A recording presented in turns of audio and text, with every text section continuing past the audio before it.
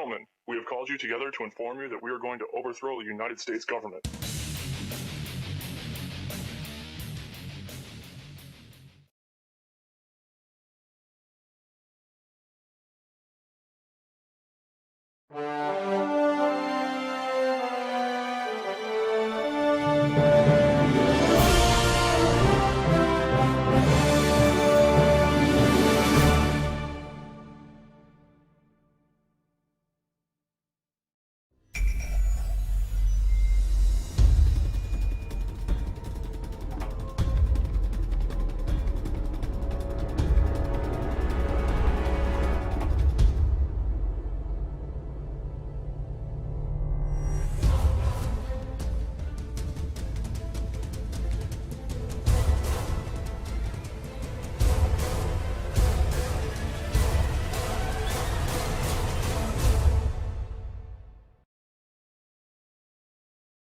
Okay.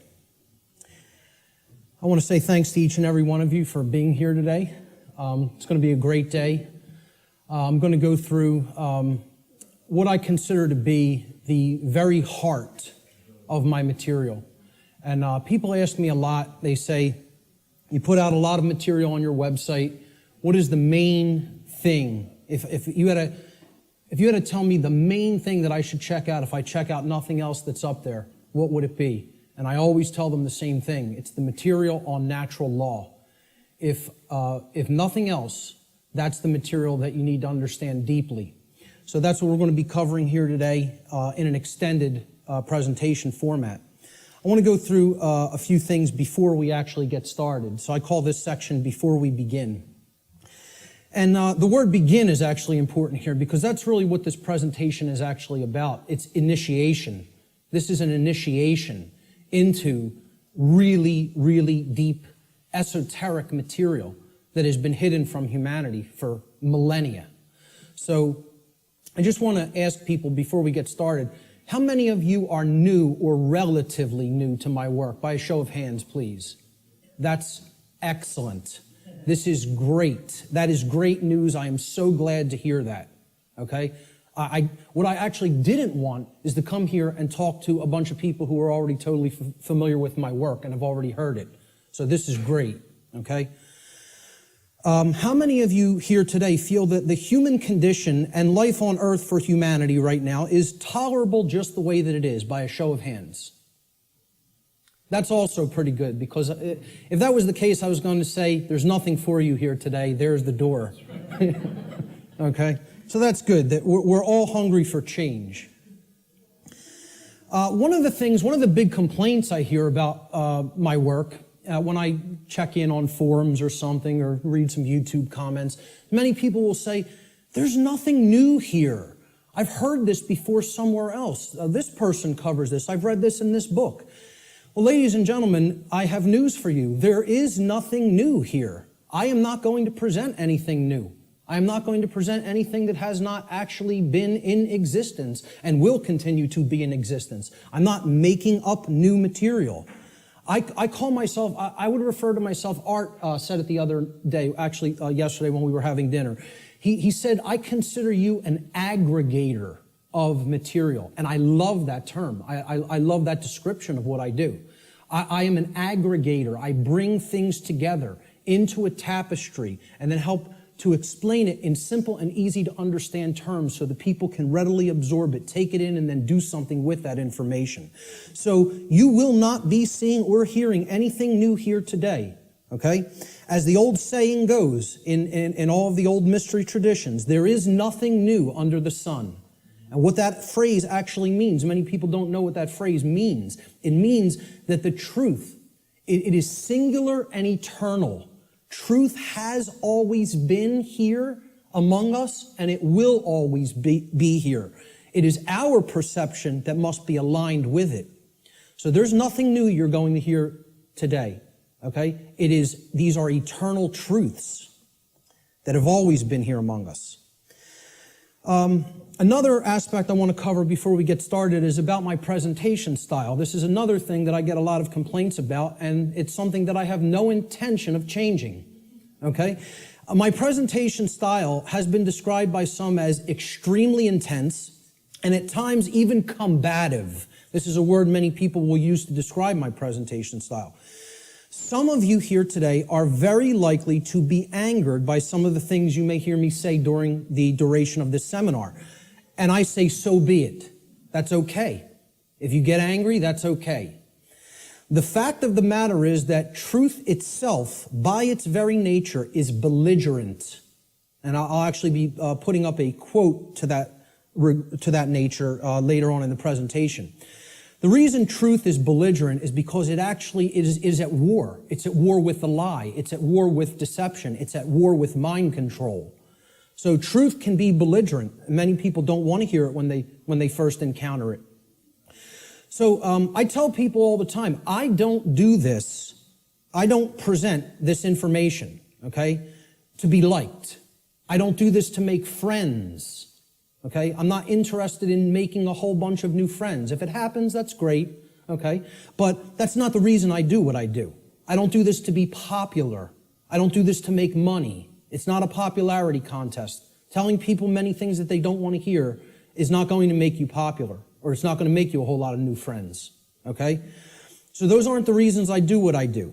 To be honest, and I tell people this, and sometimes they get upset by just hearing this, I don't even really want to do this, okay? I don't want to do this with my life. I don't want to do this with my time, okay? As I already know, understand, and live the information I'm going to present. So I get this. I know this, okay? I don't need to keep going over this over and over and over again for my own entertainment, okay? The reason that I actually do this is because I recognize that in a time of such overwhelming ignorance of this critical information, this information which is capable of saving humanity from its current condition, all right? The fact that I do already understand this information places me in a position of moral obligation and responsibility. That's why I do what I do. I'm in a position of moral obligation to speak this information to other people in an effort to help to get them to understand it and live it as well. And that is the reason I do this. Every person here today who wishes to take real world value, practical value from this seminar here today, I'm going to ask them to make a deliberate and conscious effort to do two things. The first is try to set aside, to the extent that you are capable of doing so, your perceptions of me as the presenter, okay? And this includes things like how you think I look, how you think I dress, the sound of my voice, my mannerisms, etc. Try to set those things aside to the extent that you're able to do it. And I know that's difficult for some.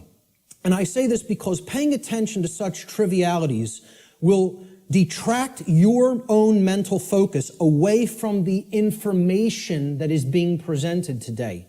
And that's the worst thing that could happen, because it's the information that is important, not me. Try to ignore me and focus on the content. All right?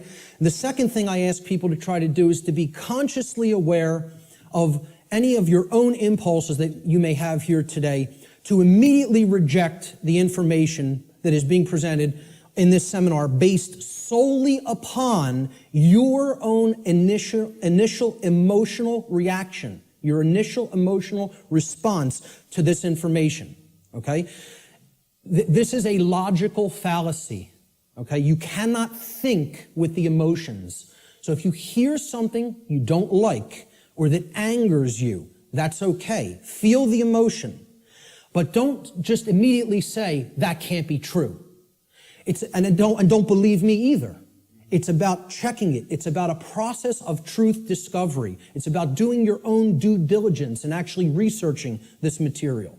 Okay? But if you try to gauge the veracity, meaning the truthfulness of this information, solely based upon how it makes you feel when hearing it, you are committing a logical fallacy.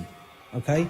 So I ask people to try as much as possible to suspend immediate reactions of disbelief. Okay, and saying, no, I don't want to accept that, no, it can't be true, based on how something may make you feel that you hear today. That's very important to keep in mind. And lastly, this information the entire seminar is a tapestry. Okay, it's like pieces of a huge jigsaw puzzle. All right? It is meant to be seen and taken as a whole in its entirety. Now, I know I'm asking a lot here, too, because it's going to be a long day, okay? And my goal here, my work here, is to keep your interest and your attention and your focus throughout the entire course of this seminar. And that's a challenging thing to do. But what I'm asking people is, you have to try to see it as a whole, because if you took the time to be here and you gave a monetary donation to be here, I'm highly recommending that you stay for the whole duration of the seminar. There's a reason for that. You're only going to get the full tapestry, especially if you're new to my work, by hearing this information in its entirety, okay? So if you don't do that, you'll probably not recognize the patterns, which is what this is all about. That's what this day is all about, pattern recognition, okay? That are inherent to this tapestry of information. And more likely than not, you'll have wasted the time that you took to be here today and wasted the money that you spent to be here today. So I don't want anybody to waste their time and their money and their attention, and I don't think you do either. So that's why I'm asking people, stay for the whole thing. You'll get the maximum value out of this seminar if you stay for its duration. So with that having been said, let's jump into the material. This presentation is called Natural Law, the Real Law of Attraction, and How to Apply It in Your Life. And I emphasize that term, real law of attraction. Many people will be familiar with the New Age variants of the so-called law or laws of attraction. And this is going to differ quite widely from what people have heard in the New Age community and in the New Age movement regarding what the law or laws of attraction are. These are the real laws of attraction you're going to be hearing today and hopefully understanding today. So let's start in. The first section is about teachability, the teachability of the student, okay? How does a student place themselves in the best position to learn? An individual's teachability, or their ability to learn by way of being taught by someone else, is extremely dependent upon the open-mindedness or closed-mindedness of the individual being taught. Low teachability derives from arrogance and rigid skepticism. But it also derives, low teachability also derives from naivete and gullibility. High teachability, on the other hand, derives from a balance between healthy skepticism and an open-minded willingness to learn and change. So we don't want rigidly skeptical people, okay, that don't have an open mind at all. And we don't want naive and gullible people that will accept everything they're told. We want to strike a balance between these two modes. This is called a teachability bell curve, okay? And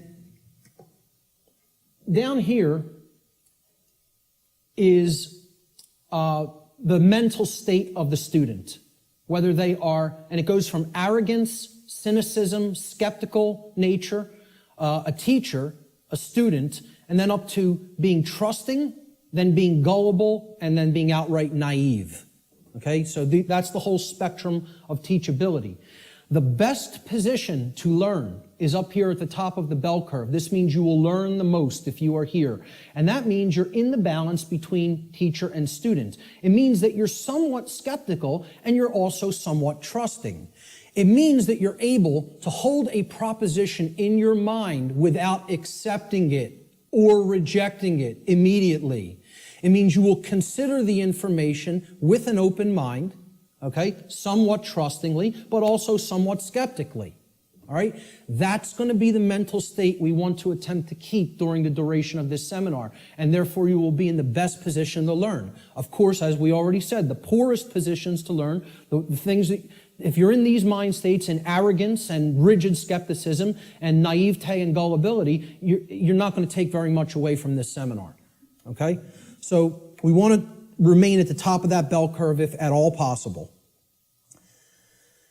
Human beings should consider with great care where their information comes from, the source for the information. And this is because by refusing to present certain information and by influencing people to dissuade them from looking into certain information because they're telling you that it's unimportant or unnecessary to consider, many modern institutions like media, like so-called education institutions, are seeking to actually control human perceptions, or let's call it outright what it really is, to control the mind, okay? And therefore, to limit what human beings may even come to understand, and therefore by limiting what they are coming to understand, they're actually limiting what they're able to do, what they're able to change, what they're able to create in the world. Okay? So you have to be skeptical of where your information comes from. And that's why I tell people at the very beginning in my lectures, do not believe me. The worst thing you could do is believe what I'm telling you. You need to look into it for yourself, and most of all, you need to do personal introspection to really feel inside of yourself whether this information resonates with truth. Everybody has that intuitive capacity. That also has to be turned on and engaged and used. All right? If anybody is coming to this seminar from the perspective of modern, organized, institutional bodies, meaning political thought, political agendas, political organizations, religion, religious thought, religious organizations. I'm talking about organized religion here, okay? What I call scientism, not real science, but scientism, science as set up by institutional bodies to be rigidly skeptical belief systems that blot out anything that could possibly say anything to the contrary of their pre-existing beliefs. I call that scientism. Okay? And of course, the New Age movement, which you could group that in with religion. It's just it's for those who don't fall into the religious mindset. This is an alternative religion proposed for them, and they call it the New Age movement. And I tell people, please don't think this is going to concur with any of these belief systems, with any of these boxes for consciousness. This presentation is going to shatter these boxes. It stands outside of all of these because these are limiters for perception and thought. They want to place everything in a box, say nothing outside of this box is fit for human consumption, so do not go there. And as a result, they act as a mind control influence. The other and biggest limiter of the human perceptions and the mind, and ultimately of our behavior, is money itself. If you want to talk about the biggest religion, if these other religions aren't big enough and powerful enough for you, there's the one that is the ultimate power in the world, the ultimate religion, the God of this world, if you will. Okay? So what I'm basically saying here is if you're already in a mindset approaching the, let's call it the discovery of reality or the exploration of reality from any of these perspectives, you will be sorely disappointed here today by what you're going to hear, because the information here falls well outside of any of these institutional limiters for consciousness, okay? The requirements for creating change and the role of knowledge. Let's talk about these concepts for a moment. Human beings everywhere say that they want certain things in their life, and they say that they want certain things to be present for all humanity, okay? We say we want certain conditions to be present for ourselves and our species as a whole. And we say we want things such as happiness, health, peace, prosperity, freedom, etc. And all these things are great things to aspire to. And we say we want them. Most people will say and tell you we want these things, all right? However, I don't really feel that they're truly being honest with themselves, okay? They'll say they want them, but then when you tell them, well, those aren't automatic conditions. They don't just magically manifest, okay? There are requirements for obtaining these conditions, okay? And people wouldn't say they want these conditions if these conditions were already omnipresent, right? They're saying that they want something because they don't have it at all, or at least in fullness, right? So when you tell them there's requirements for obtaining them, many people will say, oh, well, I may not be willing to go there. I may not want to exert that much effort. And they believe that somehow they're going to magically get these things, right? Well, this is what the real laws of attraction are about. It's explaining conditions that you want don't just automatically manifest by thinking of them or just having a feeling about them. This is a New Age deception. There are requirements for obtaining the conditions that we say we want. Requirement exists in nature. It does exist. If you want something to be different than the way that it already is, than the default conditions, then requirement exists. If you're okay with things being the way that they are now, requirement doesn't exist. There are no requirements to creating change. You just accept the default conditions the way they are now and go on with your existence and accept it's going to be this way and possibly get worse. But if you want real change to happen, requirements exist. And this is what many New Age teachers will not tell you, or they'll outright deny that requirements exist for creating real change. Specific requirements exist in order for human beings to obtain the conditions that they say they want. If the requirements for obtaining those conditions are not met, those conditions do not just magically manifest by magical means automatically. That's not how it works, folks. And that bursts a lot of people's bubble right off the bat. This is a key concept to understand. So what are these requirements? We need to know certain things. Knowledge is required. Knowledge. Knowledge that will spur us to action. That's what's required. Okay? Since human beings as a species do not already have the things that they say they want, and again, at least not in fullness. If we want to split hairs, we could say we have a modicum of what we may say that we want, but we don't have it in the fullness that we will say that we want it, especially societally, globally, okay? So since we don't already have these things, it follows logically that the knowledge of the requirements to obtaining these things, okay, either must be absent. The knowledge is not present anywhere. Or if it is present, if that knowledge for obtaining those things, the requirements for obtaining those things, if that knowledge is present, then it must be willfully being ignored.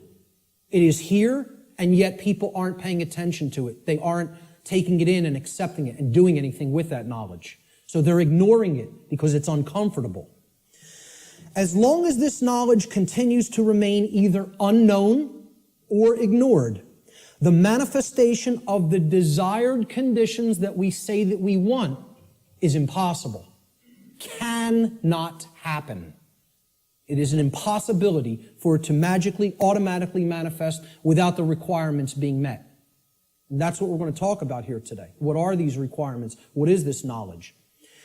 This knowledge is occulted, meaning hidden. Okay, now, how many people here came here today thinking that they were going to hear information about the occult by a show of hands? Okay, about half the room. Good. Okay, for the rest of the people, that may come as a shock. But what you have to understand right off the bat is that the word occult, it's simply derived from Latin, the Latin adjective occultus. Occultus in Latin means hidden, hidden from sight. And it's derived from the Latin noun oculus, which means eye. Okay? The word ocular in English means related to the eye or related to sight or vision. So what the occult is something, it is a body of knowledge that has been hidden away for a specific reason. And we're going to get into what that reason is.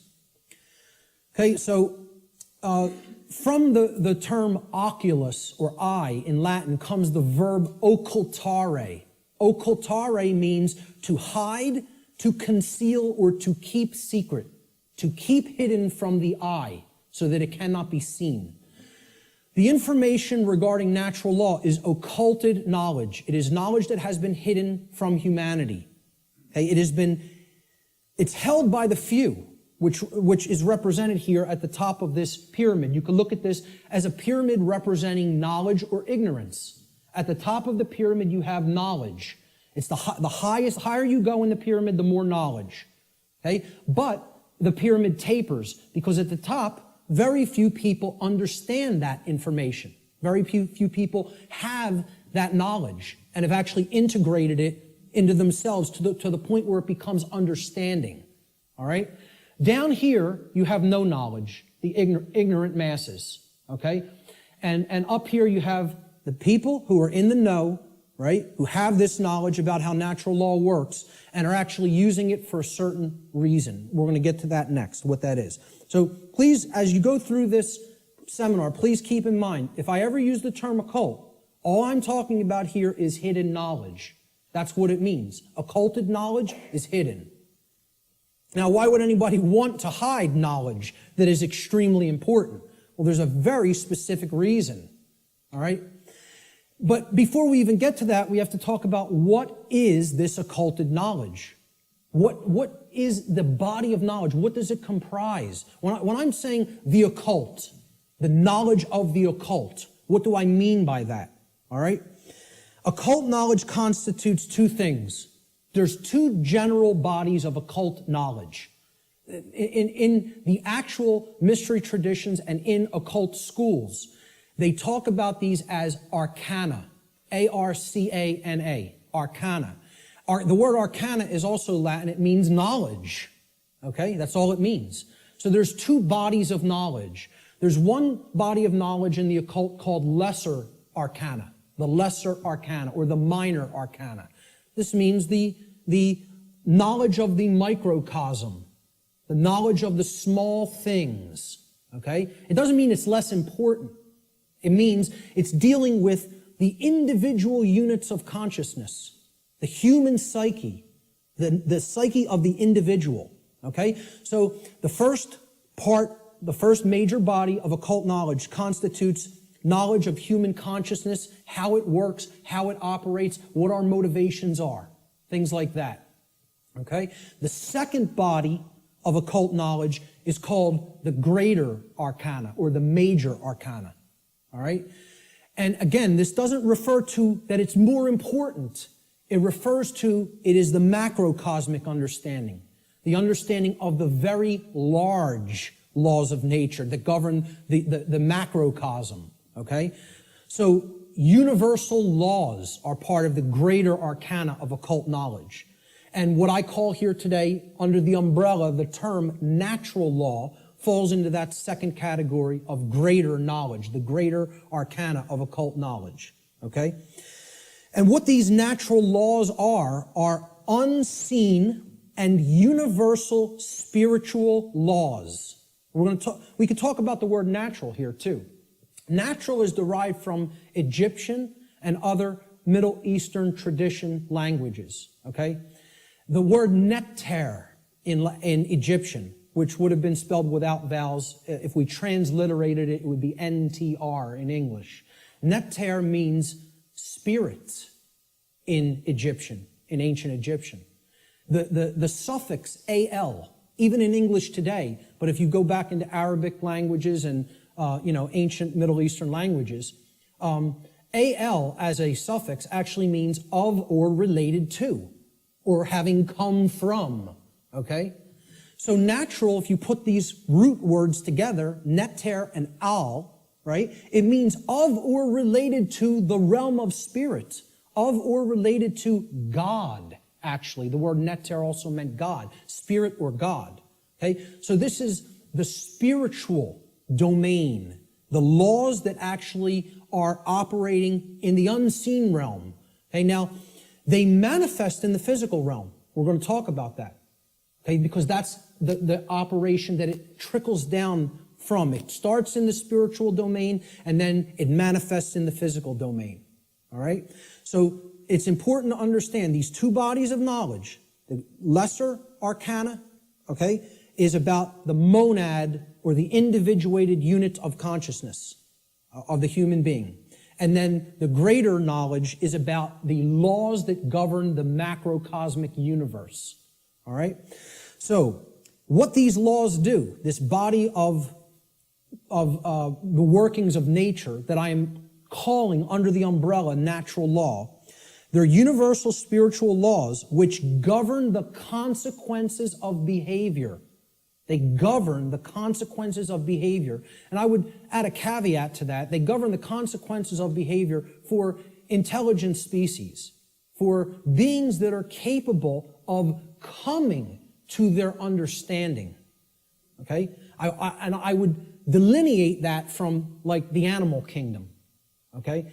The animal kingdom is not held to the same standard as human beings when it comes to this body of information, because I don't think you're going to sit down with your cat and explain natural law to it. Okay? So when people say, well, why doesn't the animal kingdom held to account in the same way that human beings are? It's because, surprise, surprise, we don't share the same level of consciousness. Okay? There is differences in levels of consciousness and abilities to comprehend information and to actually know how something works. Just like you will not be explaining physics to your dog anytime soon, okay? You're not going to explain natural law to the animal kingdom and have them grasp it, because they're not at the same level of consciousness as we are. Okay? So we are held to a different account when it comes to natural law. It governs human behavior. It would be an easy way of saying it. This body of knowledge has actually been called consequentialism by past researchers and teachers. And I have no problem with that term. I've actually looked into consequentialism, and it's quite similar, okay, in its scope and what it teaches. It's been called karma, karmic law, in many Middle Eastern and Eastern traditions, okay? And I have no problem with that term for it either. It has been called in some of the Western traditions and Christian traditions moral law, and I have no problem with that term either. Religionists have called it God's law, and I have no problem with that term either. I have no problem with any of these terms being applied to the umbrella of natural law, because that is essentially what it is. But we're going to get deeply into how it works and operates in our lives here today. Why is this knowledge hidden away from people? To what ends? The knowledge of the occult, the hidden knowledge about how natural law works and how consciousness works, is not commonly known. That's why it's not the exoteric. It's not given to the masses. It's the esoteric. It is reserved for the few. And there's a reason for that. It's been deliberately hidden away and kept from the general public in order to create and maintain a power differential. Because if someone else is an extreme level of knowledge, they know how something works, like something as trivial as how human consciousness works, how human motivations work, how human perceptions work, how human beings can be manipulated. If somebody has deep knowledge of that information, and there's a whole bunch of people over here who have not one iota of how that works, what kind of a number do you think somebody can do on people like that? See, the way I ask people to look at this is real simple. Imagine a very, very, very advanced psychologist at the top of his field, wrote all the textbooks, okay? And he's got a house out in the burbs. He comes into the university. He's got tenure, okay? He's got the trophy wife, the house out in the suburbs, the 3-car garage, driving the Lexus into work at his tenured job. And he finds out that his trophy wife is having an affair because she's bored. She's not satisfied with him at home. And it's maybe the 19-year-old, captain of the local high school football team or something. He's a senior. He's a star football player, right? The jock, yeah. And she has a fling with him. Well, what if he decides, I'm going to become buddy-buddy with my boy here after finding out about his wife's affair? And this kid, this punk, who's cheating on, my wife's cheating on me with, he knows nothing. He doesn't study the mind. He doesn't know anything even about himself. He watches TV 6 hours a day, plays violent video games, is obsessed with football, you know? What kind of a number you think that psychologist can do on that kid? Total number. That's the answer, exactly. That's right. He could do a total number on him. He can gain his confidence, he can get into his head, and I guarantee you give him a little bit of time, he could screw up his life based on what he knows and how he would be able to manipulate based on his hatred of that person. Well, guess what? That's the position humanity's in. We're that punk jock. And I'm not saying we necessarily did something to deserve it, but we're in that same position where the people with this knowledge at the highest levels, they hate us. And they're doing a total number on us because we don't have this knowledge. And until that changes, don't expect the playing field to be leveled. Expect it to get worse. Okay? The knowledge is hidden to create and maintain a power differential between those who hold it and those who are ignorant of it. It's that simple. The knowledge of natural law and its operations constitutes what I call the most deeply occulted or hidden information that exists on this planet. You will not find any more hidden information. This is the thing that all the distractions are there for, to keep you from learning. The endless trivialities, the nonsense you hear on the news, all the video games, all of the nonsense television, the sports, you know, it's all there to keep people from understanding this. And I can't get you to accept that or believe it, and I don't ask you to believe it. I'm telling you that's what they're trying to, from my years of being inside occult traditions that are very, very dark. I'm telling you, this is what they don't want you to know. From firsthand experience. How many people here today know that I was involved in the dark occult in my past? Good. Great. Okay. The powers that be want to seek to keep this information hidden from the people of the earth at all costs, because understanding this information about natural law will level the playing field and put an end to the currently entrenched systems of control that are operating on the earth.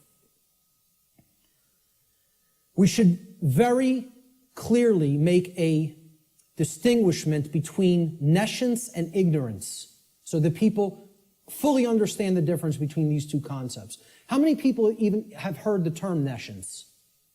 Very few.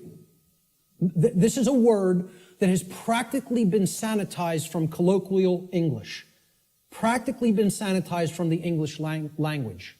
And there's a reason for that too. There's two contexts to not knowing something. The first context is nescience.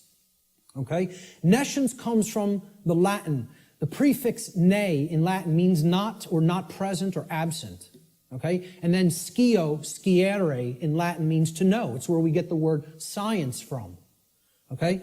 So you put them together, and nescience, it actually, those two roots form another word, nesciere. Nesciere in Latin means not to know, to not understand. But there's a connotation to it. It means to not understand because the specific information that you may be having a desire to understand is completely absent. It is not present, and you cannot actually aggregate that information. You can't bring those pieces of grammar together to form the sentence, okay? It's not present, okay? So you don't have it at all. It's unattainable. This should be clearly delineated from ignorance. Now, nescience is not someone's fault. The information just isn't there. Okay, you can't be blamed for nescience. There is no blame in nescience. The person who is nescient is not to be blamed for being nescient. The information simply wasn't present so they could take it in and then come to understand it. Ignorance carries blame. This is another thing. People want to think in the New Age movement there's no such thing as. Nobody's to blame. And that goes to that there's no cause for anything that's happening, as you'll hear a lot in the New Age circles. Okay? I very strongly put down these notions, or attempt to. Okay? There are causes and effects. There are people who are responsible for what is happening. There is blame. Blame exists. Okay? There are people who are culpable. We're going to talk about moral culpability later. So ignorance has blame attached to it and responsibility attached to it. Okay? It comes from the Latin verb ignorare in Latin. And this means not to know, just like nescience means not to know, but in a completely different connotation.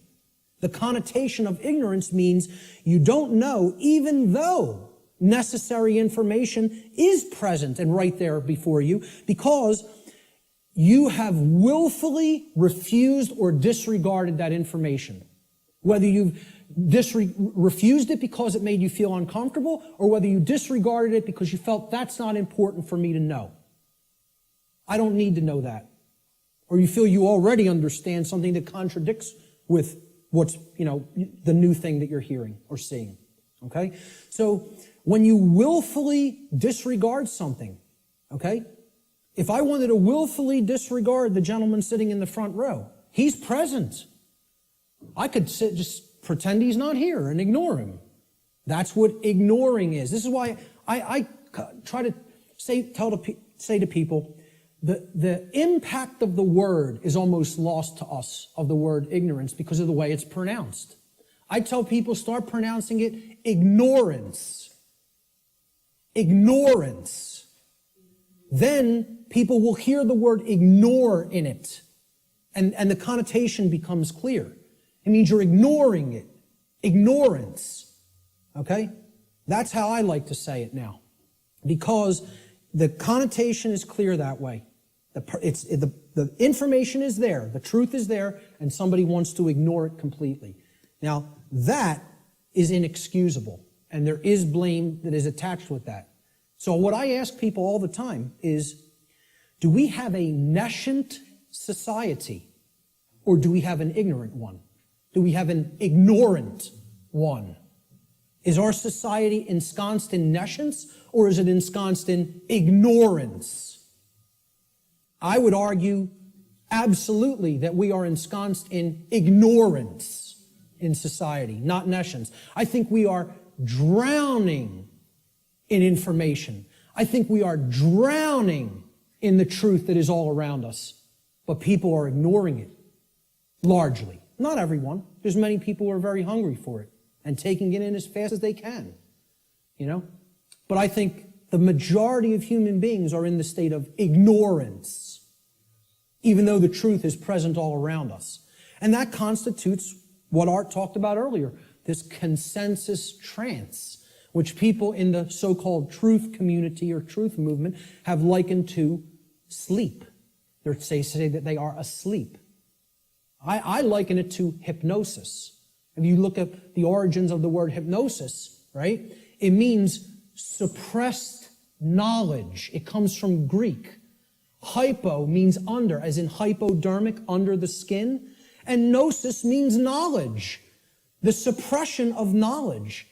Hypo means suppression also, under and suppression. So hypnosis is the suppression of knowledge. And that's the state that these people are in. And it's done by themselves. It's not, we have to stop looking at this as a victim relationship. This is a willful choice. In a time of overwhelming information available at people's fingertips, the truth being ignored is not an option. It's a willful decision that people are making. And it's a decision that they should be held accountable to because of what is going on, that they are ignoring, what they are allowing to go on in their name and not saying a thing about it. Content to let evil run amok. All right? And then people will wonder, why are we losing freedom? Why is freedom on the wane? Why is totalitarianism and tyranny rising up? Why do we see so much control and obsession with control in our society? They'll see that. Many of them will see the rising police state. They'll see the injustices in our society. They'll see the restrictions on our inherent natural liberty. Okay? But here's the thing. Many of them will not make the transition to grasping. They'll say, yeah, this is what's happening to the earth. It's being turned into a huge prison everywhere. and at the most rapid pace right here in America. Okay? And they'll see this lock going onto the cage, but the question that they never get to, they don't even get to the question, let alone the answer, is why. They'll talk about the symptoms. They'll describe the prison. They'll describe every corner of the cage accurately in many cases. They can tell you exactly how it's working. They can tell you all the different aspects of the control system. But they can't tell you why it's actually going into place. Why is that happening? Well, that's what this presentation answers. Why are we losing freedom? And it gets to the actual heart of that answer. So what this presentation constitutes is a master key that unlocks all the locks to all the doors on all the cages in the prison, if it is accepted. And once again, I don't tell you that belief is required for that, because truth is always present. It's always here. It's a matter of, will we perceive it as being present, acknowledge it's present by stop ignoring it, okay, and then accept it into ourselves, and then do something with it. Understanding is not the end. Taking in the knowledge and understanding it is the beginning.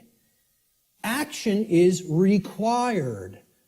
See, knowledge is required, understanding is required, but then action is finally required.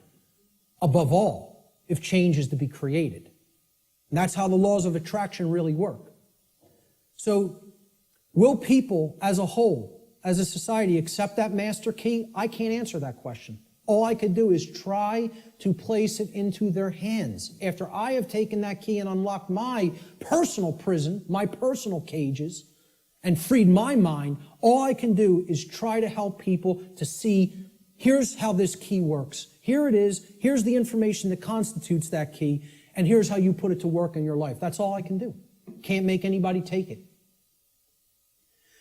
Let's look at what problem solving entails, because that's really critical to understand if we're going to get past this stage and where we're at in our stifled evolutionary development as a species. There's a few main steps to solving problems, any problem. Doesn't matter what the nature of the problem is. The first is you have to recognize that the problem exists. Recognize that there is a problem to begin with. And I think by asking the question, is everybody content with the way things are, and nobody raised their hand, I think that's great, because it at least acknowledges to me that people here today recognize we have a problem. And that's healthy, that's good, okay? Many people out there don't believe we have a problem. You know, they like this place. They like the world the way that it is, you know, which is unfathomable to me, because to me it's a living hell. And that's not because of how my own personal life is going. I'm very content with my own personal life. I have no self-inflicted suffering in my personal life. I don't create problems for myself. My life goes on very well according to how I live it without hurting anybody else. The problem is other people. And that's another thing the New Agers won't acknowledge, and they'll flip out if you say that there's a problem with someone else. There are problems with other people, okay? And people will say people in glass houses shouldn't throw stones.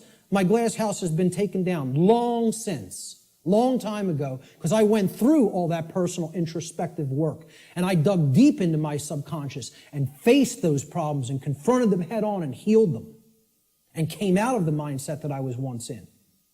Okay? So, you know, people will say, if there's something you don't like, you're seeing in other people, that's something in yourself that you're seeing in them. This is New Age mumbo-jumbo nonsense, okay? If you're not part of the problem, I'm not part of this problem. I can say that honestly. I'm not part of this problem. I can look at every single person, anybody who's watching this, and say, I'm not part of the problem that's happening on the earth. With all honesty and knowing that I am telling the truth with that. Okay? But see, at one point, I was part of the problem. And a big part of the problem. Okay?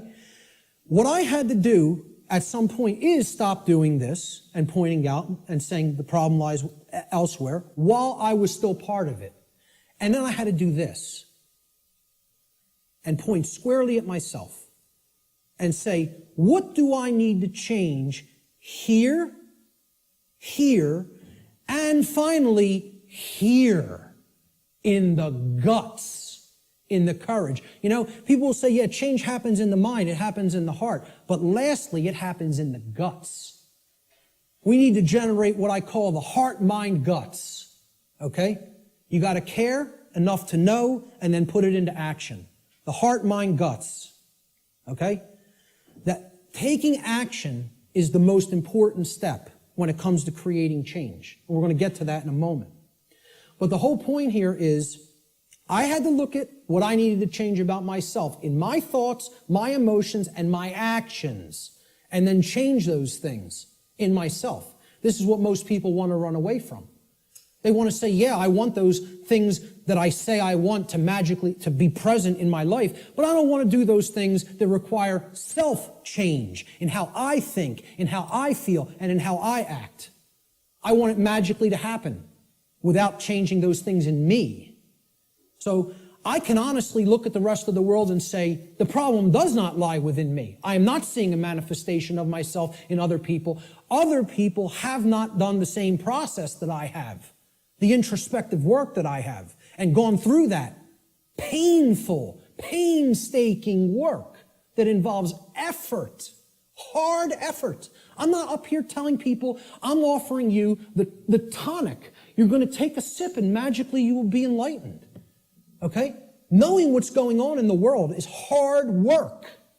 It involves destruction. It's a destructive process. It involves destruction of belief systems. It involves completely breaking down barriers that are in your head. Okay? Hardly anybody wants to do that work. People want to run 1,000,000 miles an hour in the opposite direction from that work. Anything but that. I'll take the grave instead of that. Okay? That's where most people's heads are at. All right? So let's get back to the steps here for problem solving. The first is you got to recognize that there's a problem. If you are in denial, good luck. Let me know how that works out for you. Because you're not solving any problem in a state of denial at all. Fear-based denial of the problem must first be dealt with and conquered and stamped out. And you have to acknowledge how bad it is. You know? People feel symptoms coming on of a disease or something and they want to ignore it because they don't want to believe I'm sick. I don't want to believe I'm sick. I don't want to believe I have a problem. Then you're waiting. You don't get it diagnosed, and then it turns into a much bigger problem, which is where we're at as a society for ignoring this information. This is what denial looks like, symbolically. Okay? A person with their head in the sand like an ostrich. And please take note, ladies and gentlemen, when you're in this position, when you're in the position of denial with your head in the sand, you're on your knees with your ass in the air. Okay? And I almost say it's amazingly synchronistic that the human body was designed like that. That in order to put your head in the sand, symbolically, so to speak, you have to be on your knees. Okay? And that's where most of our society is at. They're on their knees. And in that state of denial. The second step to problem solving is to recognize that the symptoms that are being displayed, the symptoms you are seeing, are merely effects of underlying causal factors. You can't treat symptoms and solve a problem. It's not possible. That's not how problem solving works. You have to get to what caused the problem. Okay? Instead of simply treating symptoms, make an accurate diagnosis of the causes of the problem. So what does the word diagnosis mean? Diagnosis comes from Greek. The preposition dia, transliterated there in the parentheses, you see it in Greek script. Okay? It means through or by way of. So by a method, by a particular method. All right? And the second part of diagnosis is the Greek noun gnosis. Gnosis means knowledge in Greek. So what a diagnosis means is through knowledge or by way of knowledge. You're going to solve the problem by way of knowledge. There is knowledge that acts as the requirement to solving the problem and getting what you want. And here's another thing, and I'm going to keep going back to this. It's going to be like an undercurrent in this, because the New Age community, and I'm going to become a more outspoken opponent of New Age ideologies, because they are lying to people, whether it be through direct, willful deception, or whether it be through useful dupes and useful idiots. They are telling people things that are completely inaccurate to how things really work. All right? Because they want to keep people suppressed and non-active. They want people in acceptance mode of everything. Accept, never rebel. Okay? Don't take action. Just observe. Just watch. You'll hear all of these things in the New Age movement. Okay? The reason I bring it up is because when you even say the word knowledge to some New Agers, they almost take offense. Because what the New Age is becoming is the new modern day variant. It's a new form of what's known as solipsism. We're going to get to what solipsism is in a little while. Okay? But essentially, people don't want to hear that knowledge is what is required. Because the attainment of real knowledge, not pseudo-knowledge, real knowledge, requires work. It requires effort. It requires reading. It requires listening. It requires watching. And you know what most of all it requires that people don't want to give up? Who can tell me? Time. Thank you, sir. It requires time. There's one of the currencies people don't spend on many things that they don't feel they can get immediate gratification from, which is why immediate gratification is so stressed in our society by the control system. That's what keeps people in their ignorance. So a diagnosis means if you're going to get well, you got to have the knowledge of the underlying causal factors that led to the creation of the symptoms. You're not going to treat the symptoms and get well. You got to have the knowledge to get to the causal factors, to find out what cause put this into effect. And we're going to talk a lot about cause and effect. The third step to problem solving is, through the knowledge that you've acquired now, via making an accurate diagnosis of the problem of the causal factors, right? You're going to then put that knowledge into action. Understanding what created the problem is like step 2, right? Stop being in denial, understand what caused the problem, act on the knowledge you now have to solve the problem, to make it right. Okay? So action is required. We make the diagnosis, then we have to take the required action necessary to rectify or to set right, which is what the word rectify means, the causal factors that led to the manifestation of the problem. Let's talk a little bit about the concept of what truth is, how I refer to truth in all of my work. Because people have a real deeply mystified concept of what truth is or what it means. You know, they'll get into all these really deep abstract discussions of the mind of God and, trying to get into quantum theory and everything. This is mystification of the concept of the truth. And we have to demystify it. We have to bring it down to real simple, easy to understand language that anybody can comprehend. And then really completely delineate that from perception of any given thing. Because the two are not the same. When people say perception is reality, nothing could be farther from reality than that statement. Perception is not reality. Okay? It is just what it says, perception. Seeing through, perceive, to see through something. Like a lens or a filter. Okay? I perceive things differently without these glasses. That's one perception. When I put them on, I perceive things quite differently and more clearly. Okay?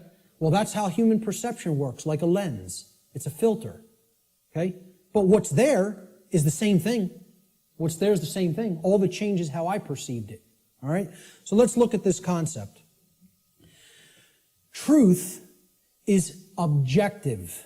That means that it's not dependent upon the perceptions of human beings. No one wants to hear that.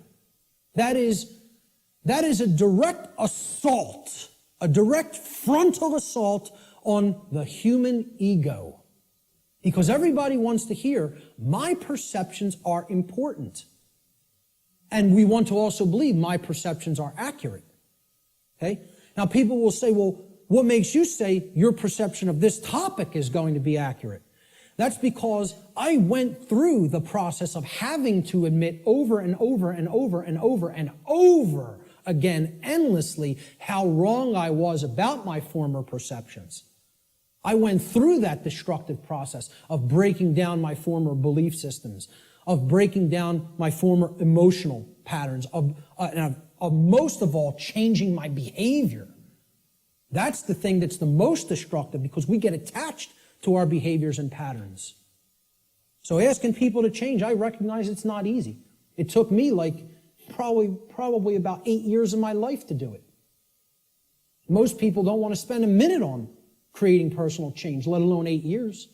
And, when I look at myself, in all honesty, again, none of this is to sound egoic or to toot my own horn, but I look at it like I was a mild case of ego entrapment, a mild case compared to where I see other people at. I feel like I was the, a very brittle stone that just needed to be hit with a chisel a few times and it broke into powder. Other people are hardened granite or diamond. To break them down is going to take enormous effort and work. And most of them don't even want to do it. They're so calcified, they've been so compressed into that hardened state that they don't even want to start. So I realize telling people your perceptions are not what really matters. The truth isn't based upon how you perceive things, that it's independent from your perceptions. Most people don't want to hear that. They don't want to hear that.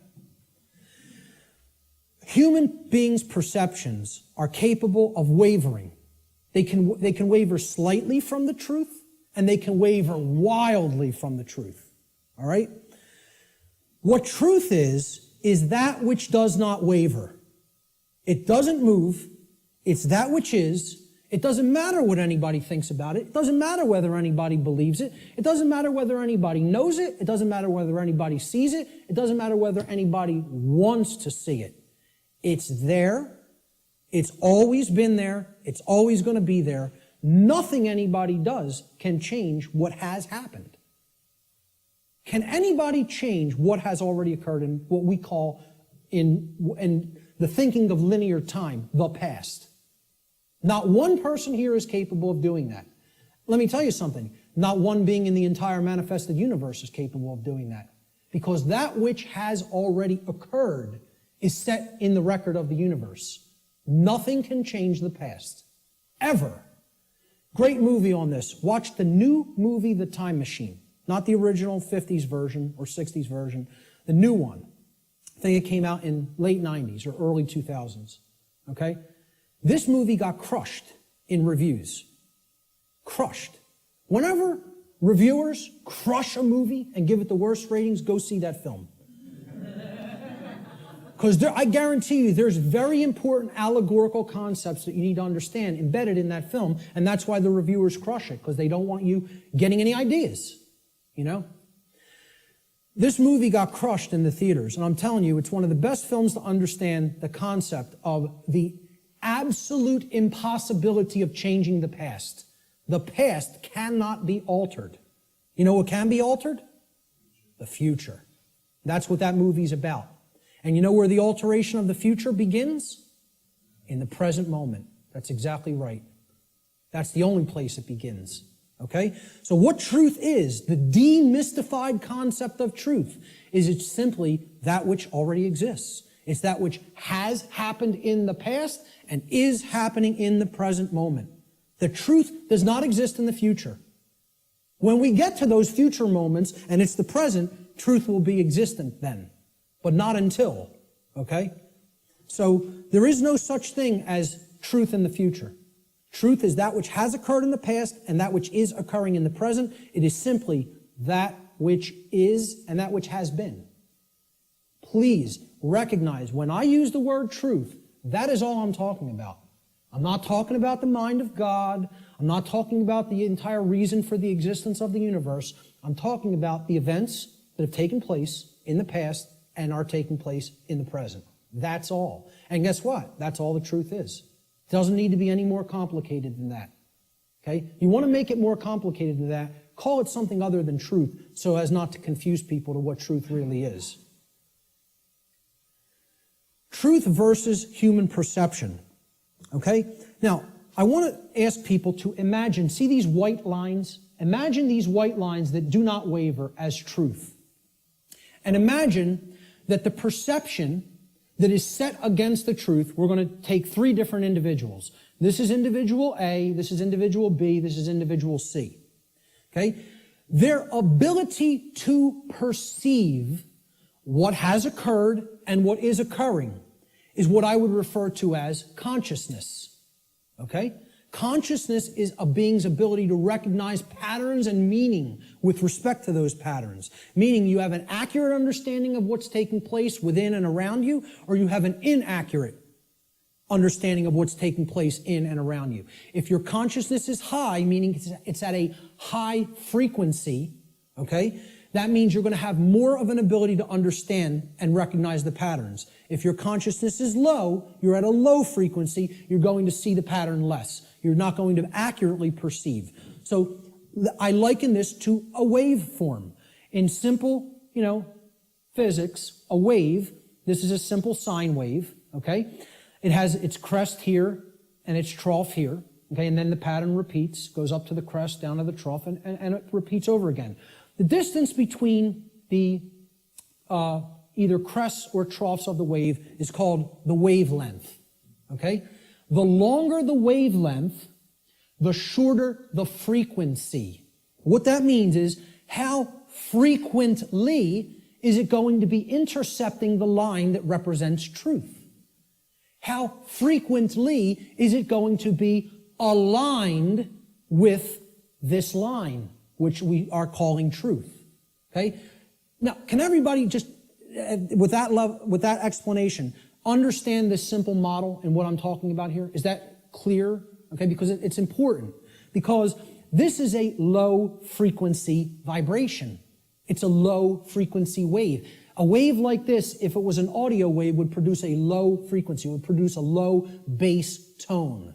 Okay? As we go up to a higher frequency, you can see the wavelength is shorter, meaning that it intercepts the line which represents truth much more frequently. We can count them. 1, 2, 3, 4, 5 here. 1, 2, 3, 4, 5, 6, 7, 8, 9 there. Okay? So this is a higher frequency vibration. And we go up to an even higher frequency. Let's say person C has this consciousness. They have a higher frequency. Okay? And they're intercepting the line that represents truth, much more frequency. I won't count those out because there's a lot of them, okay? The higher the frequency, the more in tune with truth we are. What would happen if this frequency became infinitely high? What would it become? It would be indistinguishable from a line. And therefore, someone would be aligned to that which is. The higher the level of consciousness or frequency, which is their perception of reality being accurate, okay? Not wavering as much from the truth, because it's hitting it in more places. We would basically, this wave would turn into a line at some point, the higher the frequency went. Think about this in sound, right? You hear a low bass tone, it's like, then it goes up, and it would go eventually outside the range of human hearing, because the frequency went so high. Same concept here.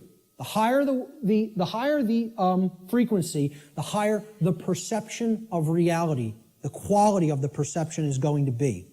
Okay? The concept to keep in mind here is perception is not reality. It's the filter we see reality through. What the human being's work is to do is to align their perception to the reality which exists, which is truth. We need to set aside what we want the truth to be and look at what it is. What it is altogether different than what we want it to be. But until we recognize what it is, we're not even in a position to make an accurate diagnosis of what's going on and therefore create what we want it to be. So I'm going to give the first quote here, comes from a gentleman I personally greatly respect. How many people are familiar with Travis Walton, by a show of hands? Hardly anybody in the room. Wow, 2 people. Amazing. And I know Barb is in the back because we've met him personally. I spoke with this gentleman at a conference last year in 2012. And I just want to say, I just think he's a totally genuine individual. I don't care what anybody thinks of me saying that, okay? I believe him. Do I know factually that what he claims happened to him did? No, I do not. But I believe what he is saying for a reason. When I am around somebody, especially for any length of time, I think my intuition is good that I can get a feel for their heart, okay? And when he's telling you stuff, it's very consistent. And in his book, he asks people, you need to listen to my whole story, suspend your disbelief for a minute, and then do your research, and then make a judgment call. Do you want to believe me? Do you think I'm telling you the truth? Do you think I'm lying to you? And then make up your own mind, okay? And who Travis Walton is, he claims that he was an abductee, that he was taken on board an extraterrestrial craft at a point in his life. He disappeared for days. They were out looking for him, and his best friends were accused of murdering him. And he shows up 5 days later in like deplorable conditions, out on a country road someplace. But anyway, again, I spoke with him back in 2012. I just bumped into him again. We were just at a conference. I'm bringing this up for a reason. We were just at a conference in Philadelphia where he spoke. And this quote, I feel I would start, if I was going to quote somebody, I was going to make this like the first quote in the presentation today. Travis Walton says in his book, which is called Fire in the Sky, he said, I have come to realize that the biggest problem anywhere in the world, the biggest problem anywhere in the world is that people's perceptions of reality are compulsively filtered through the screening mesh of what they want and do not want to be true. Now, when I read that in his book, I got chills up and down my spine. Because I said, this meshes exactly with what I'm talking about in my section, in my presentation called Truth versus Perception. And he's encapsulating it in a sentence perfectly. All right? We want things to be true. That doesn't make it so. That's not what makes truth the way that it is. What makes truth is the way that it is what behaviors were taken and what is the actual effect in the manifested world. That's how things are, okay? It doesn't matter how we want them to be. They may be a completely different way right now than we want them to be, and I would say for the people in this room, they are a completely different way than we want them to be. But most people in the world think, they kind of believe that they're the arbiter of truth. And that's a bad place to be in. That's a very, very low level of consciousness. To think that if I don't believe that it's this way, it's not this way. Many people are trapped in that state of mind, okay?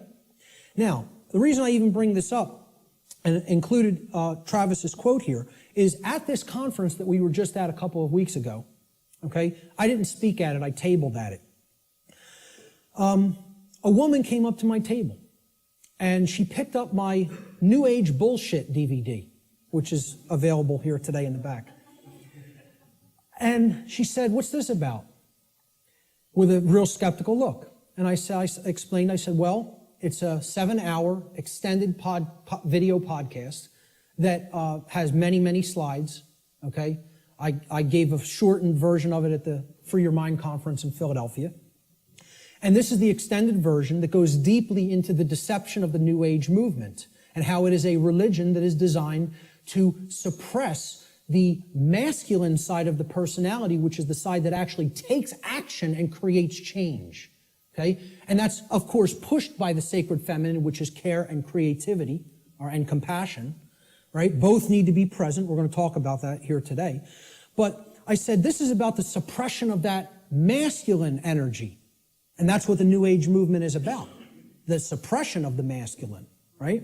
So I said, what the New Age religion wants to teach people is just accept everything the way it is, no matter how unjust it is, no matter how deplorable the conditions are, no matter how much evil is taking place in our midst. Accept it.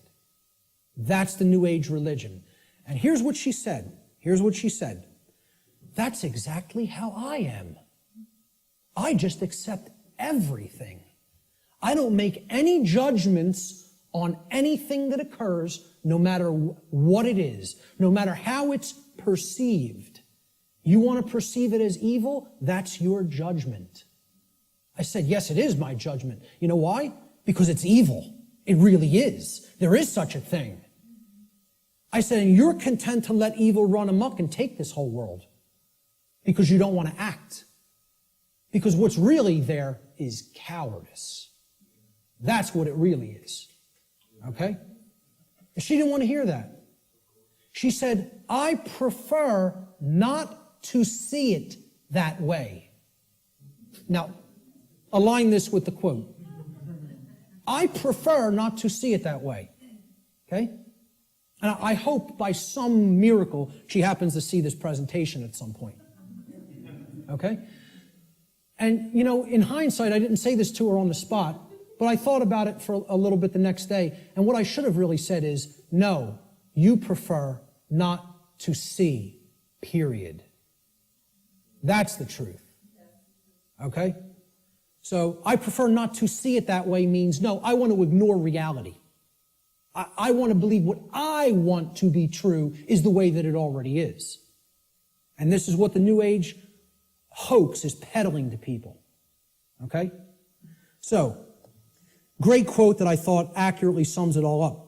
See, this woman also told me that she is a follower, quote unquote, of the New Age ideology that is referred to as the Course in Miracles. How many people have even heard of this? A lot of people. Okay? You know what that is? It's called solipsism, wrapped in a nice, neat new package. Solipsism. How many people are familiar with the ideology called solipsism? Good. More than I would have thought. Most people have never heard of this. Okay? Solipsism is a completely egoic and destructive ideology that has absolutely no bearing or resemblance to truth in any way. And the people who are solipsists are mentally ill. I'm not even going to provide any evidence of that. I'm telling you, you need to research this religion and sickness for yourself. It's a mental illness. A solipsist is a mentally ill person who should probably be somehow removed, segregated from society, and institutionalized until they are made well, because they are a destructive influence on society. This is what I focused on podcast number 1 of my podcast series and radio shows. I went into the ideology of what solipsism is and how destructive it is and how it's a religion. Okay? What this is, well, first of all, let's look at the word. And you'll notice I'll be breaking down words all day long. Because if you don't understand where words came from, you don't really understand what they really were intended to mean. Regardless of whatever connotation they may have taken on in the modern world, the intended meaning of the word, the original meaning, is derived from its etymological derivation. You need to go into the ancient languages, Latin and Greek roots and other languages, Germanic, Arabic, etc., and you need to break down the words from their etymological origins. Then you will understand their real meaning. And I'm telling you, you do this, and the top of your head will blow off by what you will find, by what words we speak on a daily basis actually mean, and we have no idea what they mean. Okay? So the word solipsism comes from the Latin adjective solus, which means alone or one. And then the Latin pronoun ipse, which means self, myself, etc. Okay? The ideology of solipsism is that nothing exists outside of me. I'm the only being that exists in creation. Or essentially, it's another way of saying I'm God. Okay? That my perception is the only real perception and no one else is here. Now imagine that. Now, what I'm essentially telling the audience here today is your perceptions are not the truth. You have to work to align your perceptions with the truth. That's damaging enough to the human ego, okay? If I just said, none of you exist, I'm only perceiving your existence, I'm the only one who exists, imagine how egoic that statement is, and actually how demoralizing it is to other people. You're even telling them, I don't even consider that you exist. That's what a solipsist is. They believe the universe is a big illusion created somehow for their amusement, and that there's no objective reality, that you don't exist, you don't exist, you don't exist, you don't exist. I'm the only one who exists. And that's not mental illness. We don't diagnose that as mental illness, okay? I don't care if you want to accept the notion everything is one. I personally accept that notion. I do accept that we are all one. That doesn't mean you're not existent in the physical domain right now as I'm talking to you. Of course we all exist here. We are in the physical domain, okay? The whole point is these people want to believe the entire spiritual physical domain is such an illusion that nothing that takes place in it matters or has any significance and should just be watched, and nothing should be done to change it. And let me explain what this is, folks. When I was a Satanist, okay, and I was working inside the Church of Satan and other dark occult organizations, they have a set of sins, believe it or not. They don't look at them as sins in the same way that, religionists look at sin. But they have the things that, these are behaviors and thought patterns that should not be engaged in by the dark occultist themselves, by the magician, if you will. You are not to engage in these behaviors, but we are to peddle them to other people. We are to get them to engage in these behaviors. Okay? You know what the first one is? No, it's not. That's the second or third. I think it's the third, if I'm not mistaken. I don't have the list handy. But the first one is stupidity. That's the first satanic sin. Okay? For the dark occultist. But they want other people in deep stupidity. They want other people in deep ignorance. The idea here is we will know it all. We will know the truth, so that we can control others and keep them a dumbed-down herd. Okay? There's a bunch of other ones, but I think the second or third is solipsism. Solipsism is one of the biggest sin for Satanists and dark Luciferians and dark occultists. They don't want any of their membership believing in this mental illness nonsense. Okay? But they want to propagate it and peddle it. They want to do that. And they told me personally, higher ups in this network told me personally when I was working with them, wait until you see the New Age books that our membership, will be writing, or either writing ourselves or putting into the hands of useful dupes to write and put out there. We'll be giving them the idea, they'll write it for us, put it out there as their own idea. And they said, we are going to propagate and peddle solipsism like you have never seen. And you know what? When they say something, they do it. I'm serious. They're aligned. Their act is together. They act on the same page. And for that, I have respect for them as an enemy. And I don't take anything they do lightly. I recognize they have the will. They're not like the rest of humanity. They align their thoughts, their knowledge, with their version of care.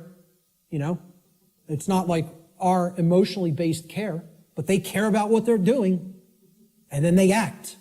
And when they act in concert, and they get it done. Okay? I'm not saying, I agree with any of their agenda, because I don't, and I'm trying to stop it. But I have respect for their unity. They are unified and on the same page, and humanity is not. And that's why, in all honesty, we're having our rear ends handed to us in this spiritual battle right now. At least right now. Solipsism is the ideology that only one's mind is sure to exist.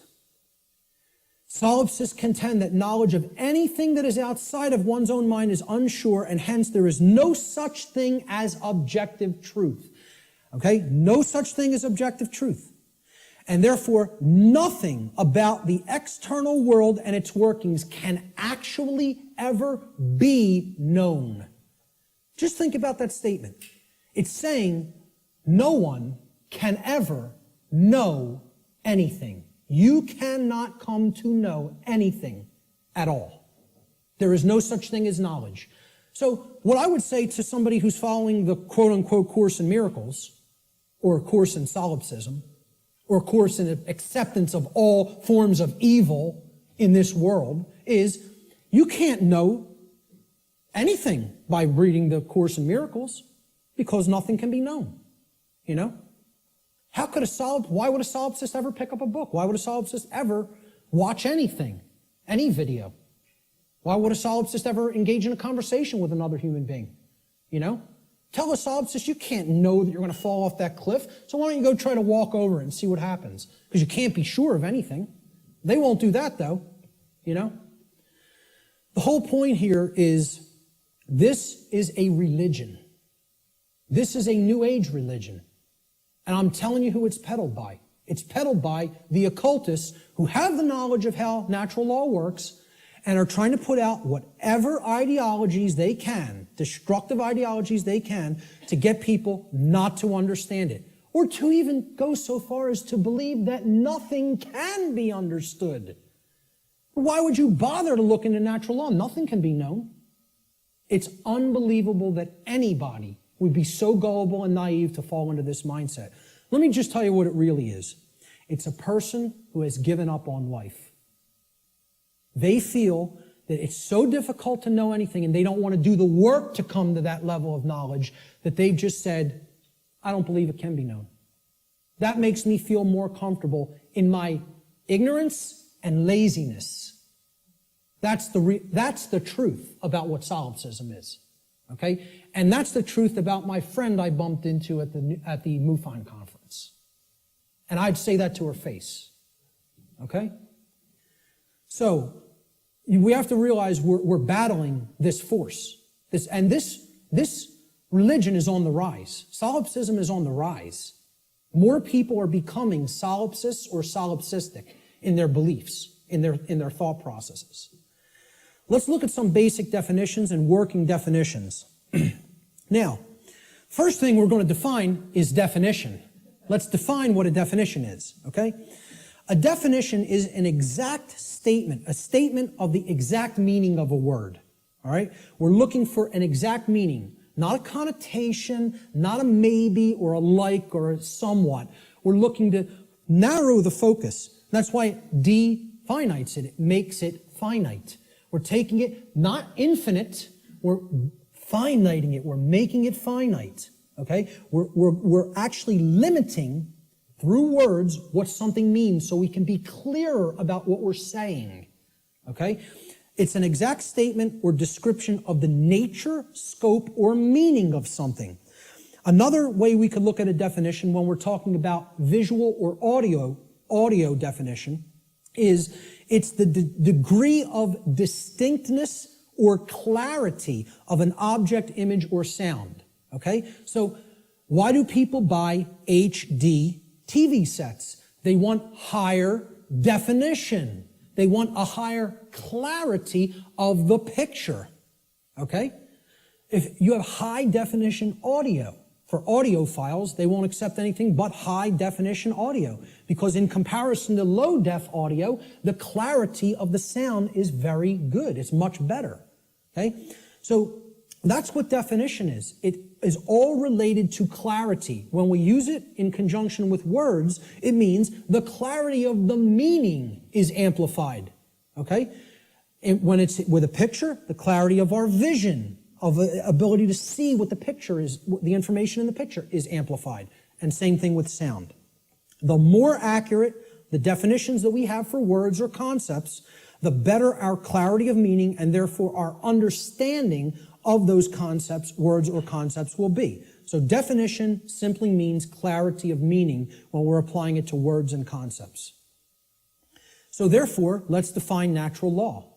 So this is what we're going to be talking about for the rest of the day. We have to define it. The simple definition of natural is inherent, having a basis in nature, reality, and truth, not made or caused by humankind. So if it's natural, it wasn't made by man. Mankind didn't make it.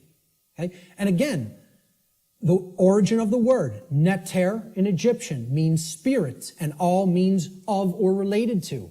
So of or related to spirit. It is all of nature, the spiritual domain. See, this is the other part. People believe that the spiritual domain is separate from the physical domain. This is a huge thread and a huge central focus in all of my work. If you think the spiritual domain is not where you are at now because you're in the physical domain, you're mistaken. If you think that the spiritual domain is someplace other than the physical domain, you're also mistaken. If you place emphasis on one above the other and say, well, this one takes precedence and this one's not important, either way you do it, whether you say the spiritual is more important and the world of matter should not be given any significance, it's imbalance and it's not true. Okay? Or if you say, hey, like scientism does in many, left brain scientism, the material world is all that there is. This is just a dead mechanized clockwork called the universe, and it happened by accident for no reason. And there's no such thing as the spiritual domain. Both of these worldviews, and we're going to get to a breakdown of these worldviews, they're completely inaccurate, they're not based in truth, and most of all, they're based on brain imbalance. And we're going to see how one of these worldviews or another develops when either the left brain hemisphere or the right brain hemisphere has taken precedence and dominance within the individual consciousness. So, natural means spiritual. These words could be used interchangeably. So when I'm talking about natural law, I mean spiritual law, unseen spiritual laws. But overall, the dictionary definition of natural is it's inherent to nature and it's not made by man. The word law the definition is an existing condition which is both binding and immutable. So let's look at each one of these words. Existing. It means that it is present.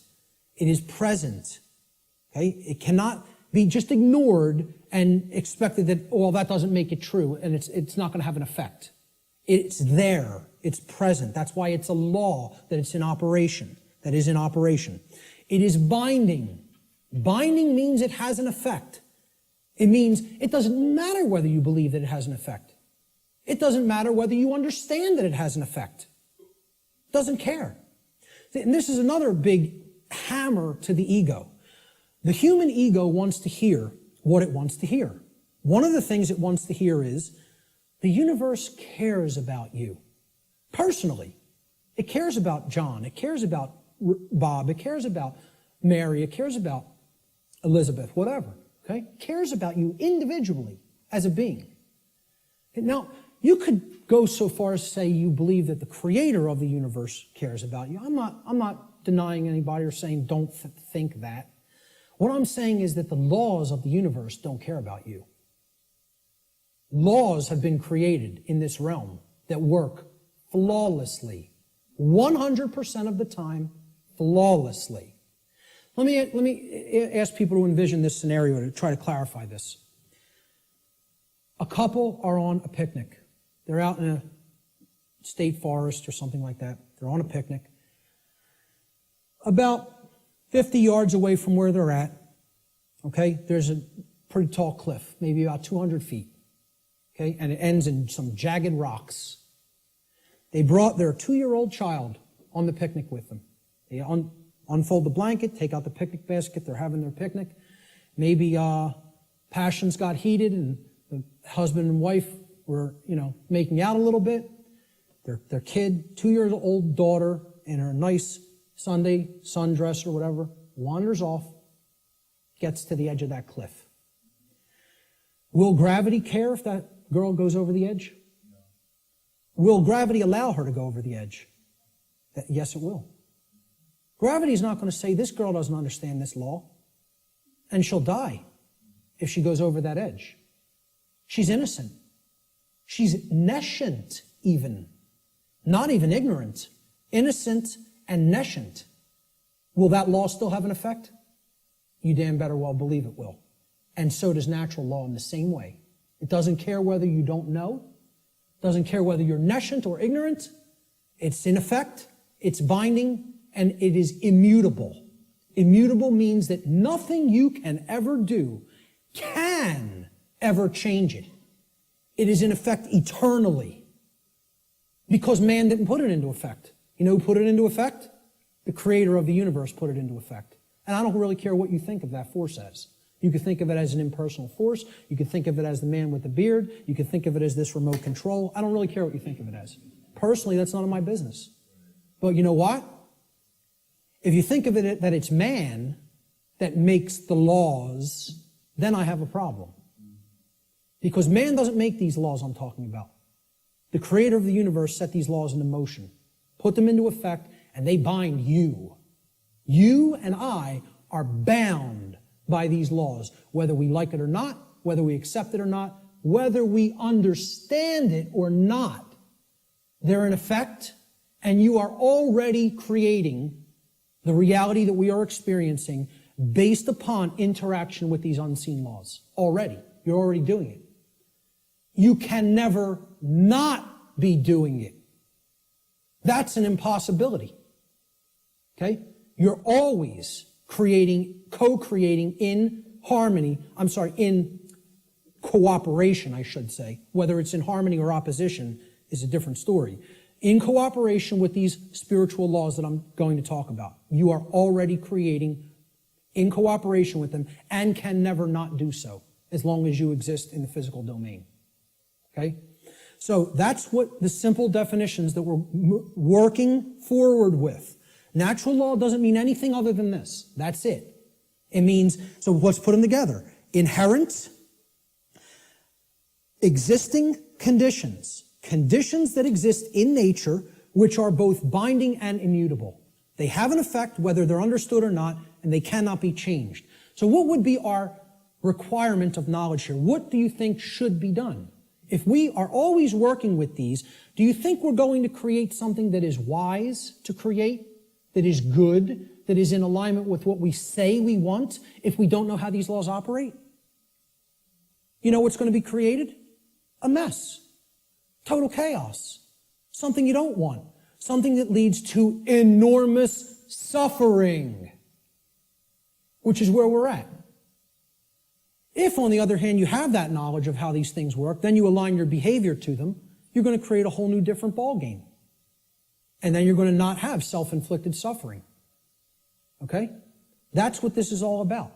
So let's give a working definition. This is what I call the soundbite, right? People say, well, tell me what natural law is, Mark. You have a few days?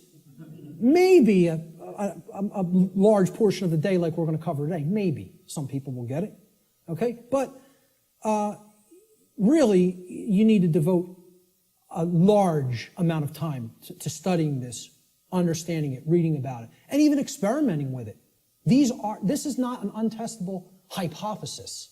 Okay? And it's not a hypothesis. It's actually a law. But it's not untestable. You can test it. You can apply all the scientific methodologies to natural law. Same thing. Gather your information, observe, hypothesize, observe, test the results, publish the results. That's scientific methodology. The scientific methodology will be borne out for everything I'm talking about in this presentation if it is applied. Because this is not a religion. This is not some new age mumbo jumbo. This is a science. It is a science that constitutes knowledge of how laws that are existent, in operation, and immutable in this universe work, and how we are creating what we experience in conjunction with these operating laws. And man didn't put them into effect. Whatever created this universe put them into effect. I'm not here today to tell you what that is. Your job in your own personal experience is to get in touch with what you feel that is. I'm not here to tell you what that is. Now, I'm not here to tell anybody what that is. But my whole point is, it created these laws, and they're in effect. And if you want to stop suffering, and if you want the human condition to change, you have to understand how these laws work. There is no way around that. Knowledge of these laws is required. And this is what people in the so-called New Age movement and in religious communities and in other communities don't want to acknowledge. They don't want to acknowledge that work is required. So let's give a working definition for natural law, my soundbite variant, okay?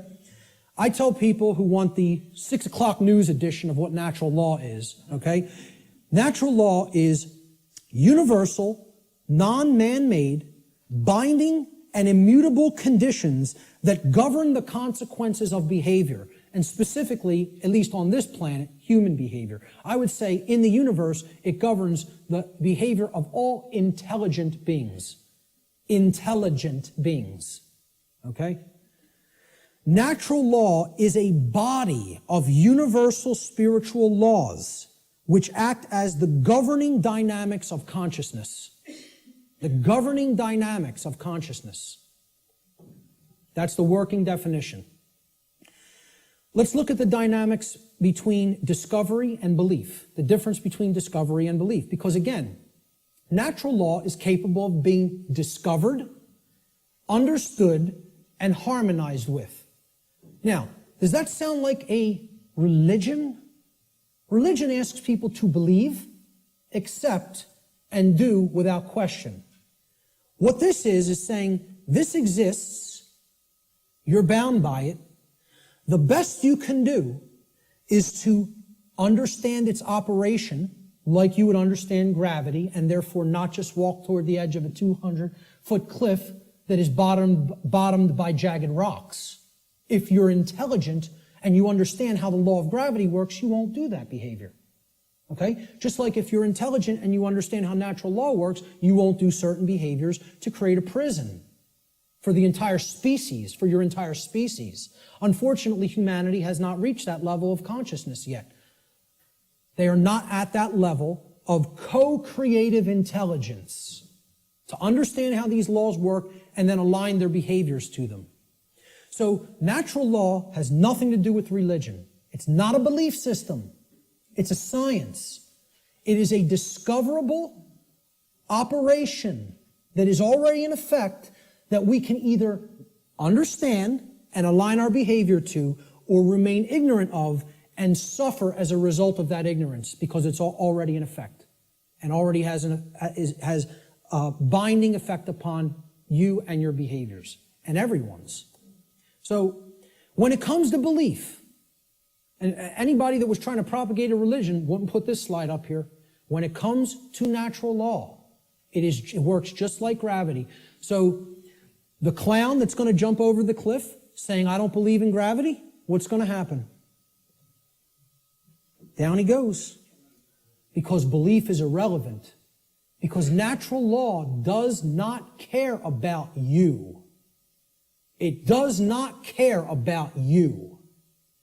It is in effect, no matter what you do, deal with it. And people don't want to hear that. And I recognize this. I recognize I'm not telling anybody anything they want to hear. If I wanted to sell a lot of stuff, if I wanted to be real popular, I'd come up here and I'd tell you exactly what you want to hear, and then I'd be making $50,000 a presentation like Wayne Dyer does. Okay? And that is his fee. I know because I've actually had some people speak to his management. That's what a New Age presenter gets. You know what I ask for? 0. I don't even ask for a stipend because I don't even care about fake money. I care about making real money. Real one I. The word money is actually one I. And people don't even have said it 1 billion times in their life and never recognize what they're saying is one I. And it's the symbol of the one eye, which represents spiritual enlightenment, is plastered all over the $1 bill. Okay? Well, this is the one. See, I tell people, I'm a poor man when it comes to the fake money, but I'm very rich in the real stuff. The real thing, I have tons of. The fake stuff, I don't do so well with, and I don't care. It's not what I'm concerned about. I know it's fake. Okay? So I don't ask for a stipend when I present. I tell whoever's setting up the presentation, pay for my travel and lodging. Hook me up with a dinner or whatever. That's it. I'll come out and speak anywhere. Okay? The point is if I was trying to appeal to somebody's ego and what they wanted to hear, I would tell you your beliefs are very important. Your beliefs shape, and they do shape your reality. In a negative way, if you don't align yourself with truth and you want to stay attached to a belief system because you prefer it over what's real, okay? So when it comes to natural law, I'm not telling people don't believe in yourself. People will say, there's forms of belief that are good. Yeah, I acknowledge that. I understand that. Believe in yourself. Believe in your own ability to come to this understanding of information like this. But I'm explaining when it comes to a law that is existent in the universe, your belief doesn't matter. It's irrelevant. The universe doesn't care what those parents at that picnic whose child just went over the cliff believed. It doesn't care whether that girl doesn't know how gravity works. It's going to have an effect. You act a certain way, like a computer. Boom, you put this in, here's how you program this, that's what has to come out. Invariably. Invariably. It is nothing personal. Natural law is not a personal force. It is an impersonal force. That every single mystery tradition and occult tradition that is actually wanted to share this knowledge with people has been telling people about and attempting to tell people about since time immemorial. It is an impersonal force. It does not care about you. It does not worry or care in the slightest bit whether you understand it or accept it or not. It is in effect, you are bound by it, the end, and stop crying in your milk over it. That's it. No one wants to hear that. And I'm not so naive that I recognize people don't want to hear that I don't recognize that. I do recognize that. Believe me, I realize the wall I am up against in saying this. I get it fully. Fully. If I wanted to blow smoke up people's rear ends, I'd come up here and I'd say, the universe cares about you and what you believe. And it's going to gauge that, it's going to look at all that, and it's going to tabulate it, and it's going to say, well, what did he believe when he took this action? It's not going to say that. It's going to say, is this what happened? Yes or no? Yes? Here's the result. That's it. Unwaveringly and invariably. The human ego has a hard time with that. There was some popular TV show, I don't even remember what it was. Barb had downloaded it, and she was watching an episode, and it said, humanity's greatest fear is that truth is absolute. And I usually don't bother watching any television, okay? I download a couple of shows to watch them because they're allegories, and I want to pick apart the allegory. But I wasn't even watching this one, but I heard it, and my head snapped around. Whoa, that came through a network television show? How'd that happen? Humanity's greatest fear is that the truth is absolute. The ego has a hard time with the concept of any absolutes. It loves relativism. That's another part of the big trap of where we're at. Relativistic ideas, and especially when it comes to morality. We're going to talk about moral relativism. But the concept here is natural law does not require your belief to be in effect, no more than gravity requires your belief to be in effect. Okay? That needs to be understood. Human belief is completely irrelevant when it comes to the existence and operation of natural law, just as it is irrelevant in relation to any of the other laws of nature such as gravity, inertia, momentum, thermodynamics, or electromagnetism. Similar to such other phenomena of nature. The workings of natural law require no belief in order for them to be discovered and known. So what I'm saying is, your belief will not change natural law, but your inquiry into it can lead to an understanding of it. You can develop the knowledge of it if you are willing to open your mind and look at how these laws function and what we're getting as a result of our disharmony with them. The philosopher Soren Kierkegaard said that there are two ways to be fooled. One is to believe what is not true, and the other is to refuse to accept what is true. Okay? So, believing in untrue notions, which is what religion is, all forms of it, all the 5 religions I posted at the beginning of the presentation. Organized cultural religion, money, scientism, politics, and the New Age movement. There's the world religions, folks. People think of religion as only the cultural religions. No, there's 4 other ones. One's called government and authority, okay? Or politics, however you want to name it. The other one is money, finance. There's another religion. One of them is the New Age movement, and one of them is scientism, which I'm not going to refer to as real science because it is not. It is a belief system and a religion. So what Kierkegaard is saying here is you could believe things that aren't true, and that will hold you back. And you can refuse to accept what is true, and that will also hold you back. I say these are the only 2 ways that humanity ever creates self-inflicted suffering for itself. You want to know how suffering is created for the human species? That it doesn't need to experience? We believe what's not true. We refuse to accept what is true. That's why self-inflicted suffering exists in our species. And if we are to become wise, we need to stop doing both of those things, and then we'll stop creating suffering for ourselves. So let's look at consciousness and the human brain. Okay? Because consciousness is an intangible force. Okay? It's something that exists, but you can't really see it. Many people even have a hard time explaining what it is. But there is physiological expressions for consciousness in the physical domain, and the brain is one of them. And of course, people will say, well, don't leave out the heart. Of course, the heart is also very important. Heart has an even bigger electromagnetic field than the brain and is tied into the physiology in an even more complex way than the brain is. But we need to understand the basic structure of the brain to understand the types of imbalances that go on within it that lead to these debilitating conditions within humanity that continue to create suffering for us.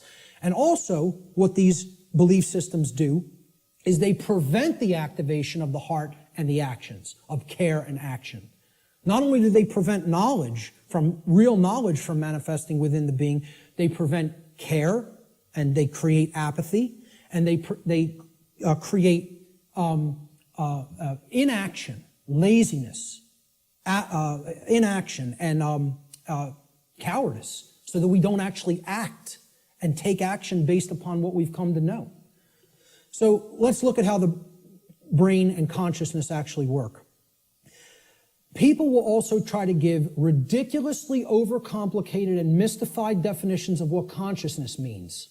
And many people are even scared of the term, okay? We have to demystify these terms and bring them down to real simple English and real simple concepts that the average person can grasp, okay? And stop trying to make it more complicated than it is. Being conscious of something, meaning having consciousness of it, is an ability of the being to recognize patterns. Remember, this is all about pattern recognition. To recognize patterns and meaning with respect to events that are taking place or have taken place, okay, both within oneself, okay, in the inner realm, in the lesser realm, the realm of the individuated consciousness, and in the realm in which the self exists and operates, the macrocosm. So let's break it down, right? Ability of a being to recognize patterns and meaning with respect to events taking place within oneself, the microcosm, and in the macrocosmic world, the world at large. And the events taking place is the truth. So it's our ability to accurately perceive truth of what has happened and what is happening. That's consciousness. That's consciousness. And it's made way overly complicated by people. It's mostly made overly complicated in the New Age movement, again, which I can't stress enough how big of a deception it is. For people, really have to go and check out my work on the New Age deception. Okay? It's on my website.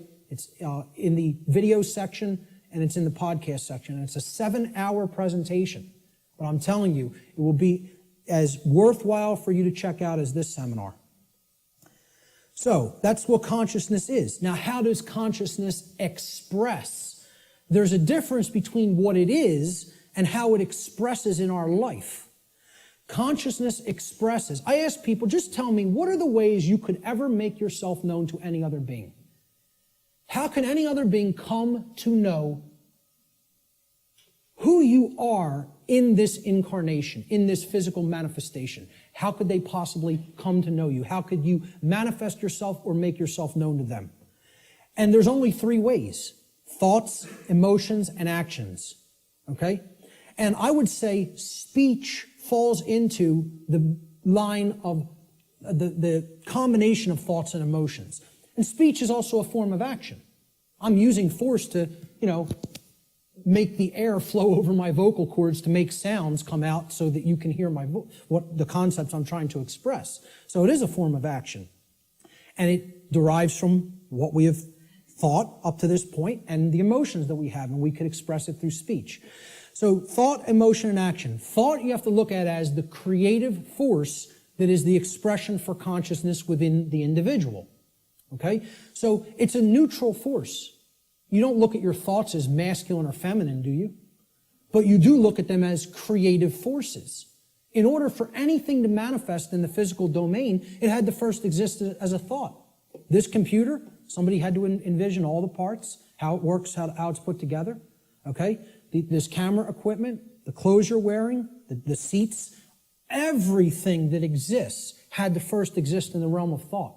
Had to. By law. Then it comes into physical manifestation through action.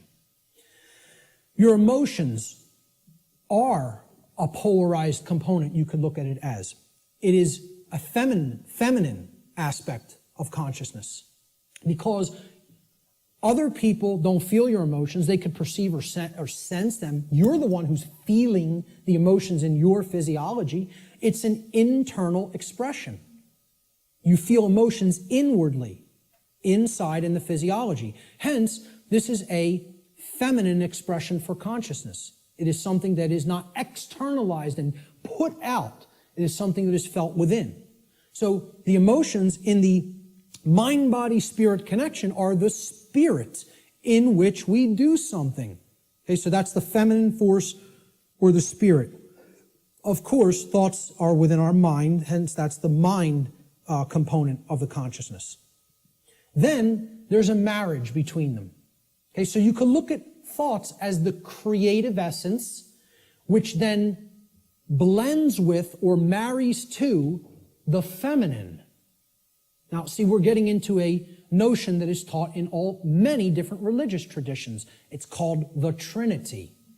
And I challenge anybody, go and look in any of the trinities that exist, in any of the religions. You can go back to Babylon. You can go to the Indus Valley traditions. You can go to the Egyptian and Cometian traditions, the Christian traditions. Every single religious tradition that has talked of a Trinity, okay, it is always a Father Creator, a sacred feminine figure, okay, of some kind that the Father then impregnates or inseminates in some form. And then from that offspring is born a male child. Always. Okay? What we're talking about here is the Father being the mind, the creative essence. Then the spirit or the emotions being the sacred feminine essence. Okay? Or the Holy Spirit, the emotions. And then the child, the male child, is behavior. It is the active or masculine principle that actually interacts with the physical world to change it.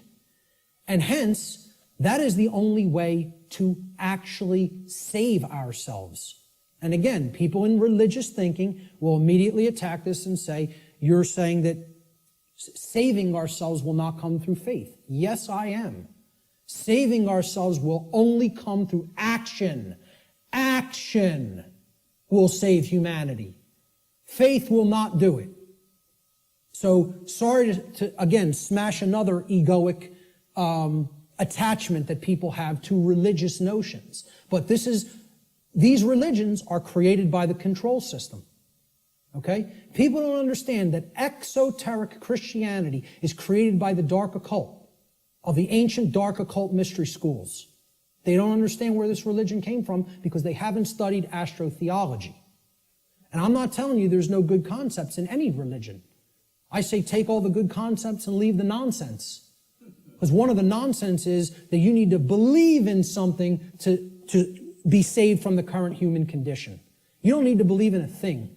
You need to know the truth. And right in their own religion, there it is. Let me just stay on this for a moment, because in their own scripture, the exoteric Christian scriptures, what is the one prescription that the Christ figure gives to the people when he is asked about freedom?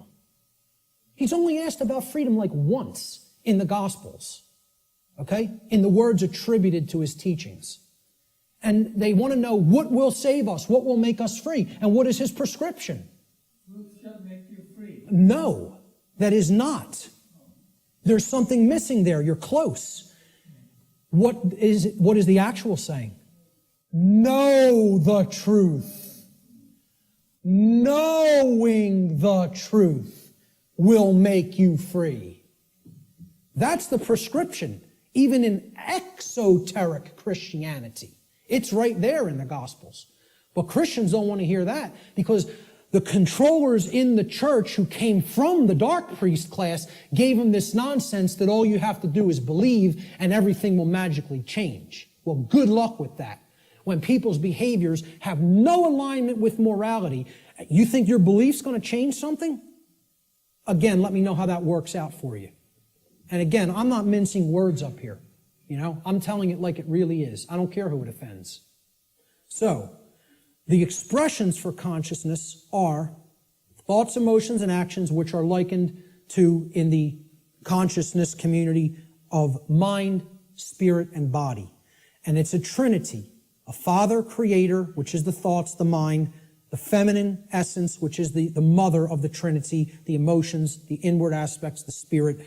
And then they give birth. When the thoughts and the emotions come together, they give birth to action in the world, which is the male child. This is very important to understand. I hope everybody is clear. This is our internal trinity, which constitutes the expressions for consciousness. Okay? So let's move on. Yes? Okay, how much time? It is. Okay, we're going to stop right there and take a break. We will resume at 1:15 precisely. Okay, so you want to come in a few minutes early to get settled. I will start again at 1:15 p.m. Thank you, ladies and gentlemen. Thank you.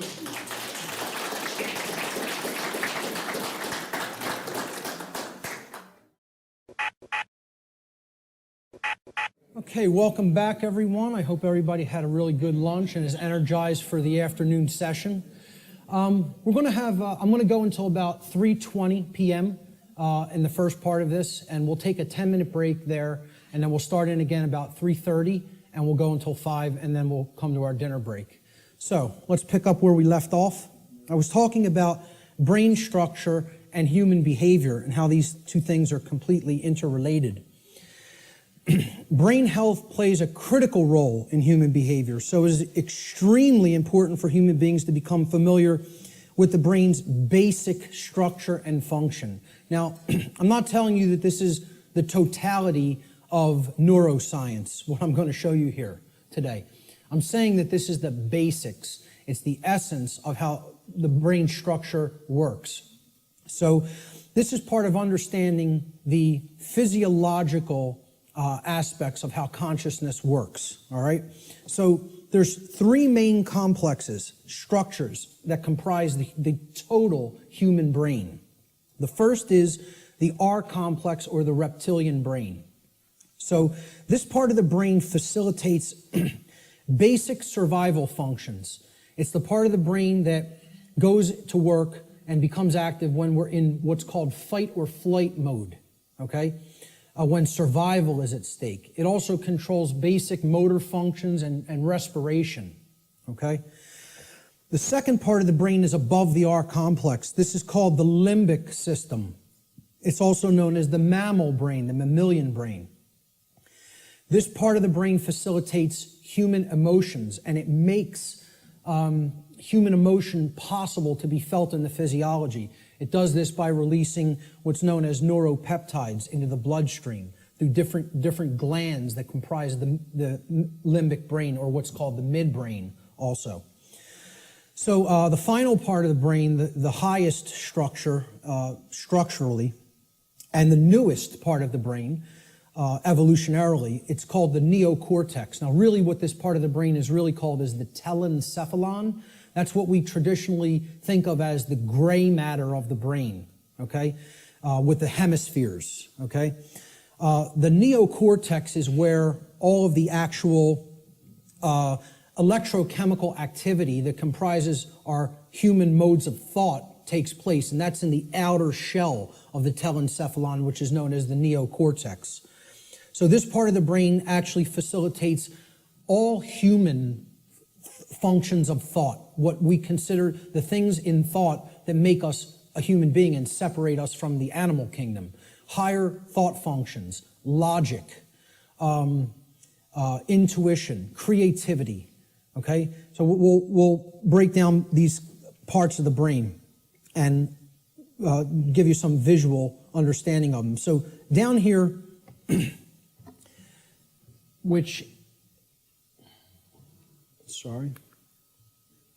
down here is the reptilian brain.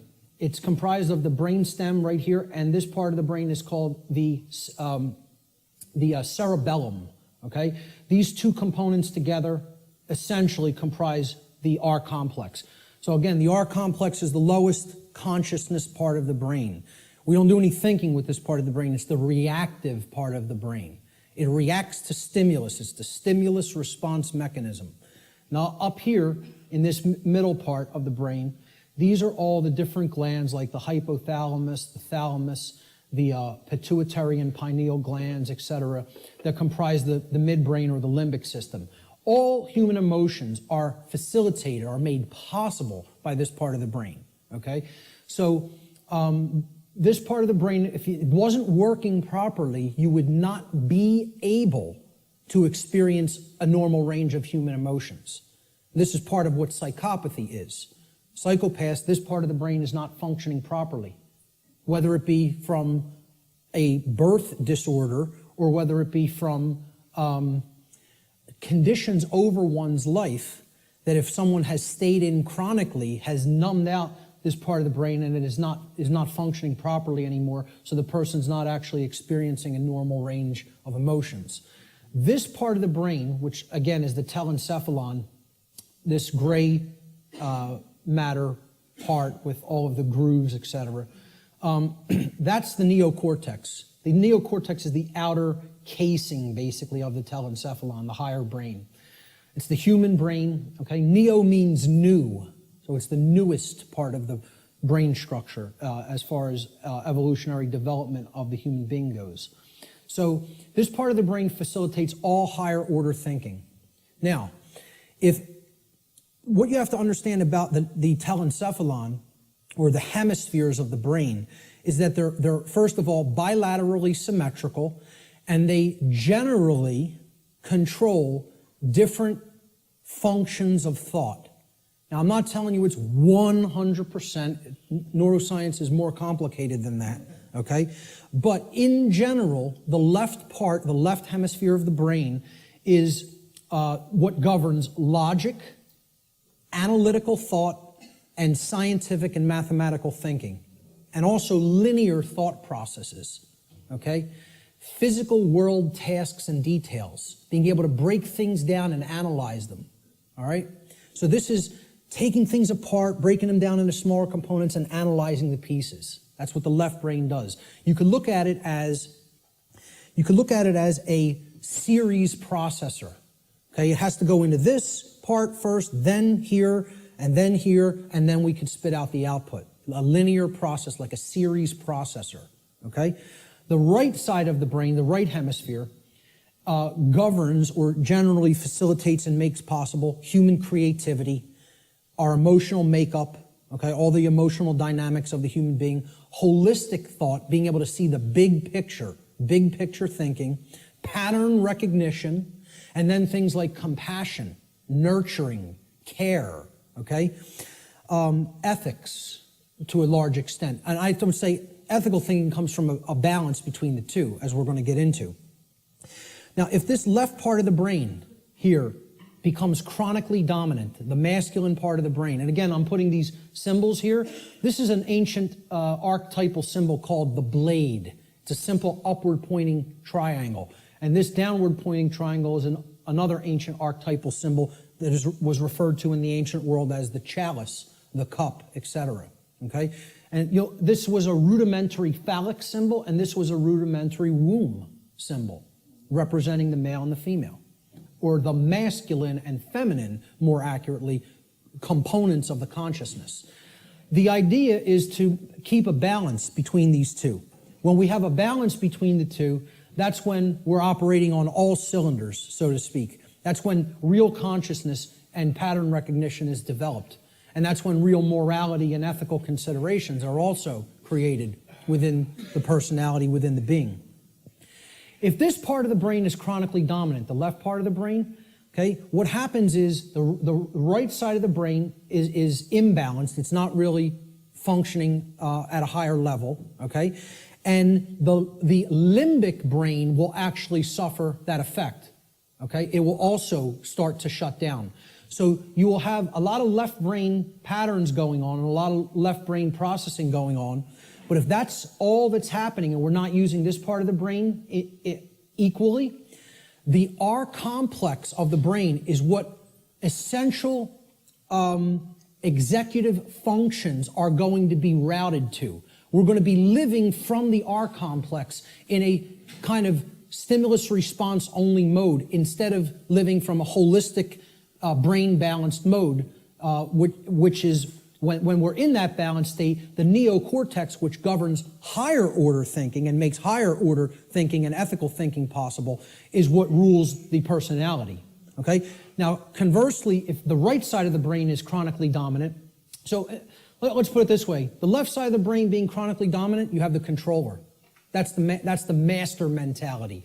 The right side of the brain being chronically dominant, that's the slave mentality. That's the I won't stand up for myself and I'll just accept everything. The total new ager, in other words, okay?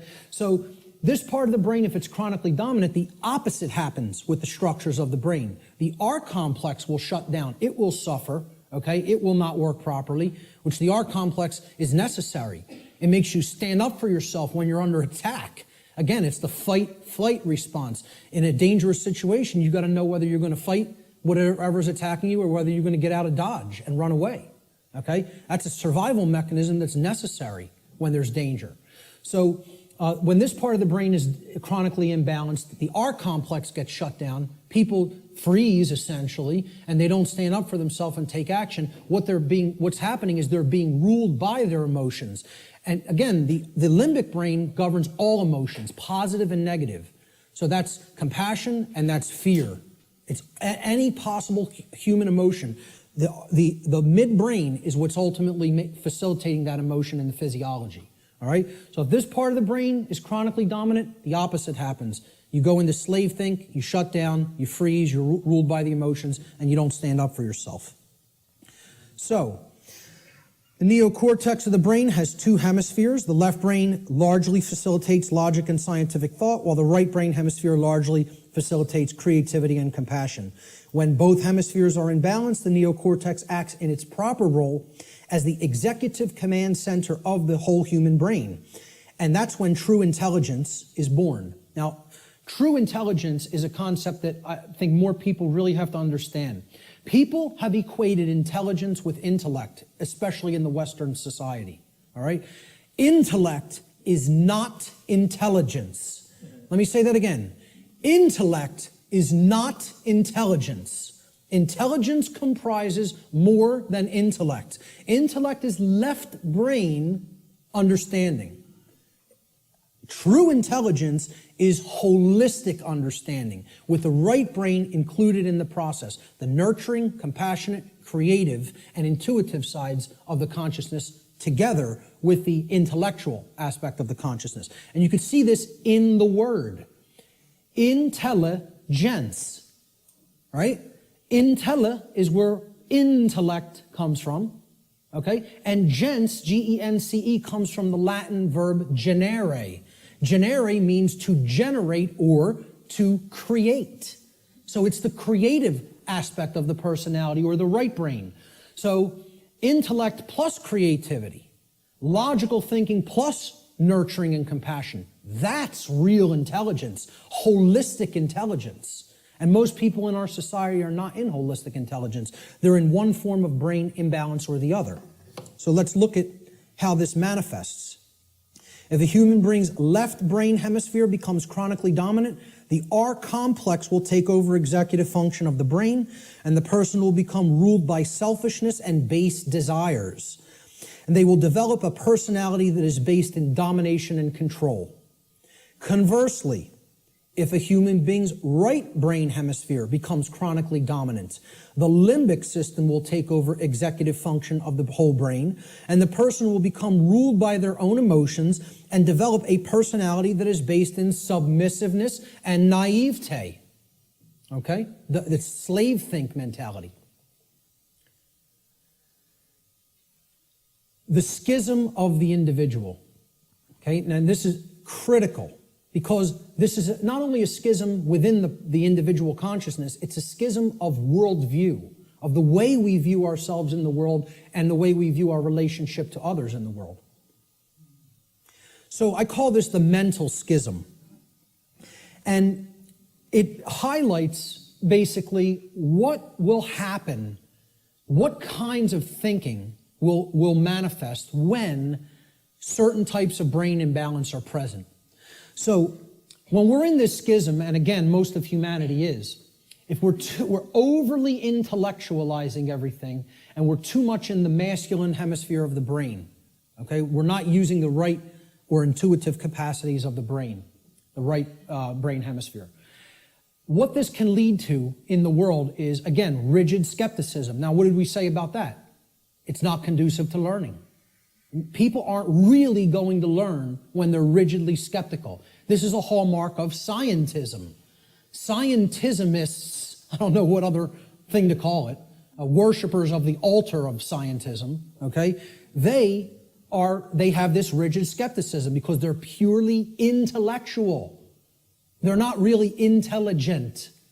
The creative aspect is missing from their personality makeup, okay? Atheism is a hallmark of overly dominant left brain thinking, because that, shuns all aspects of spiritual reality. There is no spirit. The universe is a grand cosmic accident. From there you get things like solipsism. People will say, well, isn't solipsism purely left brain? No. It is right brain. I'm sorry. Is it purely right brain? And I say no, it is left brain imbalance as well. Solipsism can be generated from both forms of imbalance, of believing nothing can actually be known. There is no truth. Truth is a dirty word to many left brain individuals. You'll note. So solipsism plays into left brain imbalance as well. All of these states here inevitably lead to these things down here. Moral relativism comes next. The idea that there's no such thing as the difference between right and wrong, that we just get to make those things up. They don't exist inherently in nature, We just can decide on what's right and what's wrong for ourselves and make it up, randomly. So very, very dangerous ideology, which we're going to be talking about a lot. Social Darwinism inevitably comes after that, all right? This is the idea that a certain class of society can get to direct how the lives of everybody else will go because they're the intelligentsia, so-called, okay? Or the intellectual people, really is what it is, the over-intellectualizing. And we'll direct society because we're the fittest. Like Darwinism postulates the survival of the fittest, well, social Darwinism postulates the survival of the most socially ruthless. And many people believe that's the natural order. They believe that's the natural order, and nothing could be farther from the truth. What that is it's the psychopathic chaos. It has nothing to do with nature, and it has nothing to do with order. It's the exact opposite. So, this state, and these are hallmarks of dark occultism as well. Okay? I think I should know a thing or two about it, as I was a priest in it for almost 10 years. I might know a couple of things about Satanism. Okay? So, moral relativism is one of the big tenets of Satanism. It's actually one of the pillars of Satanism. Social Darwinism is highly praised and valued in Satanism. And eugenics. Okay? Because if people don't understand what eugenics is basically people, who have gone so deep into this form of left-brain imbalance that they believe they're God and they can get to decide who lives and who dies. That's really what it is. We will control who breeds and who does not get to breed, who gets to live and who does not get to live. All right? That's essentially eugenics in a nutshell. And again, these are all authoritarianism, forms of authoritarianism.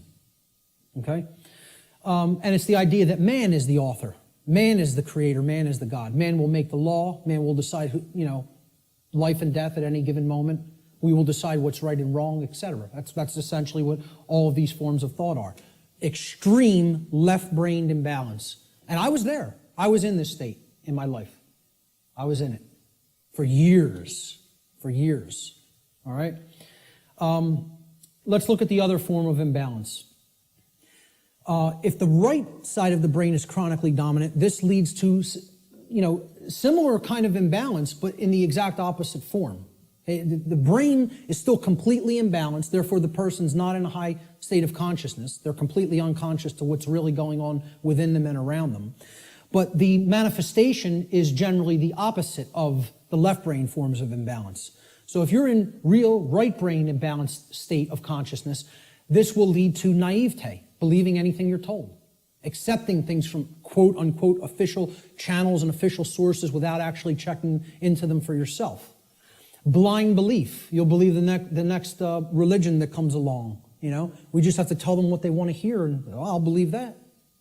So, New Agers are basically in this category: naivete and blind belief.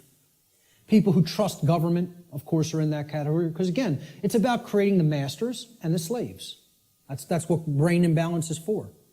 And that's why the controllers want to propagate this imbalance and keep it in place. Again, religious extremism, that's hallmarks of right brain belief, right brain imbalance. Solipsism, no such thing as truth, all from right brain imbalance as well. Feelings of unworthiness, self-loathing, accepting orders from other people, being an order follower. We're going to have a whole section on order followers later, and how this is the exact opposite of anything virtuous. For people that believe order following is some kind of a virtue, I don't know what to tell you, but it's the thing that leads to all evil in the world, is accepting somebody's orders and not actually gauging for yourself whether the activity, the behavior is moral or not. Okay? And it creates a willing slave. This form of imbalance is ultimately generating a willing slave, whereas this form of imbalance is ultimately generating a psychopathic master. And they're all forms of mind control. It's just another aspect of how mind control works. The propagators of mind control are just doing this to keep that imbalance present in one form or another. They don't even care which it is. As long as they have some that are imbalanced toward one direction and some imbalanced toward the other direction, that's how the dynamic plays off against itself. And you have a world that is continued to be kept under lockdown. So let's look at the worldview schism that goes hand in hand with the brain schism or the mental schism. And again, worldview is exactly what it says. How do you view the world? How do you view yourself in it? How do you view others in it? Well, when there's chronic left brain dominance, the worldview that emerges is one of randomness. And again, this is a hallmark of scientism. The world is this grand cosmic accident. All right? The whole universe is a grand accident. There's no purpose. Right? There's no creator. Everything just magically manifested on its own for no reason from a single singularity, a single point in space-time for no reason. You give me that one, and I'll tell you everything else that happened after that. But you got to give me that one, and I have some bridges to sell you, you know. So, you know, there's no underlying intelligence in nature. Nature is dead. That's what this worldview is about. Nature is dead. It's a dead thing. It's a mechanized machine that is there for no reason. Okay? There's no such thing as the spirit at all. No such thing as spiritual dimension. No such thing as natural law, certainly. Because for one to accept natural law, well, where does it come from? You know, I ask people like whether they accept that natural law exists or that, you know, there's actual objective truth and morality. And like 2/3 of people don't accept it. They don't believe that it exists. They don't think there is objective reality and objective truth and objective morality. You know, they think it's all relative and we get to make it up. I've actually done a psychological, small psychological profiling or study, you know, just asking people this question at random and collecting results and analyzing them. We're at about 2/3 of people who are moral relativists and believe that truth is relative also, that it's not objective. Okay? Now, you ask the same people, do you believe in karma? 88, almost 90% of people believe karma is real and it exists. So I'm like, I can't believe this. You're going to tell me that there's no such thing as a real difference between right and wrong. They're constructs in the human mind is what they think, right? And simultaneously holding in their mind the idea that karma exists. Well, I asked them the question, what put karma in place then? You believe it exists. What force created it? What made it? What put it in place? And they have no answer for that. You know, they intuitively believe karma exists, but can't answer where did it come from, because that would involve a creator. And somebody in left brain imbalance can't acknowledge that, you know? So to a left brain imbalanced person, there's no such thing as spiritual or natural law. It doesn't exist. As a matter of fact, all of existence has no purpose other than to continue its existence. See, survival is the highest aspiration to a left brain imbalanced individual. Right and wrong have no bearing. There's no point in even discussing it, okay? Because right's what's right for me if I'm super left brain imbalanced. Wrong is whatever affects me negatively. Okay? It doesn't matter what's actually moral. Okay? It's all subjective to a left brain imbalanced individual. And to them, nothing has any purpose. Since it's all a grand cosmic accident, how could there be a purpose for existence? Without a creator, who's going to create the purpose for it? You know? So it has no purpose other than to continue surviving. And again, that's right there is proof they're in the R complex, they're in the base brain. Survival is the highest goal. Survival is the only aspiration. Now, in Satanism, it's about as left brain imbalanced as it gets, folks. You know what their number one law is? Survival. Survival is the highest law. Okay, and we hear about this in Darwinism too. The ultimate purpose of the being is to continue to survive. I would highly debate that. I would highly disagree with that. There are laws higher than survival. Okay? But in Satanism, they simply refer to it as self-preservation. And that means preservation of systems of belief as well. Systems that are serving the self, the egoic self. They must continue to survive. Self-preservation as the highest law. That's the number one tenet of Satanism. And it doesn't matter who you need to step on to do it. Who you need to step on to get one up on somebody else. This is extreme left brain imbalance worldview. All of these characteristics in the randomness worldview are hallmarks of scientism, atheism, totalitarianism, and dark occultism. You could add to that list. You know, whether you refer to it as Satanism, dark Luciferianism, it doesn't make a difference. It's the hallmarks of the dark occult. On the other side, on the right brain imbalanced side of the worldview, there's another worldview called determinism. Okay, determinism is based in right brain imbalance and is defined by, in general, helplessness, religiosity, and the dismissal of free will. This worldview will eventually lead to a society of blind order followers and willing slaves who accept their conditions as their lot in life. So hallmarks of deterministic worldview. God controls every event in creation. Nothing happens at random. There is no free will. So you can never throw anything a curveball through free will. Every event is preordained. Okay? And religionists believe in this. See, I like to say, my presentation is going to piss everybody off. And that's what it should do. Because if you're in one of these forms of belief systems, it represents one form of imbalance or another. So people who believe in government and science are in that left brain imbalance. They're going to get pissed off that I'm talking about that form of imbalance. And then the people who are in religion and the New Age movement, they're in that right form of imbalance, so they're going to get pissed off at that. Good. Let them all be pissed off. The truth will piss you off, and then it will set you free if you accept it. So, all occurrences are preordained. Free will is an illusion. No, you know who just said this in his latest book? Stephen Hawking, who you would think is the most left-brain person that you could think, worships at the altar of scientism, believes the universe is a grand accident, okay, and a mechanized machine, okay?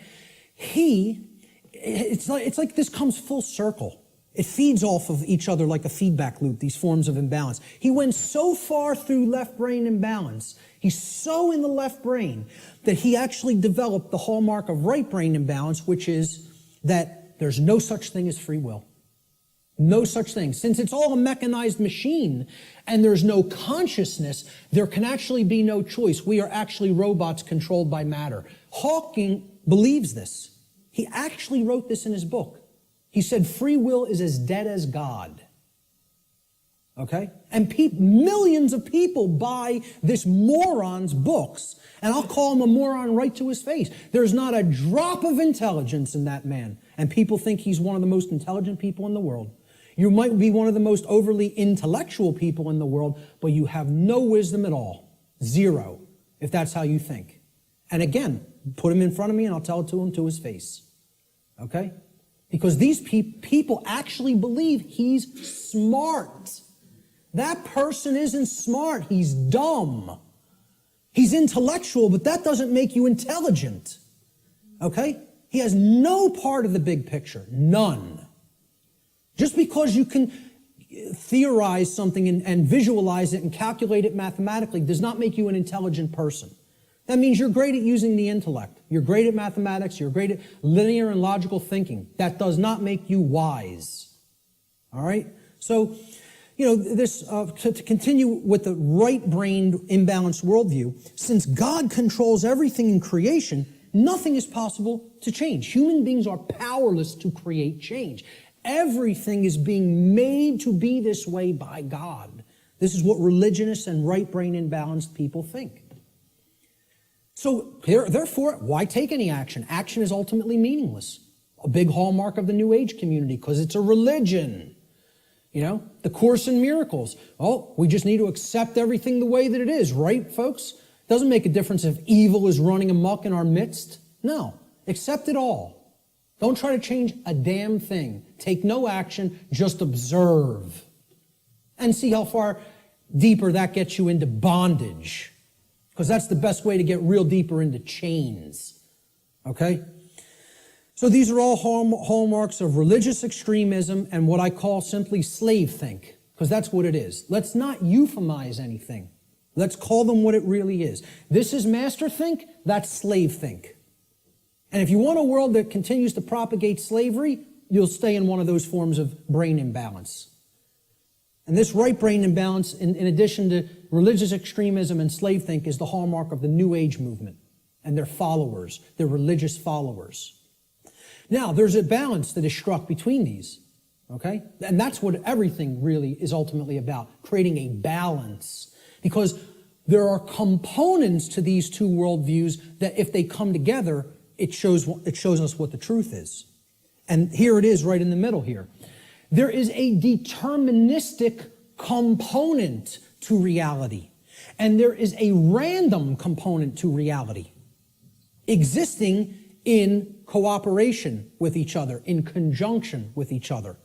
The deterministic component is what I'm talking about here today and referring to under the banner of natural law. That is determined. It is law. It is set. You're not changing it. It works that way flawlessly 100% of the time. That's determined. Natural law is determined. Okay? It's the deterministic component to reality. Then there is a randomness component to reality that works continuously in conjunction with natural law. And this is a little thing called free will. Our ability to choose our behaviors, to do certain things and to not choose to do certain things. And we have it. Every individual has it, no matter what position, no matter what situation they're in. I don't care what institution you're in. I don't care who you've listened to up to this point. I don't care what background you come from. I don't care what economic class you come from. Every single solitary being that is capable of thinking at all is gifted with free will. You have free will to choose your behaviors, and so does every other human being. Everyone.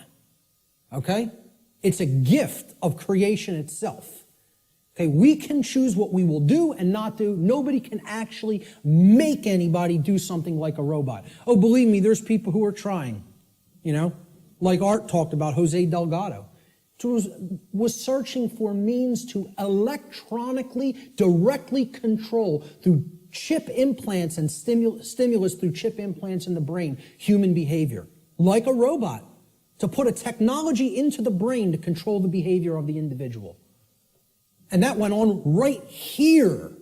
This is where that took place, folks, right on Yale's campus. Okay? Read some of his stuff. You want to be disturbed? You think what I'm telling you is somewhat disturbing. Read some of Delgado's material. He was telling people, we're going to show you that free will doesn't exist. We're going to show you there's no such thing as rights, that we make up what rights are. The ruling class makes up what a right and a wrong is. We tell you what it is, and you have no choice. And he was telling you, we're going to show you you have no rights, that you're our slaves. Yeah, read some of his material. And an excellent book Art recommended too, Jim Keith, Mass Control, The Engineering of Human Consciousness. If you haven't read that book, get it and read it. And that's just an introduction.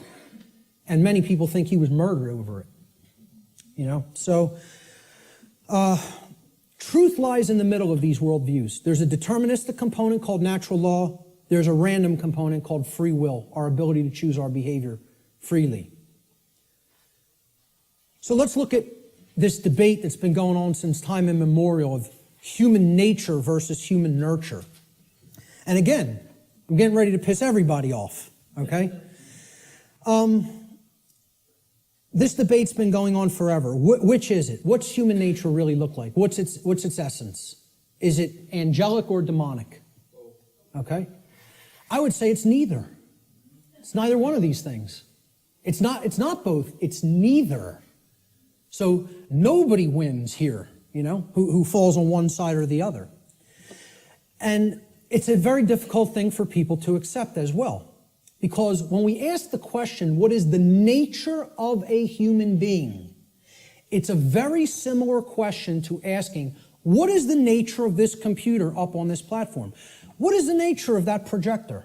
What is the nature of those cameras?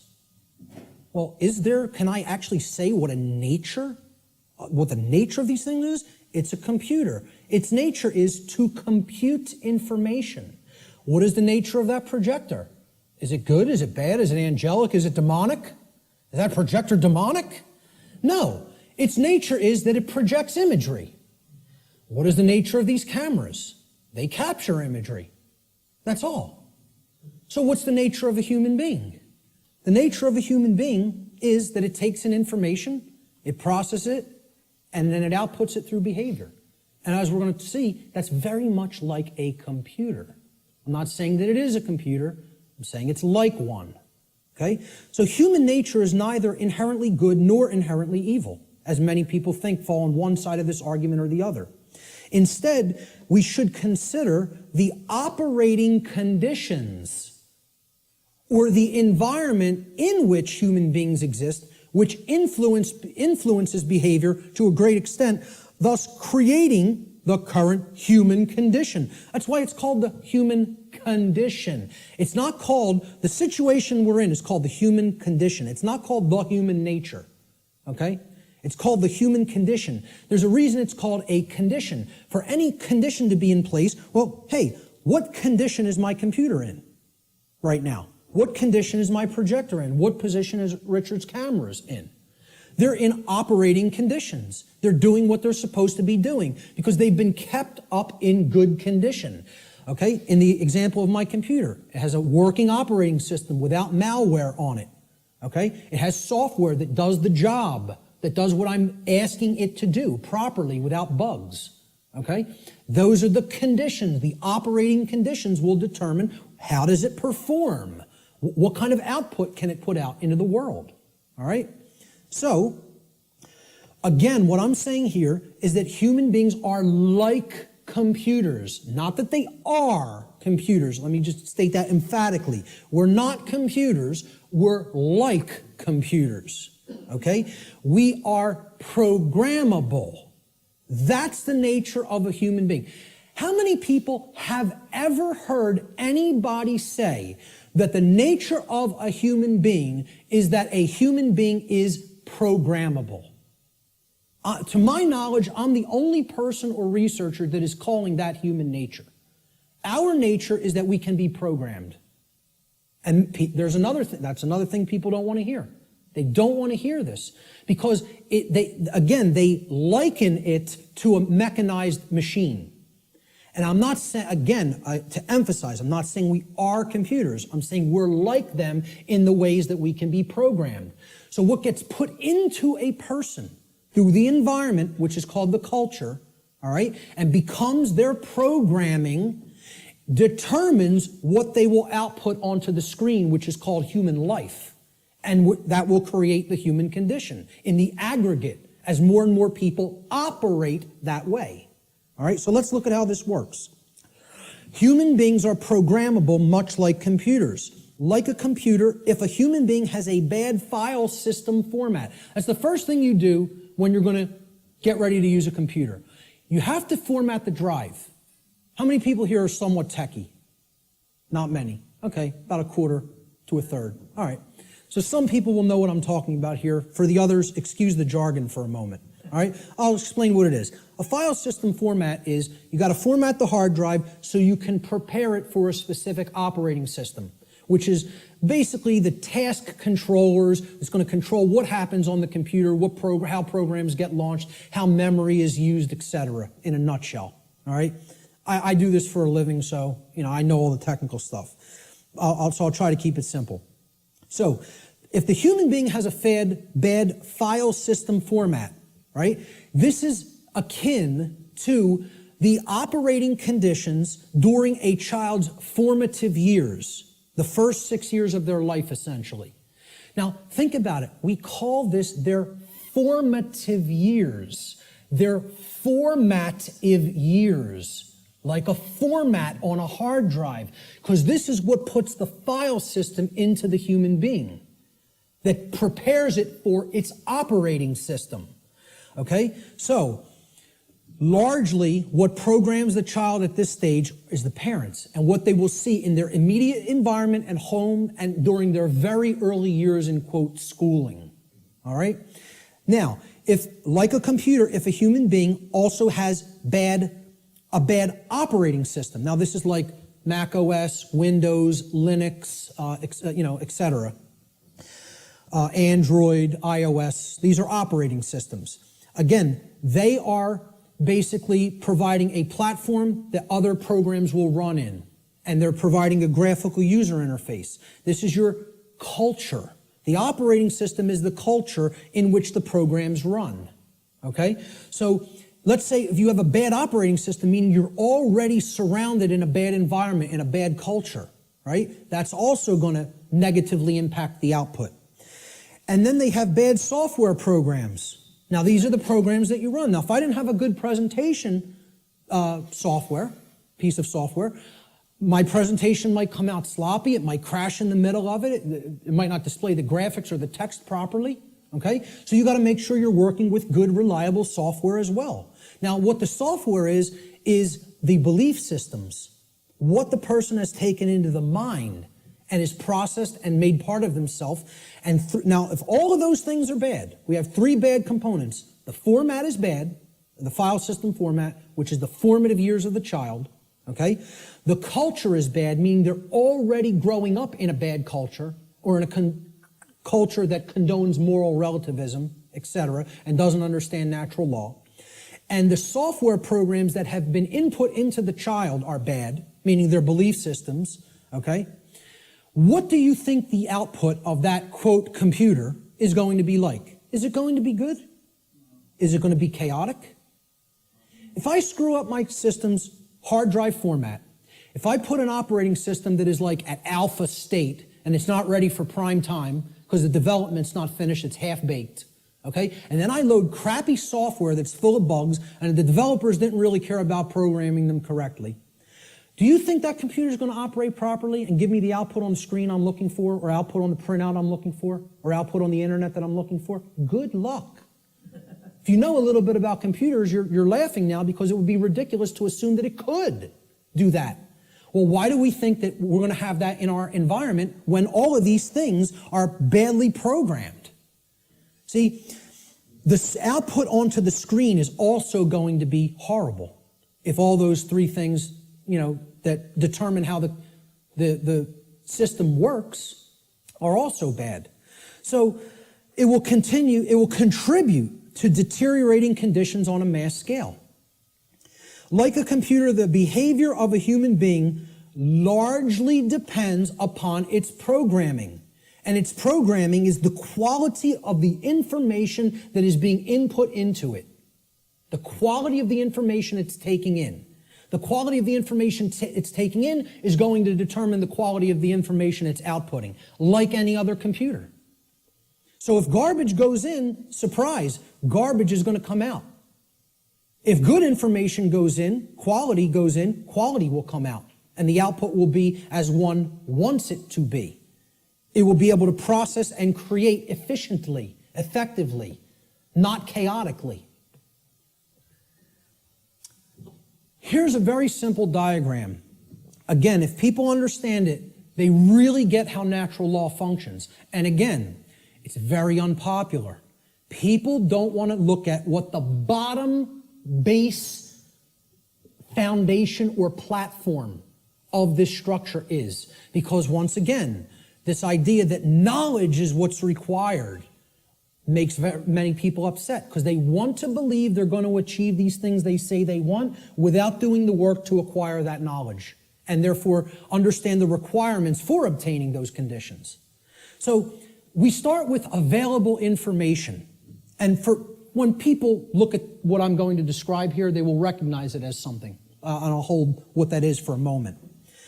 Available information is what you're starting with. This constitutes potential knowledge, and it can become knowledge if it's taken in, if it's amassed, if it's aggregated, okay? It can be gathered, it can be processed, it can be understood, and then it can be acted upon.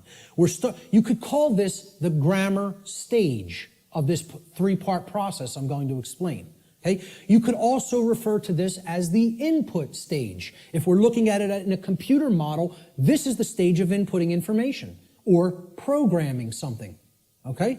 Now the next step that's built upon this is once you've taken information in, necessary information, you then come to a position of understanding it. You know what it means, you recognize the patterns. All right? So this is the second step in this process. Now, your understanding or lack of understanding, okay? Now, in the first stage, your knowledge or lack of knowledge is going to lead to understanding or lack of understanding. If you have understanding present, your decision-making processes are going to be in harmony with what you say you want, okay? You're going to understand, here's what I want, this is what's necessary to get that, to make that happen, to manifest it. That's understanding. It's a decision-making process that happens within the mind.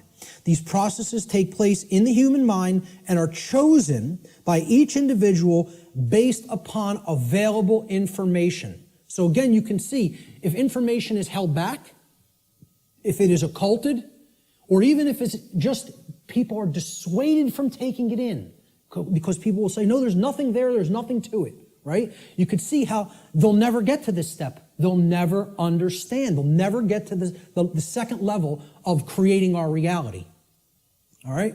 Effectively, efficiently. The third stage to this process is what you do with what you have come to understand, to know and understand. So this is the action stage, okay? Each individual's behavior, the behaviors that they choose through their own free will, is based upon the quality of their decision-making processes that are happening within the human mind, okay? That process, as we've already seen, is in return based upon the quality of available information. So this is behavior. See, people don't think of wisdom as behavior. They don't think of wisdom as action. They think of it as something that you just know. No, wrong. Wisdom is not knowledge or understanding. Wisdom is action. Let me say this again. Wisdom is action. It is knowledge and understanding that has been applied. Application. That's the program that you're going to run on the computer that you've put an operating system on and formatted properly. The application is the action. When you're working in a computer doing things, you're working in an application. You're not building the things you're building with the operating system. The operating system is what's supporting the program that allows you to be creative. Okay? And in return, the file format supports the operating system. So, we start with available knowledge. That can be converted in available information, which can be converted into knowledge, which can then, through decision-making processes and filtering of that information to eliminate inconsistencies, can lead to an understanding. In continuation, the understanding can then lead through our free will decision-making processes to be converted into behavior, into action in the world. That, when it's done properly, it's wisdom.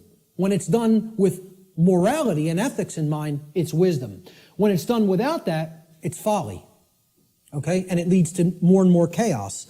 So, based upon these three processes, something is generated. Something is created in the physical manifestation, physically manifested reality, the real world, so to speak. So, the manifested reality is based upon the aggregate behavior. Aggregate behavior. No one person is creating the reality we are experiencing. Okay? It's another fallacy of the New Age movement and thinking. In the aggregate, we are creating our shared reality. All the behaviors put together creates the output on the screen, or the generated result. Is it orderly? Is it chaotic? Well, that's going to be based upon whether someone took in the information, processed it efficiently to come to an understanding, and then acted upon it. The manifested reality is the quality of the condition which manifests in any given society based upon the aggregate quality of human behavior within that society. This is how our reality is actually created. The conditions that we experience as the daily events of our life. It's a simple three-stage process that leads to a result. And for many people here, you will recognize, if you've looked into this discovery process and this creative process, is known as the trivium. This is what the trivium is. Okay? In the ancient traditions, this is what the trivium was labeled. It was labeled knowledge, understanding, and wisdom. In the later aspects, when they passed out of mystery school tradition hands and went into some other think tank and society hands, the knowledge of the trivium was termed grammar, logic, and rhetoric. Grammar being the knowledge stage of aggregating available information, logic being the understanding stage of making using processes to analyze and filter said information and come to an understanding of it. And then the rhetoric stage was the application, the action, taking action based upon what you've come to understand. Now, there's a third way of looking at the trivium in computer jargon, and that is input, processing, and output. And then you get the result on the screen, which is called life. All right? Any way you want to look at the trivium, I don't care. But understand it, know how it works.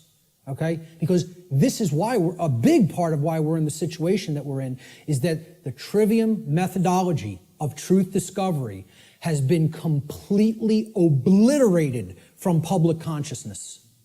Completely obliterated. And I ask people how many people have even ever heard the word trivium. Raise your hand if you've heard the word. So a good portion of the people here have.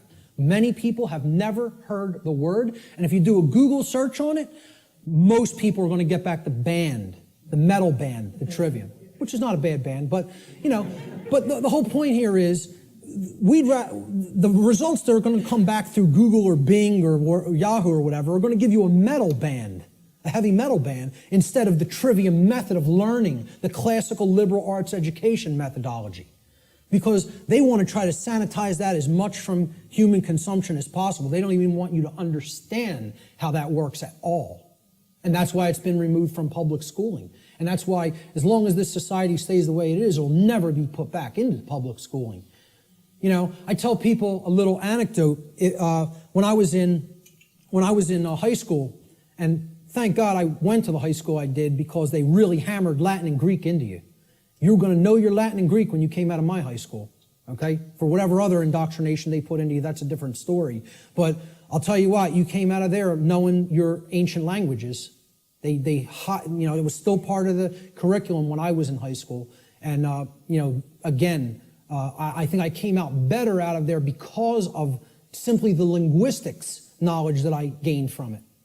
And we read Gaius Julius Caesar's war journals in their original Latin and translated them. And in one of them, he's absolutely lambasting one of his centurions. Okay, they're on a campaign in Gaul, which is France now. And Caesar is, making his rounds of his troops, and they're getting ready to, push deeper into Gaul. And he finds, when they would have their encampments, they would have a lot of, slaves of the Roman Empire that they would take with them on their campaigns that would do a lot of the lifting of the equipment and the carrying of the equipment for the centurions to do battle in the next battlefield location. And the slaves would have to do all that manual labor. And Caesar says to one of his centurions, he's passing by their encampment, and he sees one of the actual centurion leaders teaching one of the slaves the trivium method. And he flips out on him in this journal. He says, I caught one of my centurions, teaching the trivium, and freaks out on him. How dare you teach a slave our method of learning? Soon they won't want to be a slave anymore. There'd be an uprising if they knew what we knew, if they knew our truth discovery methodology. He said, I forget how it really ended, but I think how it ended was he told this centurion, if I ever catch you doing this again, I will personally cast you into the wilderness of Gaul and let the Gaulians deal with you, who knew that the Roman Empire was trying to conquer their people at that point, which is basically saying it would be a death sentence, but I won't even carry it out. I'll let our enemy carry it out on you. That's how much he didn't want their slaves to understand their methodology for learning. And that's the trivium. And that's why most people have never heard the word. So you got to look into it and understand how it works. That's all I can say about it. It is how we build our reality, either efficiently or destructively. So let's look at some of the principles of natural law. Now, in my extended seminar, which goes over a 6-week class of lessons, I get into these principles deeply in an extended form. We're not going to do that today because time doesn't allow. I'm going to briefly touch on each one. Okay? The word principles, let's define it. Principle comes from the Latin noun principia. Principia means first, foremost, leading, chief, or most necessary. It is that which matters most. It is the first things that must be understood before anything else can be understood. Principles have to come first. And this is the problem. Our society does not put principles first. It puts trivialities first, and we're no longer a society that even cares about principles or first things. So first things first. First things or principles have to come first.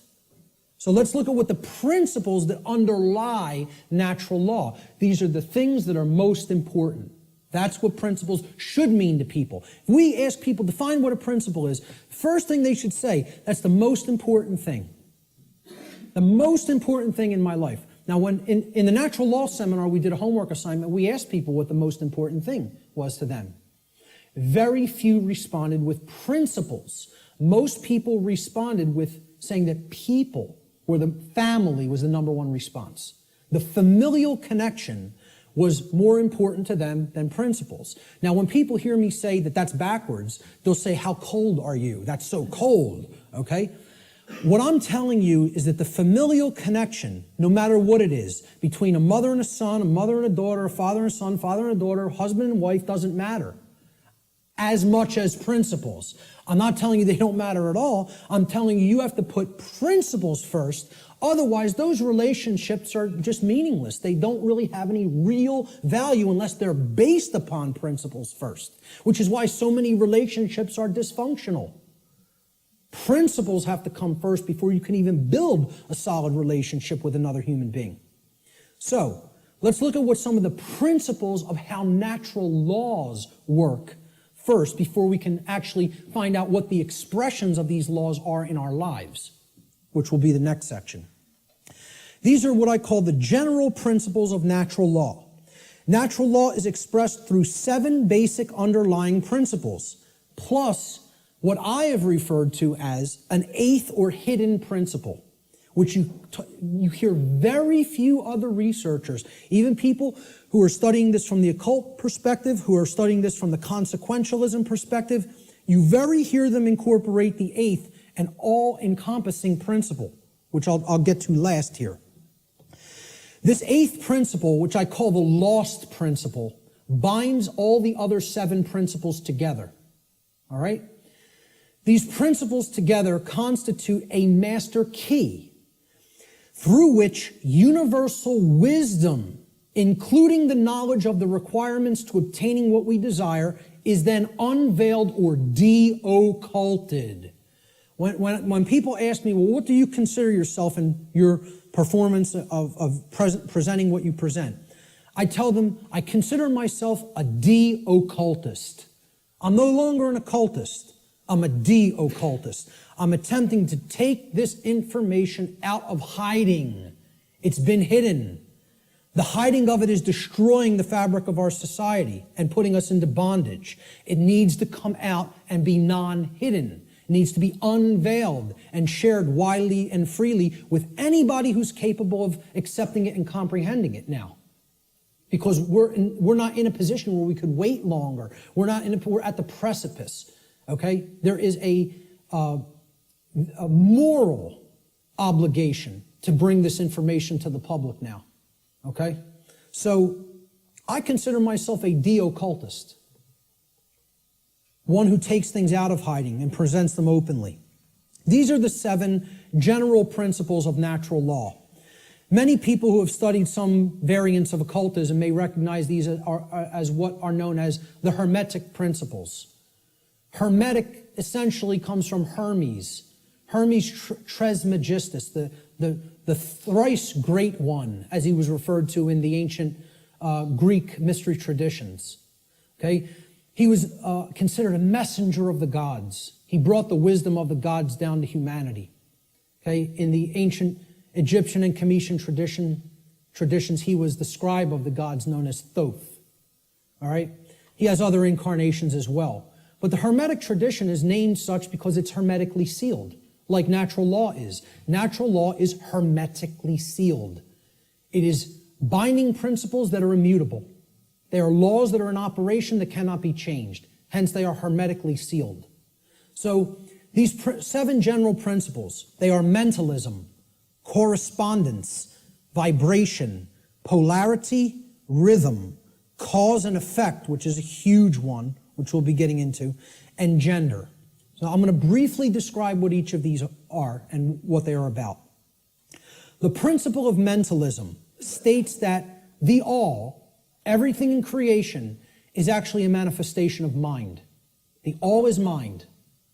Okay? What this means is everything that happens has to be a result of a mental state which preceded it. Everything. For anything to exist, thoughts had to form first, and then they formed the physical reality after.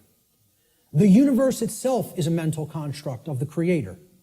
Thoughts lead to the manifestation of things and events. Thoughts create conditions. Thoughts create things and conditions. They cannot just magically manifest themselves. Thought comes first. Thoughts create our state of existence and the quality of our experience here on earth, ultimately. Therefore, be responsible for everything. We should be responsible for everything that we create by being responsible for that which we think. Because the thought processes are what are driving the behaviors. People behave the way they do because they have certain belief systems embedded in the mind and running like a program. Their thoughts and their emotions are driving their actions. So the behavior is not magically suddenly going to just change. The thoughts and emotions have to change because they're the driving force behind the behavior. That's when reality will change. See, people don't want to hear that, once again. They don't want to hear, if you want to change reality, you, yourself, have to change the way you think. Because the way you think is not conducive to the requirements for getting what you say you want. They're doing the exact opposite of that in many cases. So that's the principle of mentalism. The principle of correspondence states that that which is above is similar or like to that which is below. So what this means is that which is below, and that which is below is like to that which is above. It's a mirror, okay? The above is like the below is like the above, all right?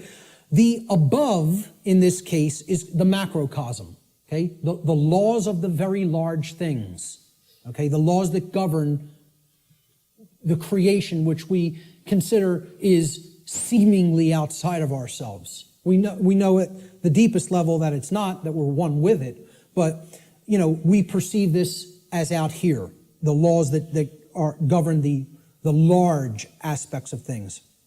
So the macrocosm, or the very large, the totality of everything, and the microcosm, which is the very small, or the individuated units that comprise the whole in their aggregate, okay? They are reflections of each other. They cannot be separated from each other. As one goes, the other goes. The universe is actually a holographic system, okay? It's a hologram is an image, okay? You pass a laser through it, and it then projects a 3D image, okay? It's like a flat image, and it projects a three-dimensional image. But the aspect, why they call it a holo, like holistic, hologram, holistic image, is if you break a hologram into multiple components by cutting it. So if I take a hologram and I cut it in 4 pieces, you don't have a quarter of the image on one part of the hologram and a quarter on the other and a quarter on the third and a quarter on the fourth. You have 4 whole images that only lose their resolution by a quarter, okay? So everything is contained in all the smaller parts. Okay? That's like the reality that we're living in. Our universe is a holographic one. So the universe is inside the individual. And the entire universe is like an individual. They're reflections of each other. To know the workings of the individual will help lead us to an understanding of the macrocosmic laws. Similarly, to learn the macrocosmic laws will help us to learn the way that consciousness within the individual functions. These two things cannot be separated from each other. And once again, as I said near the beginning, that's what occulted knowledge is. The knowledge of the occult is how the microcosmic world works, which is the individuated consciousness, and how the macrocosmic world works, which is natural law. So the other part of the principle of correspondence is that our reality is also fractal in nature. Now, if you studied fractals, these are self-similar mathematical generated patterns, Okay? We see this through things like Fibonacci sequence in mathematics, and this is repeated endlessly throughout nature. Okay, so you look at the structure of the atom, and it's similar to the structure of the solar system, which is similar to the structure of the galaxy. They work the same way. They look the same. You pull back enough, you'll keep seeing the same pattern repeat. Everybody ever see the movie that was done in, I think, the 1970s or 80s? It's a short, like 10-minute clip. It's called Powers of 10. Has anybody ever seen this? Yes. A couple people. Watch this movie, Powers of 10, and you'll understand what I'm talking about when I say that the universe is fractal in nature. Brilliant movie. It will blow your mind. Real short, 10 minutes long, something like 9 or 10 minutes long. They basically zoom up into the cosmos to show you how everything is self-similar. Then they zoom down into the cells of a human being and in the atoms that comprise the hand and cells of the hand, and show you how everything is similar there, all the way down to the atomic level, okay, and the subatomic level. So, the universe is both holographic, meaning that the whole is contained in the parts, and vice versa, and it is fractal or self-similar across all scales of its existence. That's the principle of correspondence. The principle of vibration simply states that there is no such thing as rest, as dead or non-motion, okay? Death, in that sense, is an illusion, because true death would be the cessation of all motion and energy. There is no such thing. It doesn't exist. You cannot go anywhere in creation where something is at complete rest, okay? And I joke around about this. Barb tells me funny stories when she comes home from work, and she's trying to, enlighten some of the other RNs that she works with. And she was trying to explain to one of the other nurses, that desk has atoms in it, and they're not at rest. They're like in crazy, chaotic motion, especially the electron clouds of the atom. And if you look at it at a deep enough level, you would see it's like chaos going on, and it's all kinds of motion happening, seemingly at random. And the other nurse goes, "Barb, you're so crazy." What I say to that is, how could you have made it to nursing school and not ever have even considered the concept of the atom? Right. And it's amazing. She actually thinks perceived stillness is actual stillness, and didn't comprehend. If you zoom into that with a powerful enough microscope, you're going to see all kinds of motion, and nothing's at rest. And she thought Barb was the weird one for trying to explain that to her. Okay, so there is no such thing as true rest. It doesn't exist. If something's in existence, it's in motion. Everything moves, everything vibrates, and at the most fundamental level, the universe and every single thing which comprises it is ultimately pure vibratory energy that is manifesting itself in different ways, different frequencies, different vibratory forms. The universe has no true solidity as such, as we imagine solidity at the macrocosmic level. Matter is merely energy in a state of vibration. And what this is, if we truly understand this, and many sciences are now finally really understanding this and trying to propagate this knowledge out into the public, we will come to the understanding that this is a spiritual construct for experience to be gained, to have an experience and learn and grow in consciousness. That's what the purpose of this whole thing is for, So nothing is truly solid. It's again, like we say, we are spirit having a human experience. The whole universe is spiritual, having a experience in solidity. All right? That's how you have to look at the principle of vibration. The principle of polarity states that everything has a dual nature to it. There are polarities in everything that exists. Okay? Everything has poles. Everything has its pair of opposites. However, opposites, they are identical in nature, but they're different in degree. So let me give you an example of what that means. Are hot and cold really opposites? Or can we simply look at them as the presence of heat energy or the absence of heat energy? Meaning that they're the same thing, energy. And whether it's concentrated in a specific area, which would make it hot, or whether it's absent from a specific area, which would make it cold. Okay? that's what hot and cold are at the fundamental level. At our level of perception, they're opposites, but at the fundamental level, they're the same thing, energy or lack thereof. Just like those 3 stages of the trivium. Are knowledge and ignorance the same thing? Yeah, actually they are. Because truth is always present. It's a matter of whether it's taken in and processed or whether it's refused to be taken in and it's not processed. Okay? So it's just like that. They're identical in their natures, but they're different in their degree. Okay? Extremes can meet and blend and, play with each other, like as depicted in the yin-yang symbol, masculine and feminine. They need to be blended. And at some level of reality, everything that is seemingly contradictory may be reconciled. Now again, I stress the term at some level. At the unified field level, everything is consciousness, pure consciousness. However, at this level, there are differences in consciousness. At this level, there are things that are taking place that we need to understand. At this level, there are things that we need to set right and rectify because it does matter. It does matter. Okay? So, again, be careful with some of the New Age-isms that get put out there. Yes, can all paradoxes be reconciled? At some level. In this realm, we need to have our feet on the ground in the physical domain. This is the concept in the Hermetic tradition, which is where a lot of this understanding derived from. Out of ancient Egypt, what was known as Kem, the land called Kem, was what the actual Cometians referred to it as. The word Egypt is a bastardization of the capital, the Greek pronunciation of the capital city of Kem, which was Memphis at one point. And that city was referred to as Hygeptos in Greek. And that became Egypt in English. But the original name for Egypt was Kem. That's simply called black or dark in their language. It was the black land. And we get the word alchemy, which means, again, from. Okay?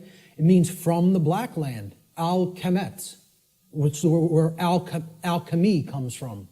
And that means out of darkness, this knowledge will come and bring light. Because a lot of these mystery tradition teachings do come from Kem. And also the people who took it from Kem and started to propagate it in other areas were the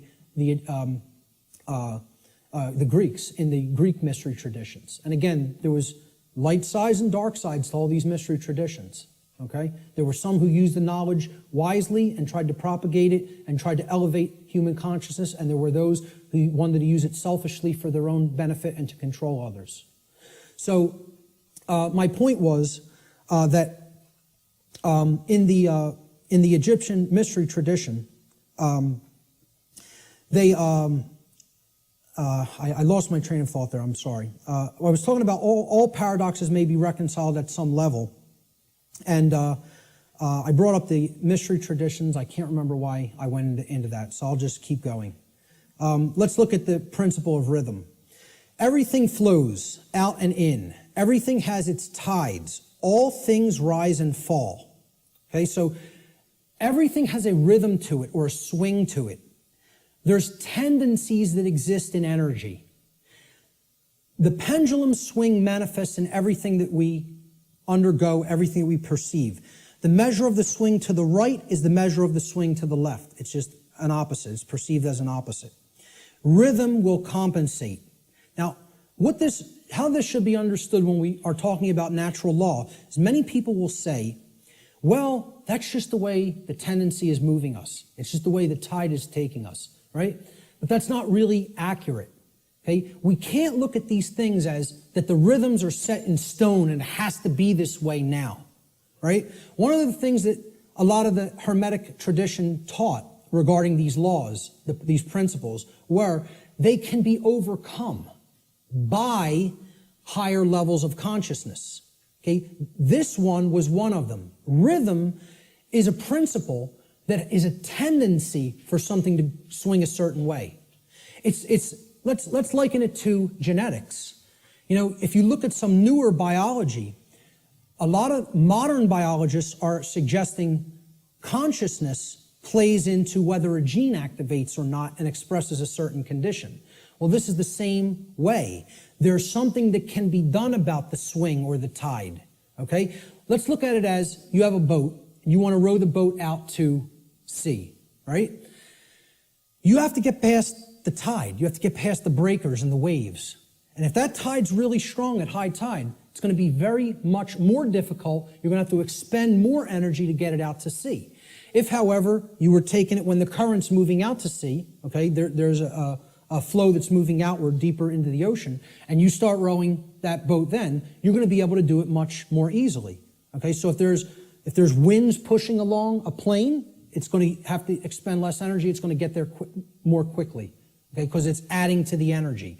If, however, you're flying against the wind, you got to expend a lot more energy.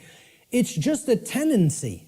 You can still get to where you want to go. You may just have to exert more effort. Right now, we're in a tendency of things are not flowing, okay? It's an ebb, all right? And it's something that needs to really have more energy put into it if we're going to resist the tendency. It doesn't mean nothing can be done about it. It doesn't mean it can't be overcome. It means at the time we're living in, okay, we want to make this motion go in this direction, but its tendency is to move in this direction. So more will is required at this time to move the consciousness. At other times, the consciousness may be flowing in a positive direction, and it may take much less energy in order to move that consciousness forward. However, we're not living in that time. We are living at what many researchers have called the Kali Yuga, or the age of darkness and destruction. You know, this is the point that resists the flow in consciousness the most. And it's going to take an enormity of effort to break down these pre-existing belief systems that don't serve who we are. So that's the principle of rhythm. This is the principle here in natural law that most fits in with how I'm using the term natural law today, cause and effect.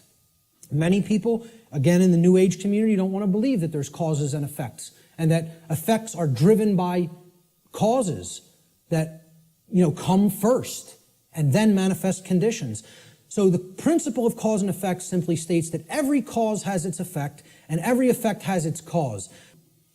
Every single thing that occurs happens according to law. All right? Chance is a name for law, a law not recognized. There are many planes of causation, but nothing escapes the law. So again, is there free will? Yes, there is free will. But is there free will to ignore law without consequence? No, there is not. That's the limit of free will. Free will is operating within boundary conditions that I'm referring to as natural law. It's a series of laws, actually, okay? Free will operates within these parameters or boundary conditions that cannot be exceeded or gone beyond without consequence. Oh yeah, you can break natural law. Yes, you can break it, but you cannot break it without consequence. You cannot break it without consequence, negative consequence. And that's why this body of knowledge has in the past been referred to as consequentialism. It is the knowledge of how consequences are generated by our free will decision-making processes within the boundaries of natural law. So this is the law of cause and effect, the principle of cause and effect. And I think this image, I was searching for images that encapsulate cause and effect, and I found this cartoon, and I think it does it brilliantly. Most of all, because will the effect happen immediately? No, it will not happen immediately. There is a time lag. You set the cause into motion. The universe is going to intelligently bring to you, through a rearrangement of all the dynamics that it needs to rearrange, the effect of what you've generated by setting that cause into motion. And there is a time gap between the cause going into place and the effect coming around and hitting you. This is why the pattern recognition of cause and effect is more difficult, because it is separated by a time lag, by what we perceive as linear time. Now, if you did a wrong to somebody and immediately you were stung by a wasp, every single time you did a wrong to somebody, It showed up and bit you immediately within 2 seconds of you hurting somebody, stealing from somebody, lying to somebody, etc. Would you start to connect the stinging to the wrong that you did? I think most people would see the pattern. They would recognize the pattern. But since that doesn't happen, and there's a time lag to experiencing something harmful to ourselves once we do something harmful to other people, it's very difficult for people to see the connection through the time lag. And moreover, it doesn't exactly happen in a one-to-one ratio like this, okay? Karmic consequence is more complicated than all of that, all right? What's happening is that all of us are experiencing in the aggregate the wrongs that the human species is conducting on a daily basis, which we do not attempt to rectify and stop through our inaction. Karma is being accrued. People think that karma can only be accrued from action. No, it cannot. It can be accrued from inaction as well. And that's where many people in our society is. They're not taking any action, and they're willing to let evil run unchecked. So this is ultimately going to come back and bite us, and what we set into motion is going to actually topple over onto us if we don't change our thoughts, emotions, and behaviors. Nothing escapes law. We are bound by it eternally. Let me just go back. I'll leave it on this slide for a moment. For some people familiar with my work, you've seen me break down the Matrix trilogy. And the law of cause and effect is brought forward extensively in the second Matrix movie, The Matrix Reloaded. And the scene that encapsulates this the most is the character of the Merovingian, who tells to the heroes who want to be free from the Matrix and its control, okay? You are coming to me without an understanding of why you are in this position. You don't understand the causal factors that have led to the current conditions that are in place. Therefore, you are coming to me with no power to effect change. You are powerless. So why should I help you? You're powerless because you lack knowledge and understanding of what set these events into motion. Why? The question why, he says, why is the only source of real power. Without why, you are powerless. He's talking about cause and effect, and he says it specifically. Causality, he calls the only real truth.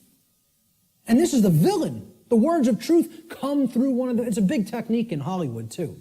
The words of truth are spoken by the villain in the movie or in the series, okay? But if you listen, and there is a twist, a dark twist to what he says. He says free will is like an illusion. No, it is not. That's where the dark occultist is trying to trip up the heroes. There are both free will and natural law. He tries to say free will. The Morpheus character says to him, everything starts with choice. And Morpheus is correct. Our choices set that causality into motion before it becomes an effect. And the Merovingian tries to tell him, no, there is no free will. That's where the dark occultist will give you the bulk of truth and then poison it with that one thing he wants to get you to accept. Okay? So the next thing that needs to be understood is the two planes. All right? There's the plane of effects and then there's the plane of causes. No power to affect any change lies on the plane of effects, which is the physical manifested reality. Again, what already is, nothing can be done about. What already is, you cannot change. You cannot change the past. You can change what it is starting now and make sure that it gets changed in the future. But right now, what is the truth, and all you can do is accept that or reject it. You can't change the past. So the physical world that is manifested up to this point happened because of things that occurred in the past. The causes happened in the past. Nothing you can do about that right now. Okay? The plane of effects or the physical world is where manifested realities have already occurred, have already taken shape, have already formed due to their underlying causal factors. The plane of effects constitutes that which has already occurred. As such, no power to effect change lies here, because that which has already occurred cannot unoccur. That which has occurred can't undo itself. It happened. It's already done. It has become that which is, or truth. Human consciousness seems to be trapped upon the plane of effects, meaning that humanity as a whole remains ignorant of the underlying causes which they themselves have set into motion and which lead to self-inflicted suffering in their lives. So if you're trapped at this level, what you're doing is you're looking at the symptoms, and you're stuck looking at the symptoms. Okay? This is everybody. Oh, there's a political solution to this. We need to vote in the right people. Oh, there's a financial solution to this. We just need to set the right monetary policy. No, there's a scientific solution to this. And technological advancements are going to be made that suddenly save ourselves and make the world any different. And they think all of this is going to be done while slavery is still in place. Well, again, good luck with that. And let me know how it works out. Okay? I speak at free energy related events. I work with the Tesla Science Foundation. I speak at MUFON-related events that talk about disclosure of extraterrestrial presence, okay? Both of these communities don't understand. The things that they say they want are impossible. And I'm going to start talking about them in this way more openly, you know, because I've kind of like given them some soft teachings, and I think they need to hear it a little bit more harshly, because both of these communities are not talking about morality to the extent that they need to. They think we're going to have free energy, but nothing's going to change as far as the social structure of the world goes. We'll just develop free energy and that'll magically save us.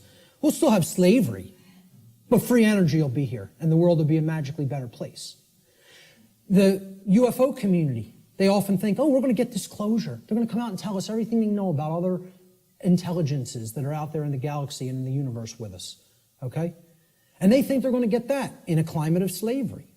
Well, good luck with all those things. You got to take down the existing structure first, okay? People think, oh, we got to build the new world while the old one decays.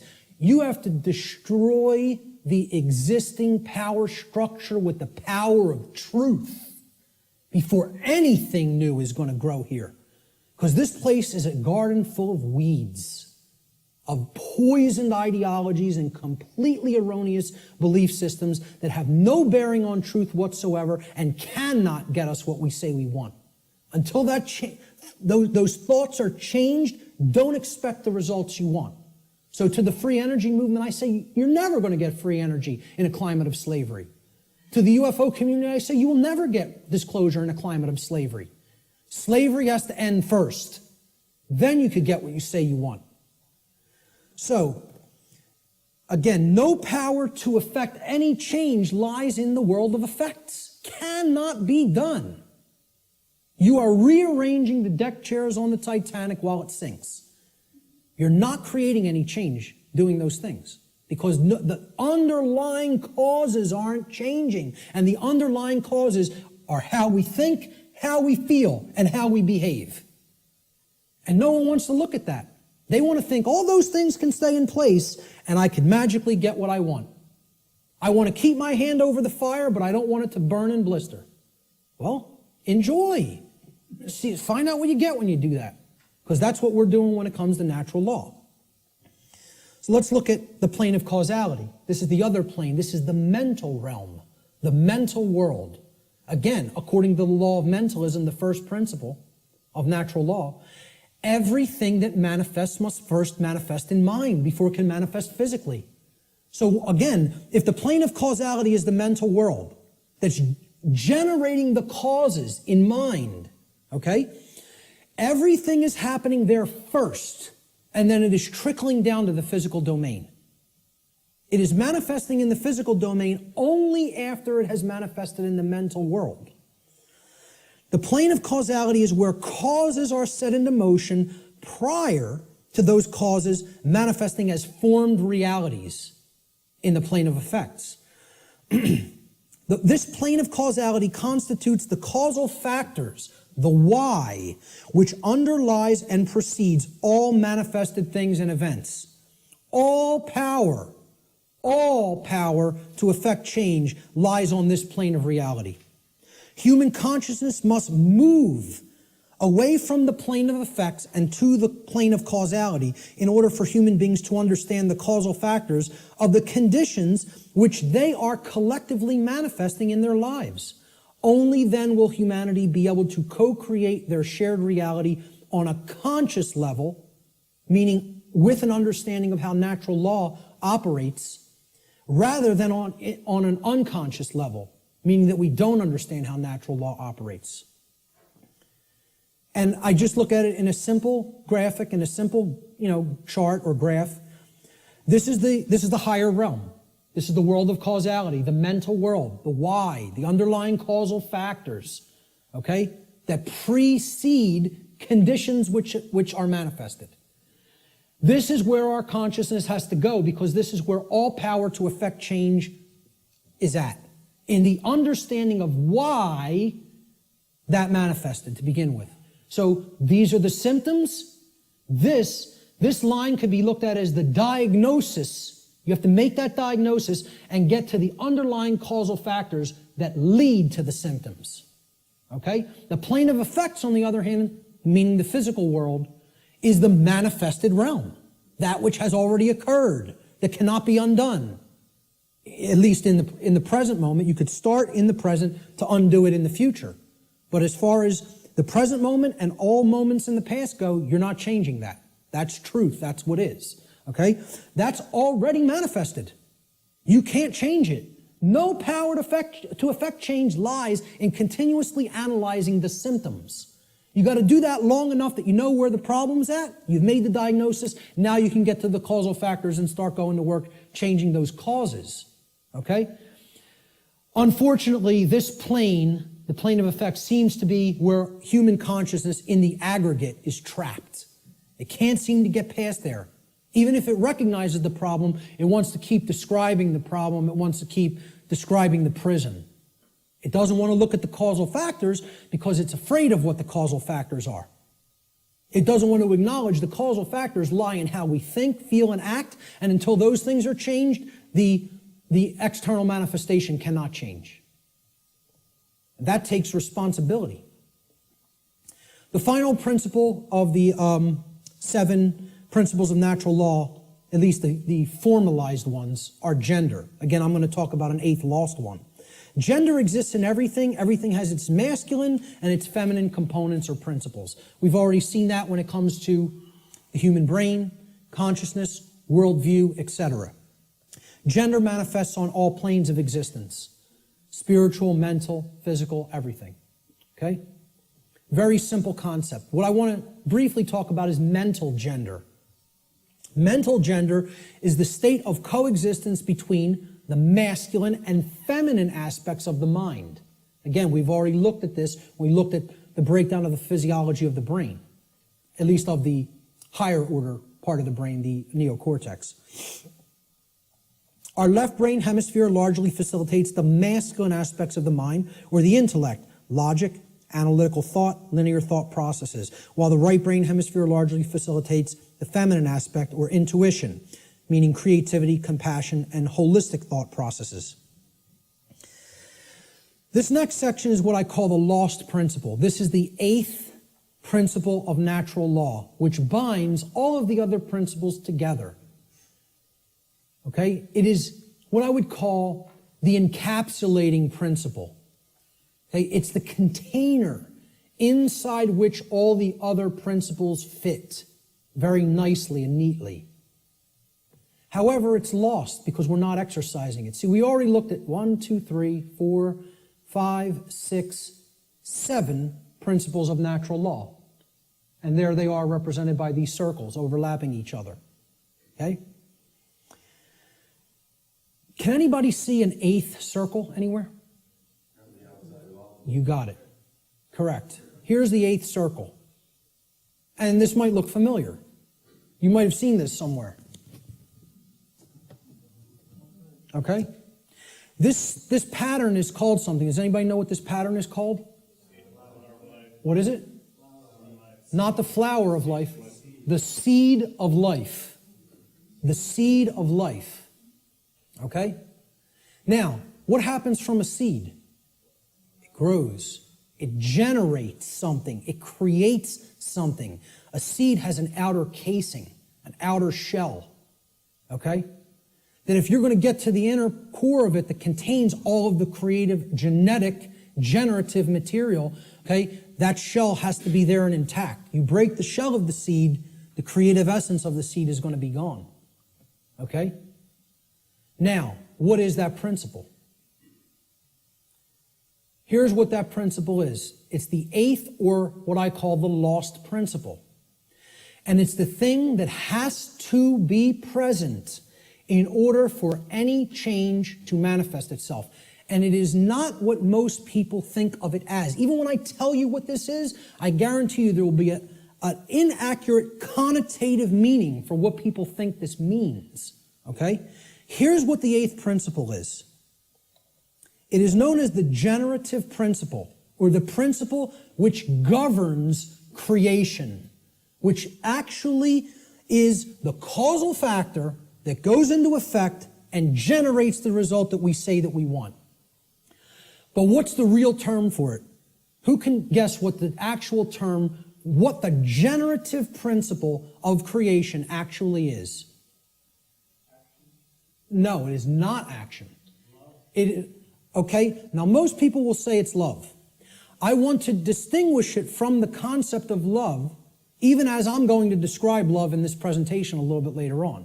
Okay? What is it? Procreation. No? What? Somebody said it. But somebody said something else. No? Who? Care. There it is. Okay? The generative principle is care. Now, this is different than compassion. People say, why don't you use the word compassion? Because that's not what I'm talking about. It is a different concept than compassion, or even what I would describe as love.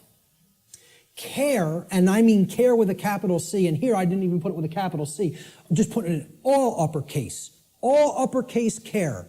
Distinguish this from care with a lowercase c, okay? This means, what are you giving attention and helping to grow? What are you focusing upon? Because what focus you're focusing upon, that's what's ultimately getting generated, getting created, and growing. And this doesn't mean be ignorant of what's going on in the world and don't look at anything that's negative because you're going to feed that and give power to it. That's not what it means. Okay? That means, you know what you're feeding? In that instance, if you want to do that, you're feeding ignorance. And that's what's going to grow. It's the exact opposite that the New Agers want you to believe that it is. By ignoring the negative, you are ensuring that more of it occurs. You are fueling it by ignorance, ensuring that it grows and takes over. Okay?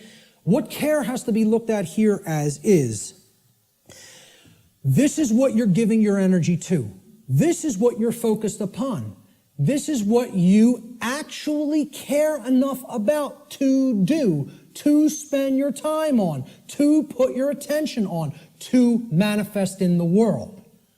That's what I'm talking about as care, okay? That's what generates our experience in the aggregate. Most people don't care about what's really happening. Therefore, it is an impossibility for us in the aggregate to change the direction of energy, to change the direction of consciousness, and ultimately to get what we say we want. That's how the real law of attraction works. All right? Here's how it actually operates. The lost principle is the dynamic of care.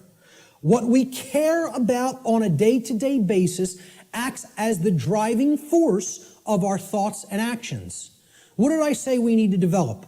The heart, mind, guts, right? Heart, mind, guts, in that order. Care comes first.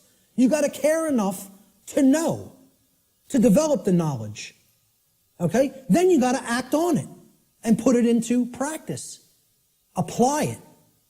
So that's the order. Heart, mind, guts. Care, knowledge, action. Those are the steps, okay? And all three of those have to be in place. All three, That's what unity consciousness is. It's unifying thoughts, emotions, and actions. The three aspects of consciousness, such that there is no contradiction between them. Our thoughts, what we say, what we think, how we feel, and how we act are one and the same. There's no contradiction. That's unity consciousness. Okay? Therefore, okay, since care is the driver of our thoughts and actions, it ultimately can be seen as the generator of the quality of our shared experience here on the earth. Care is what generates the whole thing. Hence, it has been called the generative principle. Liken the heart to a pump in the body. Well, what does a pump do? It's a generator. It provides energy. It moves the life force through the blood in the body. In every ancient tradition, they talked about the life force being in the blood. The heart is what pumps that through the whole physiology and enables us to continue to sustain life. Okay? The heart is the generator. It's the pump. It's the center of the being. As important as the brain is, which we just talked about the importance of it, the heart is ultimately what's generating the experience. Because what we care about determines what we think about on a daily basis most of the time, and therefore how we behave. All right? So, this principle has often been referred to as the generative principle. Is anybody familiar with the compasses and square symbol of Freemasonry? With the G in the middle? Well, that's what the G stands for at the highest level. They'll talk about many porch masons. These are the exoteric masons that are given the teachings of the profane and they think they're in the know. Okay? They're given the information, well, this only means geometry, it only means God, etc. Okay? One of the things they'll tell you it means at a slightly higher level is that it means gnosis, knowledge, okay, which we saw the meaning of in Greek earlier. At a higher level, at illuminated levels of Freemasonry, which are above 32nd degree, they will give you what the real meaning of the G inside the compasses and square is. And it is the generative principle. It means genesis, creation, okay? And yeah, you can tie that right back to God. I'm not saying those things are different. And the forms that get created in the physical manifested world are geometric forms. So it is geometry as well. It's all these things. But at the highest level, it's the generative principle. That's what that G really stands for in esoteric Freemasonry. Okay?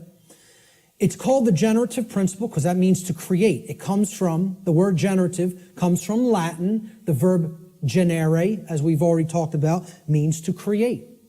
The generative principle is what we create through. And it's lost because people don't care. They don't have care. Hence, it's the lost principle. Okay? Here's how it works, folks. What we care enough to put our will behind. Okay? So again, heart, mind, guts. Guts is the will. The action, the masculine principle. That's what gets things done ultimately in the physical domain. What we care enough to put our will behind. And that's driven by the care. That's the generator or the pump that drives the will. Okay? What we care enough to put our will behind is ultimately what gets created or manifested in our world. The world is the way that it is because most people do not care enough, even if they say, they pay lip service, okay, and say that they want things to be different. They don't care enough to actually change it through their actions. Because when it comes all down to it, and I said this in my New Age, BS seminar or lecture, okay?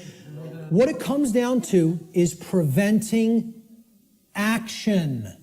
Preventing action. That's what the New Age community is designed to do. They want people inactive because the dark occultists know that the thing that is ultimately generating our reality is behavior, as you saw in that simple four-part chart, that little building block chart that I put up there. Action is what's generating the reality. That gets generated through what we care about because our cares and our desires drive our actions. Okay? So most people will say they want things to change, but then when you say, what are you doing to make that change happen? Not a word. Silence comes back on the other end. Okay? So, they don't care enough to change it through their actions. That's what the generative or lost principle is about. And until that principle is regained, and people get out of their laziness, and most of all, get out of their cowardice. Again, in that New Age lecture, I'm talking about what it ultimately comes down to in the New Age movement, and I'll look at any New Ager in the eyes. They're cowards. Cowards. Ultimately, they know the evil that we're up against, and they intend to do not a damn thing about it. That's what it really comes down to. And anybody telling you it's different than that is lying to you. Okay? They're cowards. Period. And I'll say it right to any of their faces. Anything I say up here, anybody that believes in that nonsense, come and bring them to me. I'll tell them right to their face. Straight and open, just like I said it here. Because I don't care. I don't care about their nonsense. I care about what's real. Okay? So, I'm telling you, this religion has to go. It's got to go. If people are going to make real change happen, the idea that it can't be done, that it can be done without taking actual real-world action has to be purged from human consciousness. Reality does not work like that. Period. The end. And I can't make you accept that. I recognize I can't make anybody in this room accept that. All I could do is put it out there for your consideration, and if you have some common sense and really, really think about it, you'll understand what I'm saying here is absolutely the way it is. Okay? Many people want to deceive you through these religious notions, okay, which is all about getting people to stand down and accept their chains. That's what that religion's in place for. All right? This next section I call spiritual currency or spiritual currencies. All right? There's two spiritual currencies, time and attention. Now, look, we can readily see this, right? Time is money, people say. It's currency, right? What am I going to spend my time on? What am I going to pay attention to? Pay attention. You pay for something, you get something in return when you pay for something, right? That's what attention will get you here. It will get you something in return. You pay attention, you're going to come out of here with a lot of understanding. There's two spiritual currencies, time and attention. This analogy can be seen very readily in the saying, spending time and paying attention. Whatever information or endeavors we put our time and attention toward, we end up getting something in return for that investment of these currencies. This is what real money is, folks. Real money. This will get you real money. One I, mon I. Okay? If you want real money instead of the fake Federal Reserve nonsense, fiat paper currency money that isn't worth the paper it's printed upon, then keep thinking that that has value. Okay? And people who say gold is value, gold is real money. You know, well, I ask people, what intrinsic value does gold have? And they say, well, it's been traded with throughout time immemorial. People have valued it all the time. Does that make it intrinsic? You answered my question. It's like saying, why does that projector have intrinsic value? And you say, because I find it valuable. No, that projector has intrinsic value because it's capable of projecting an image. And if I want that task done, that's what I use a projector for. Okay? Well, what's gold used for? Can you build clothing out of it? Can you build a house out of it? Is it malleable enough to be molded into a weapon of some sort? You're going to take shelter under it? Well, maybe if you have enough of it. You know, the whole point is there is no intrinsic value to this. It's something that's, the idea of it having, of any precious metal having intrinsic value, other than, you know, okay, in a technological society it's used for computers. This is true, okay? But I'm talking about in nature. You know, where would this idea of intrinsic value of gold come from in the ancient past? People will say, well, it's used as a medium of exchange, okay? Money is not a medium of exchange. People think of it as a medium of exchange, and it's not. It's incorrect, okay? Money is the limiter of energy in the system. See, people think of money as currency. Even the name is a mind control technique because it's supposed to be about, it's the current in the energy system.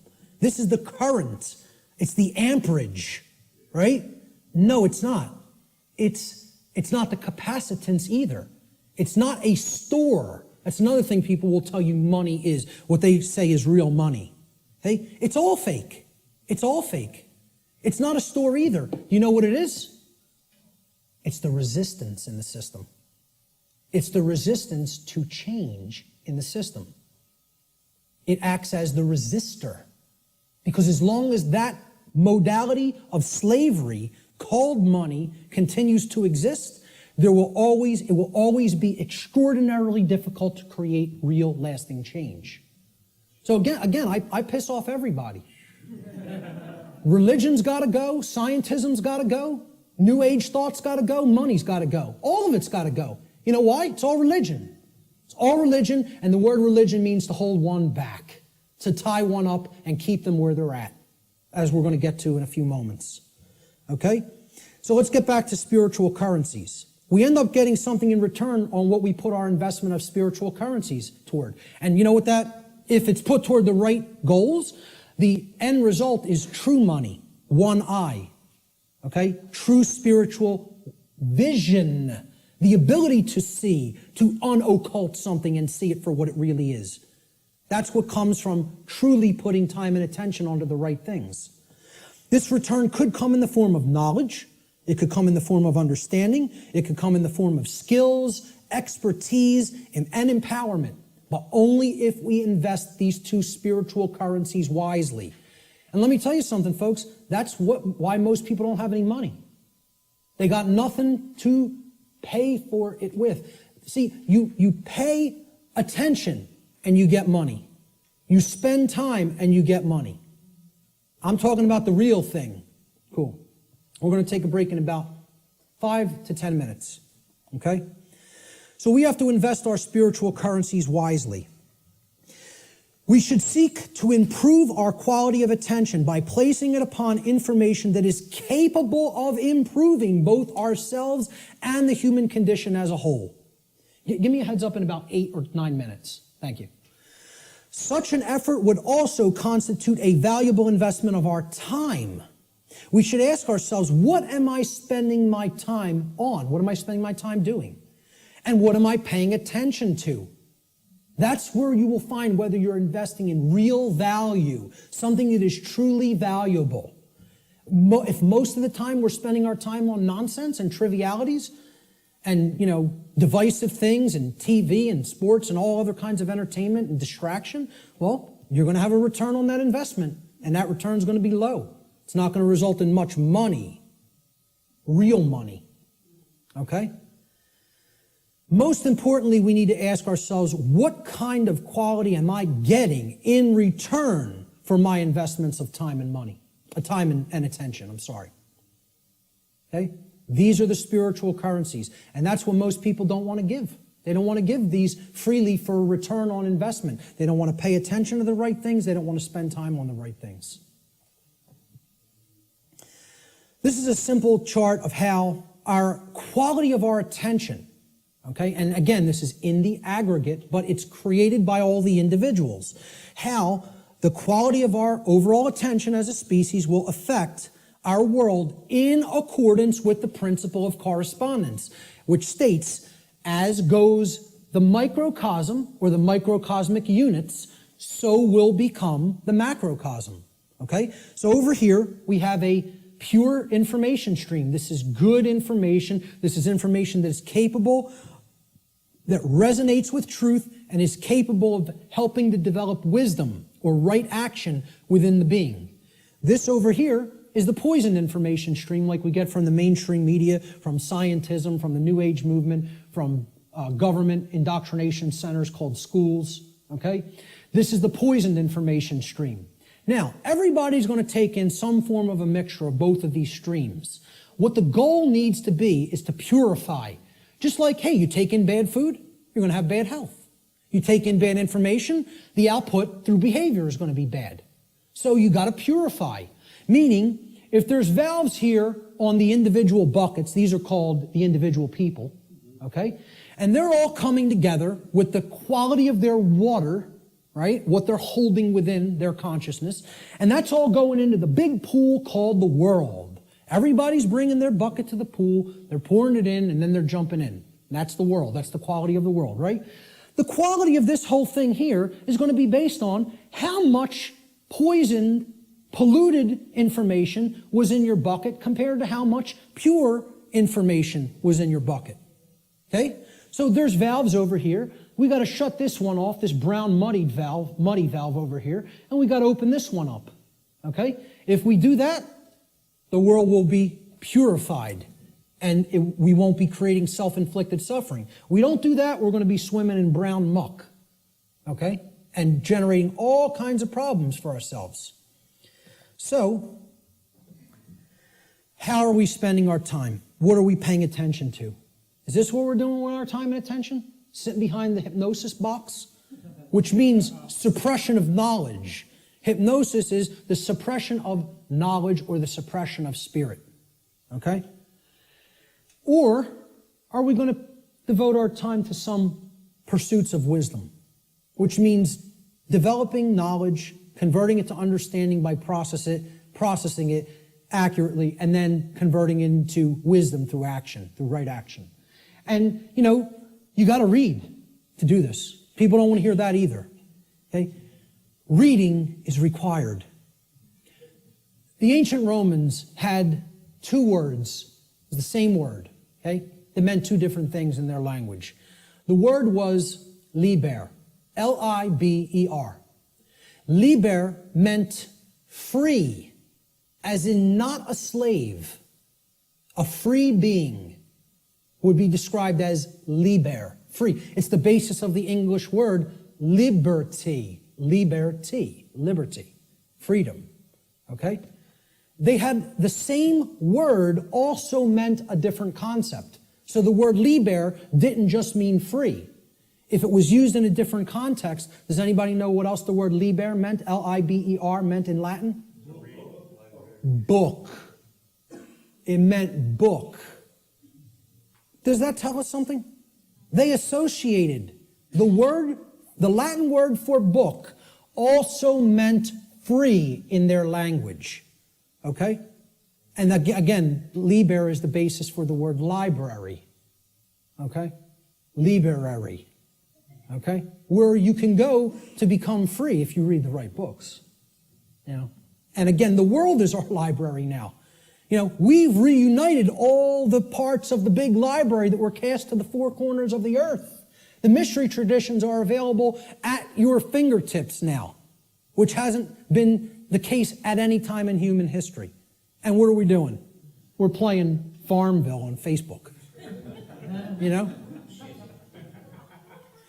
So we have to ask ourselves, what are we spending our spiritual currency on? And are we investing it wisely for a return of real money, which is actually spiritual enlightenment? I'm going to take a quick break right there, and we'll pick it up with the next section in 10 minutes. 10 minutes, right back here to continue. Thank you.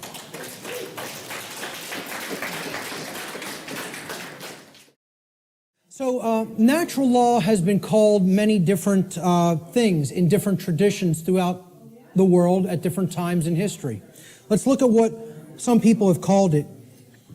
It's been called the law of cause and effect, or the laws of cause and effect. And there's a scientific connotation to this concept of cause and effect too. Even scientists will say an effect invariably follows a cause. And they'll also say things like, for every action, there exists an equal and opposing reaction. So there's a consequence when an action is taken. In the more New Age circles, you've heard it referred to as the law or laws of attraction. Okay? I call this presentation the real law of attraction. So, however, there are some good things that the New Age community, and I don't tell you it's all bad, I don't make that blanket statement, okay? It is a religion in many respects, but however, there are some truths embedded in it that can be taken on their own and, value can be gleaned from. So one of those sayings is, the energy that we emit is the energy that we attract. This is true. What we're putting out into the universe is what we're getting in return from the universe and what we're creating in our reality. Energy flows where attention goes. I just talked about this in the last section. What we put our attention on is what ultimately gets manifested in the world. As you think, feel, and act, so you shall be.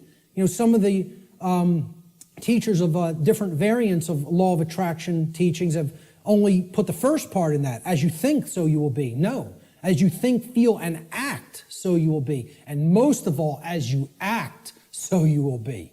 Most of all. Okay? So, It's been called karma. It's been called moral law, as I talked about before. And this is, captured beautifully by the phrase, what we sow, we reap. The seeds that you scatter, that's what's going to grow, and that's the fruit that you're going to harvest. So, a very accurate way of looking at it. Again, it's been called consequentialism. That's another thing I could put into this chart. In other words, that there is free will, but there is no free will without consequence. That's called consequentialism. That would be another very accurate way of referring to natural law. And finally, the golden rule, it's been called. Okay? And it's been stated in the affirmative as do unto others as you would have done unto yourself.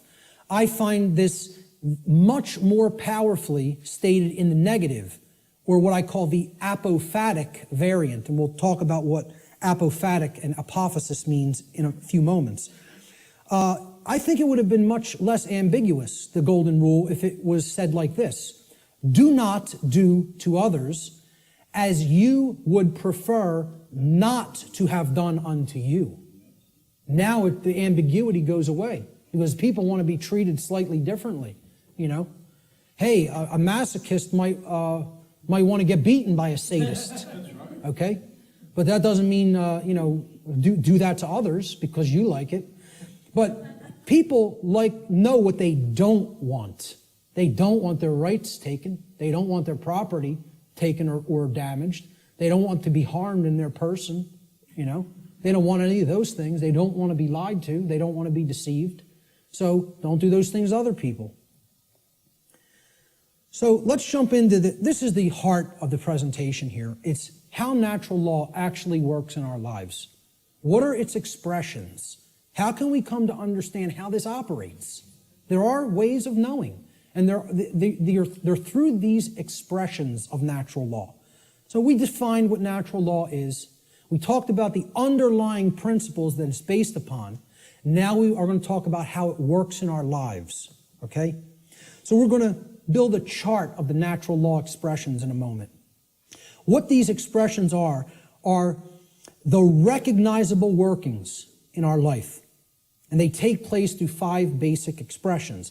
Each of the 5 expressions of natural law have a positive aspect and a negative aspect. So that gives us a total of 10 overall natural law expressions. And we're going to build a chart regarding these expressions. Okay? So here's the expression, and then there's a positive aspect to the expression, and there's a negative aspect to the expression. The first expression of natural law is known as, and again, this is what I call these things. There's no hard and fast rules. It's just terminology. It's jargon to try to explain them in words. Okay? These are unseen concepts and laws in reality, in nature, in the nature of the universe. Okay, these are just English word terms that I'm applying to these concepts. Okay? So the first principle of natural law I call the generative polarity.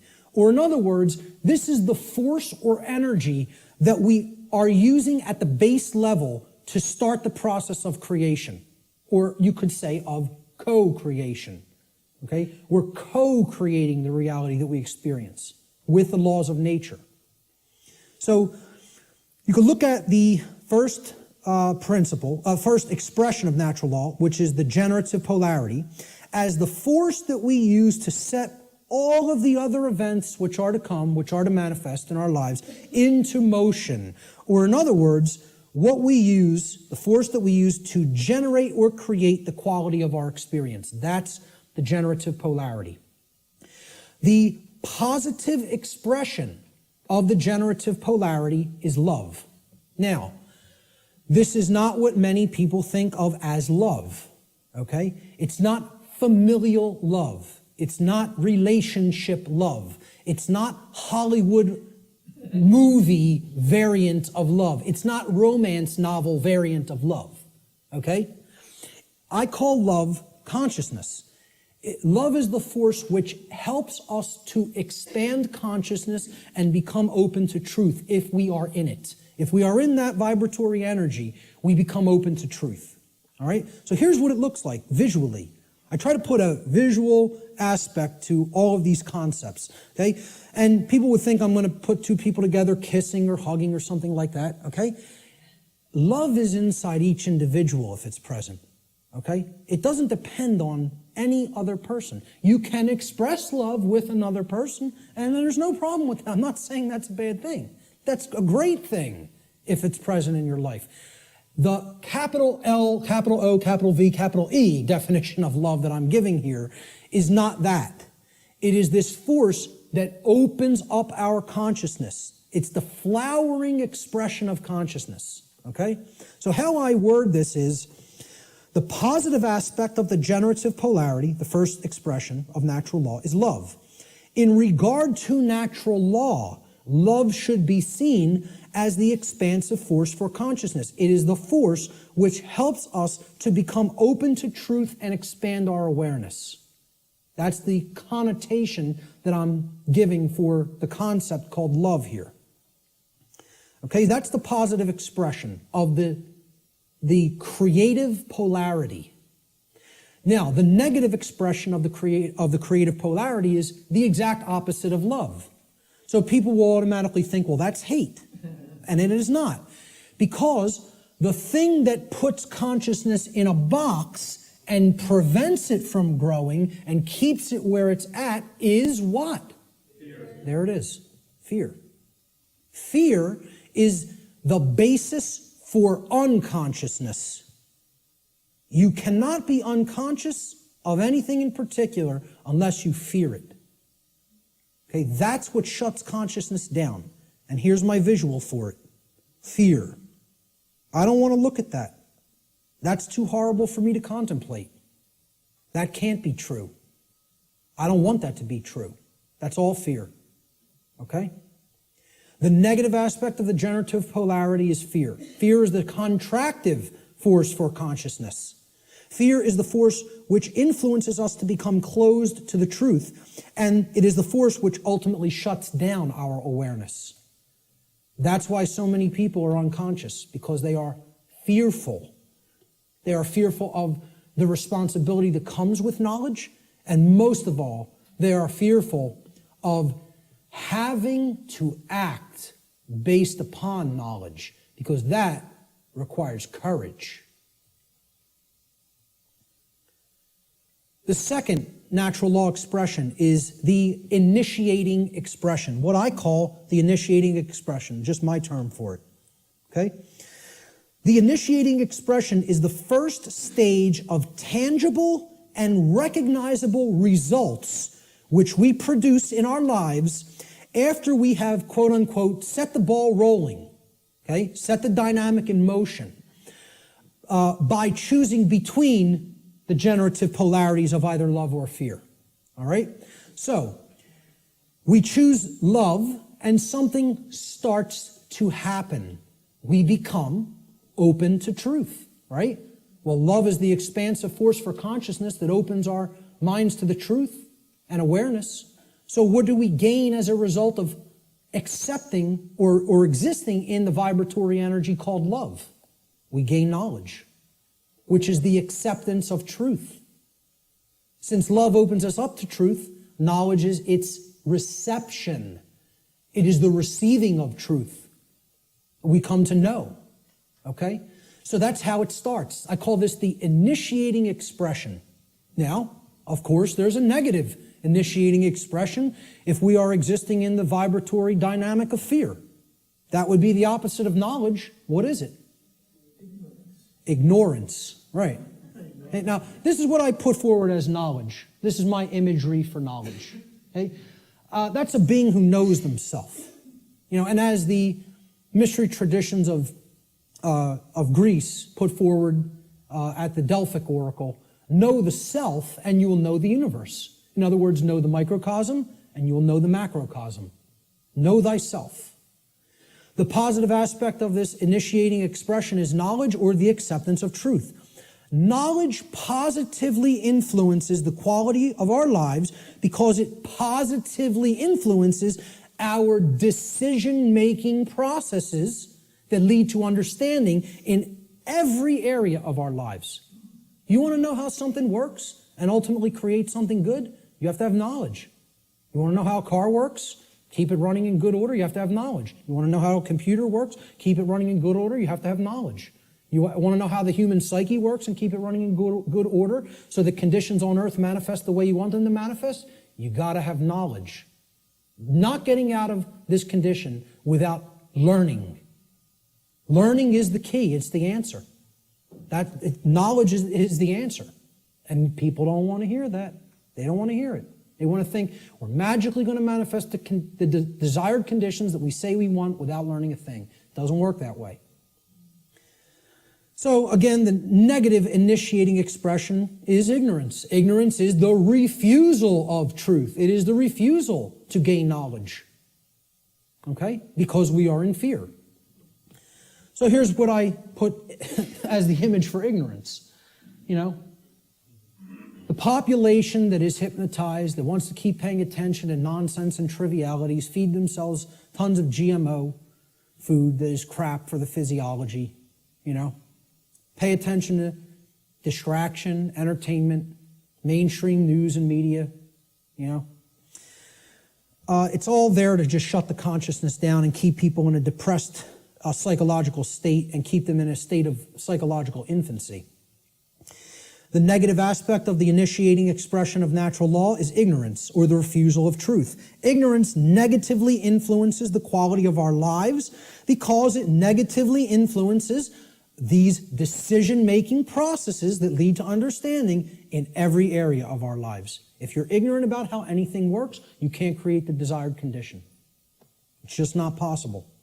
It's important to remember, again, that ignorance should be distinguished from nescience, which means not knowing because necessary information is not present or was unattainable. Ignorance, on the other hand, means not knowing even though necessary information is present because that information has been willfully refused or disregarded.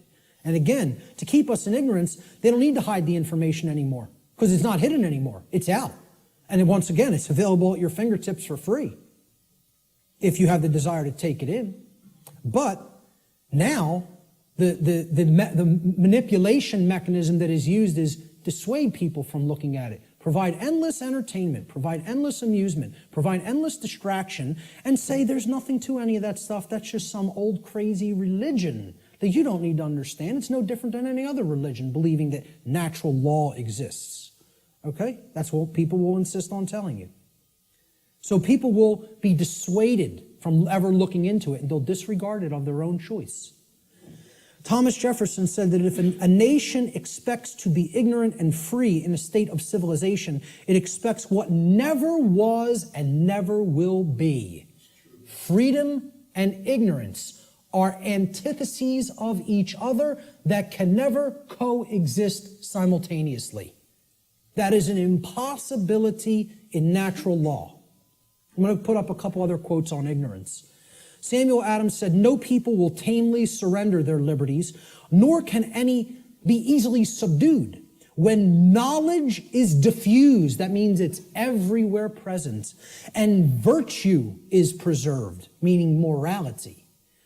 On the contrary, when people are universally ignorant and debauched in their manners, meaning purely selfish and only worried about themselves, they will sink under their own weight without the aid of foreign invaders, meaning the society will turn inward on itself and collapse and destroy itself just based on the fact alone that the population is ignorant and they are ensconced in moral relativism and other forms of debauchery and just self-pleasure as their highest virtue, their highest desire. Socrates said that the only good is knowledge and the only evil is ignorance. And this is a quote I'd like to be remembered for. "Willful ignorance in the presence of knowledge is the measure of a bad person." And people will say that's extremely harsh. That's true. That doesn't make the statement untrue. The statement is true as well. It is a harsh statement. See, people in my family will ask me, why don't you have anything to do with me anymore? I've deliberately cut off many members of my own family. Okay? Because many members of my own family say, I know what's going on and I don't care. I don't intend to do a damn thing about it. I'm worried about me, myself, and mine, and I don't care what's happening in the world. Well, you know what that's called, folks? That's called a bad person. Let's not mince words. Let's not euphemize. Let's call it what it is. That's called a bad person. And I don't want anything to do with bad people in my personal life. I don't hang out with bad people. I try to surround myself with good people who care. Because they're co-creating wisely. Okay? I tell family members who I've cut off association with, because you do not care is what makes you a bad person. I don't want anything to do with you until you start caring about what's going on in the world. Then we could talk again. And I'll welcome you back with open arms and forgive you. But not until. You want to stay in that level of consciousness? I want nothing to do with you. I don't want to be around people like that. They're bad influences, and they do bring other people down. So I'll still put out the information. It's there any time for free that they want to go and engage it. And I tell them all, anytime you want to ask me and come over and engage directly with me, I'll make the time for you. But until you want to do that, until you develop that desire, I don't want to be in your presence. Okay? So maybe, I don't know if that's going to be effective. I don't know. And guess what? I don't care whether it's going to be effective, because I'm not going to surround myself with bad people until they decide I want to make myself a better person. Then I'll engage them and speak the truth to them. But until then, I'll put this out there for all for free, and they can engage it any time they want. But in my personal life, I can't make time for that. I don't have energy for that. I barely have energy for this. An anonymous quote, I believe this was from some internet forum. I don't know what the gentleman's name was, but it was a great quote. Ignorance is the root cause of all evil. And since only knowledge eradicates ignorance, it is our duty and moral obligation, there's that term, to educate ourselves as well as the masses around us. That's a moral obligation if you're in a position of knowledge. And once again, that's why I do what I do. I don't do it because I like people. Believe me, Barb will tell you how much I like people. I don't do it to make friends. I don't do it to make money. I do it because it's a moral obligation and for no other reason. I don't serve people. I serve truth. Truth is the force which I serve. And I bend the knee to no other. That's it. That's it. So great quote on ignorance there. Great few quotes on ignorance. Let's look at the next expression. The internal expression is what happens inside of us, very simply. So now, we've started creating with a polarity. Something has happened in the world, either acceptance of truth or refusal of truth. Now something's going to take place inside of us, right? So look, this level is that knowledge level, right? This is the base consciousness level. You could look at, that's the foundation. Remember that 4-block diagram, right? You could look at this, here's the foundation. This is the foundation that lies underneath the trivium, right? Okay? That's as deep as it gets. Consciousness or unconsciousness, love or fear. That's what everything is a choice about, between, right? Now here's that first block. Knowledge or lack thereof. Knowledge or ignorance, right? And you can see these polarities are like that concept of, the polarity aspect of the natural law principles, okay? There's one thing that's real, and then this is the illusion, okay? These are two aspects of the same thing. This is consciousness, and this is its lack. This is acceptance of truth, and this is the lack of that, okay? So it's the same thing, but opposite in degree, which is why they're the same expression.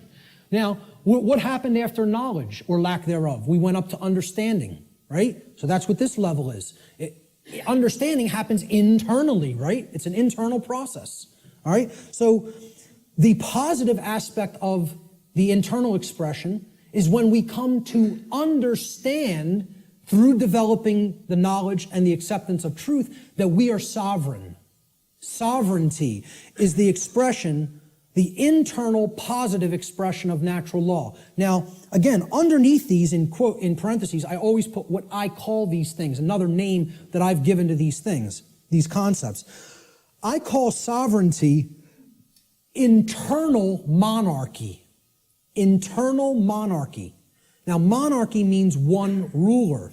Mon means one, is a prefix for one, and archon in Greek means ruler or master. So, internally, we each need to master and rule ourselves. This is our kingdom that we get to rule and nowhere else. We don't get to rule over anybody else. Many people think they're the rulers of other people, but they're wrong. Each of us is a sovereign being. Sovereignty, as we're going to see, means that you're not owned by anyone else. No one else owns you if you're sovereign. Okay? So here's my expression, my visualization for sovereignty. Okay? Somebody who truly has the light. They have the light at their disposal. They're bathed in it. It's flowing within them. Okay? And light has always been associated in different mystery traditions as knowledge. It's been a symbol that has represented knowledge. This is the person who has the knowledge and has gone through the decision-making and filtering processes with that knowledge to come to an internal understanding that they are a sovereign being. And I have news for everybody. Whether you know it or not, whether you are familiar with the term or not, every person here is a sovereign. And you can never not be.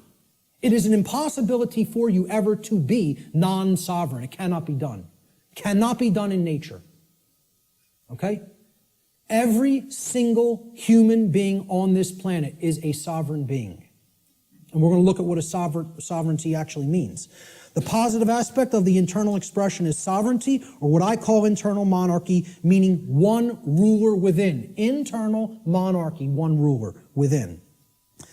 As a state of consciousness, sovereignty means that one has unified the three aspects of their consciousness, such that there is no internal contradiction between one's thoughts, emotions, and actions. We become a being that as we think, so we feel, so we speak and act. And there's no contradiction between those. We're not torn apart from within in this state of internal opposition amongst our own consciousness. Okay? Moreover, let's break the word sovereign down. That's where we're going to come to the real meaning of the term. Sovereign is derived from the Latin adverb super. Super means above. See, in classical Latin, there's no V in classical Latin, right? There was no V character. Actually, if you wrote a V like that, it was a U, okay? And why a double U looks the way that it is. It's two V's, actually. But that sound was U in Latin, if you see a V. There's no V sound in classical Latin. It doesn't exist phonetically, all right? So this phonetic variation that we express as V or V in English, in Latin was P or B. It was represented by a P or a B. So what we're really seeing here is suver, okay? But it was pronounced in Latin super, like super. Well, what does super mean? Super, you're beyond, you're above and beyond, okay? It means above or beyond, that's what it means. A superman is one who's beyond an ordinary man, right? The Latin noun regnum comprises the second part of the etymological root of this word. Regnum, it comes from rex regis in Latin, or regis. It means king. So regnum was the king's rulership. Regnum means his reign. It's where the word reign comes from in English, regnum, in Latin. It means rulership or externally imposed control. Okay? Not control in the context, I'm going to control my emotions, I'm going to control my behavior. No. It means I'm going to control you externally by imposing my will over your will through coercion. That's the context of rulership or control that I'm talking about here. So put them together. Super regnum, sovereign, means above or beyond externally imposed rulership or control by another. That's what it means. Sovereign means not a subject to another being, like a king, like one who considers himself a king. And it means not a slave to someone who considers themselves your master. That's all sovereign means, folks. Not a slave. And why I say every single person here is a sovereign is because there is no such thing, never has been any such thing, and never will be any such thing as legitimacy to slavery. That has never existed, does not exist now, and never will exist. Slavery is an illegitimate concept. None of us are slaves. The condition of slavery has been imposed upon people, but it has never in history been legitimate, and it never will in history be legitimate. So there is no legitimacy to the concept of slavery, of the rightful rulership of another being through directly imposing your control through coercion. Doesn't exist. That's a big part of what natural law is about. We have to understand when we're saying this word, this is what is meant by sovereign, not a slave. Okay, we did a study where we asked people, are you a sovereign? Like 11% said yes. Maybe. I think it was 10 or 11%. Which I thought was almost encouraging, that 1 in 10 people knew that they were sovereign beings. It was amazing. But 90% of the human population doesn't feel that they're sovereign, doesn't know that they're sovereign. I'm telling you, it doesn't matter an iota whether you believe you are or not. I'm telling you it's an eternal truth that you are a sovereign and can never be non-sovereign. There is no such thing as someone else's legitimate rulership or ownership of you.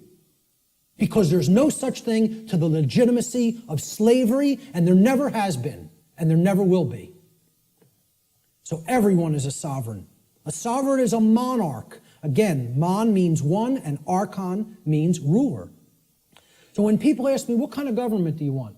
I tell them I want anarchy, and I want monarchy. And they're like, how could you have those things simultaneously?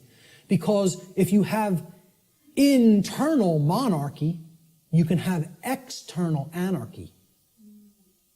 See, we need to have the rulership within, and we need to get rid of the rulership without. This is the kingdom we need to master, and we need to set aside the concept of mastery and slavery in the external domain, in the physical world.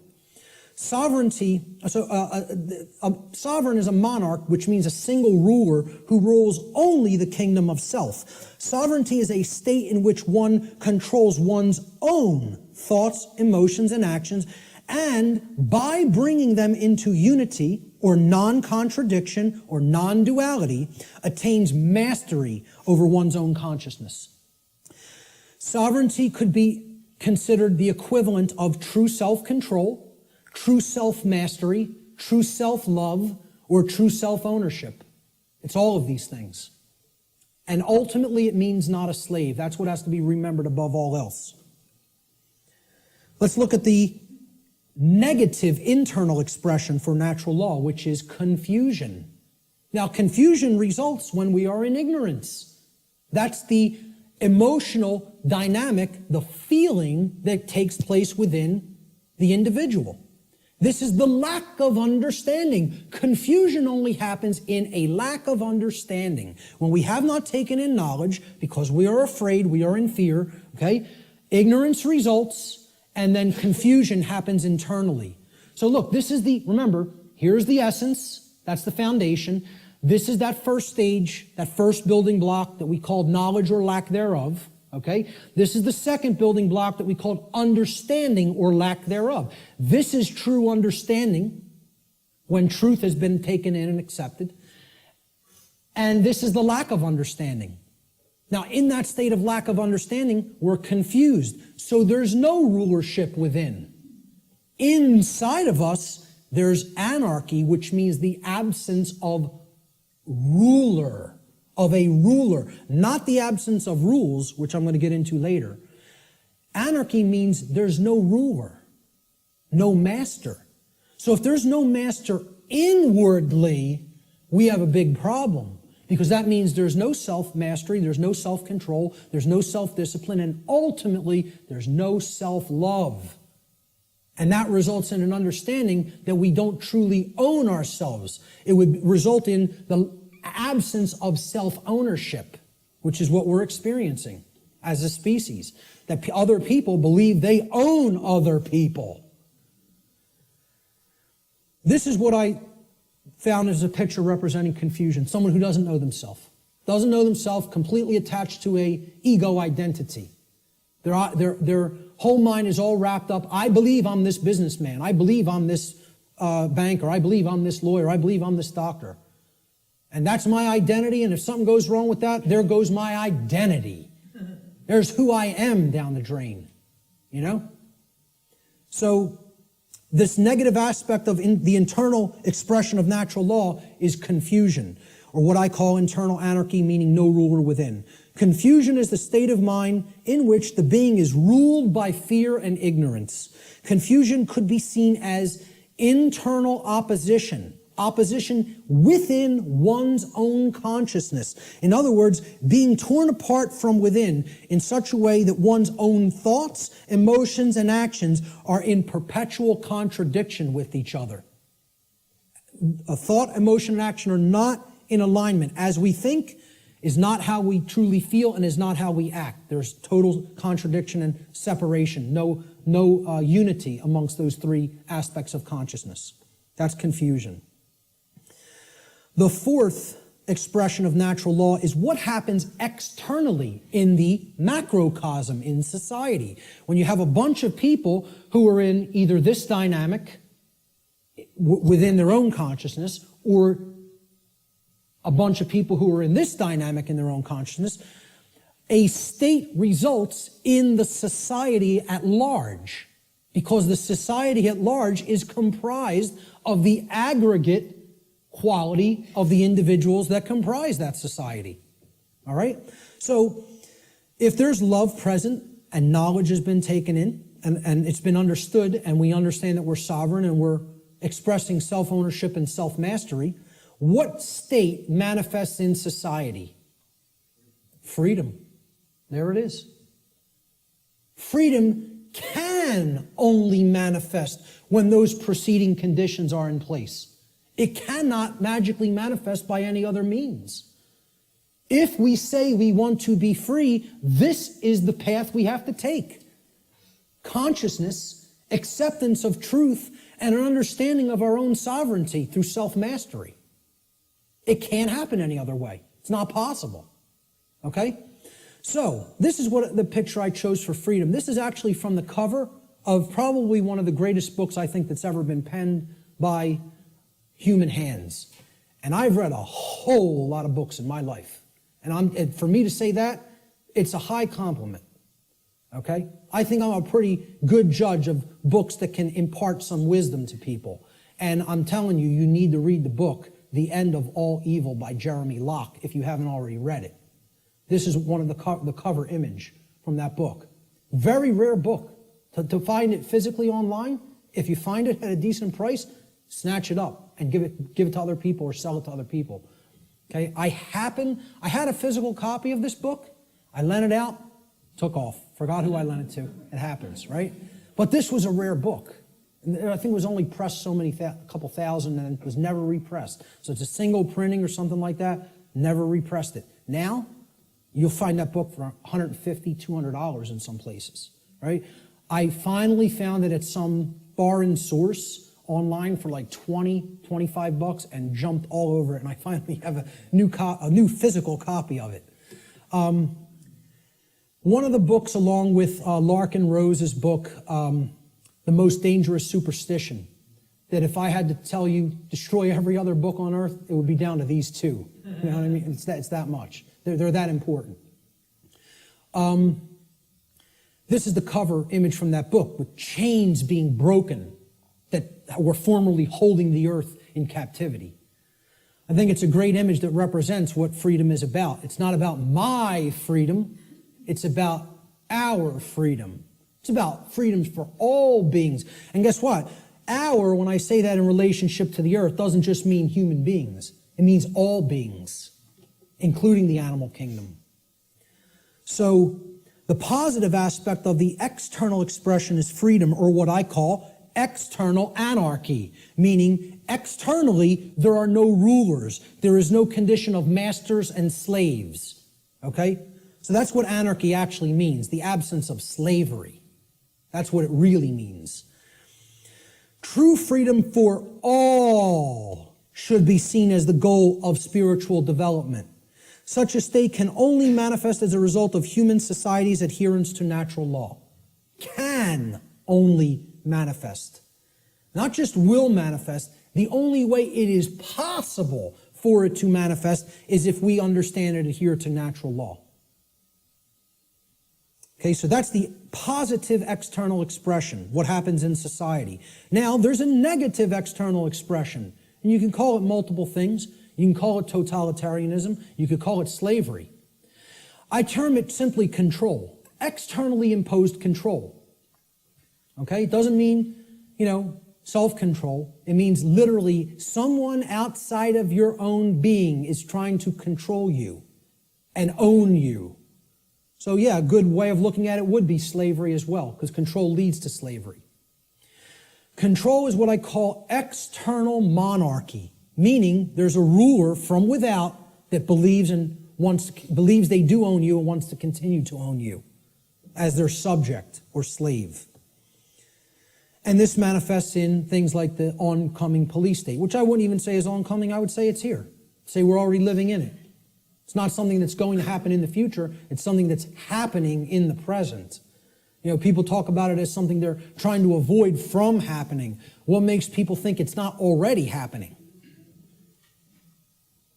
The negative aspect of the external expression of natural law is control, what I call external monarchy, one external ruler, the concentration of illusory power, in the hands of institutions like government.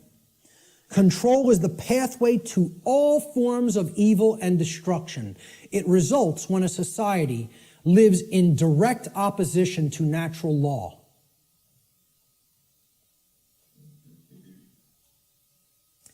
The fifth and final expression for natural law, how it operates in our lives, is what I call the manifestation, or the result that we create. So again, here's the foundation for that little 4-part building, right? Here's the first block, knowledge or lack thereof. Here's the second block, understanding or lack thereof. Here's the third block, wisdom or lack thereof, which is why we're in a society that's completely based in control, because we're drowning in knowledge and having a lick of wisdom, or very, very little, I should say. Certainly not enough to go around, okay? That's the action stage or the wisdom stage, what happens externally, right? This is that top block. Remember the top white block that sat on top? We had the blue block at the bottom, then the red, then the green, and then the white block. This was the manifestation, the result that we create. Remember the little question I put on the top of that white block? Who can tell me what it was? The manifestation. No, the manifestation was either order or chaos. What do we ultimately create? So the positive manifestation is order, or what we would call all the things we say we want. Manifested goodness. Everything being okay, not creating self-inflicted chaos or suffering. This would be, we get what we say we want to get. And there's requirements for that, and here they are. There's the requirements.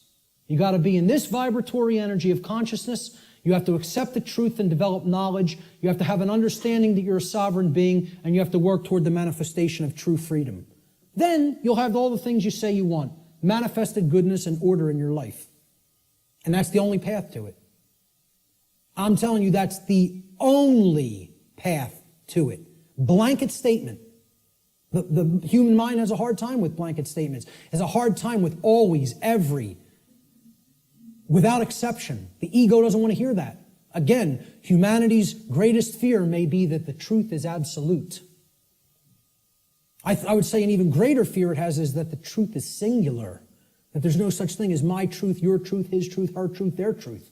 There's just the truth, and whether we align our perceptions to it or not. That's humanity's biggest fear. So this is what I viewed order as being like. Okay, we have beings that are actually full of the light, and they're working toward a world that is based in freedom, cooperation, knowledge, sovereignty, no control. Okay? It's what I call in some of my former presentations cooperative spiritual anarchy, which is the natural condition of humanity. The natural, meaning spiritual, natural condition of the human species that has been blocked from manifesting through mind control, indoctrination, fear-based, trauma-based methods. So that's what I call order, the positive manifestation, manifested goodness. It represents everything we say we want, and it only results when there is balance or justice. Justice comes about through adherence to natural law. Justice can only be present when truth has been accepted in our lives and our behavior has been brought into harmony with natural law. Cannot manifest any other way. That's the positive manifestation. The negative manifestation is the opposite of order, chaos. Chaos is manifested evil. I just put this as, complete disregard for other people, breakdown, me first. Knock everybody else down, get what I want. Don't worry about anybody else being hurt. Don't worry about anybody else's freedom. Don't worry about whether anybody else's rights are being tread all over. Doesn't matter. Let me get mine. Self-preservation is the highest law. Survival is all that matters. Even if I have to step on somebody else to get it, to make that happen.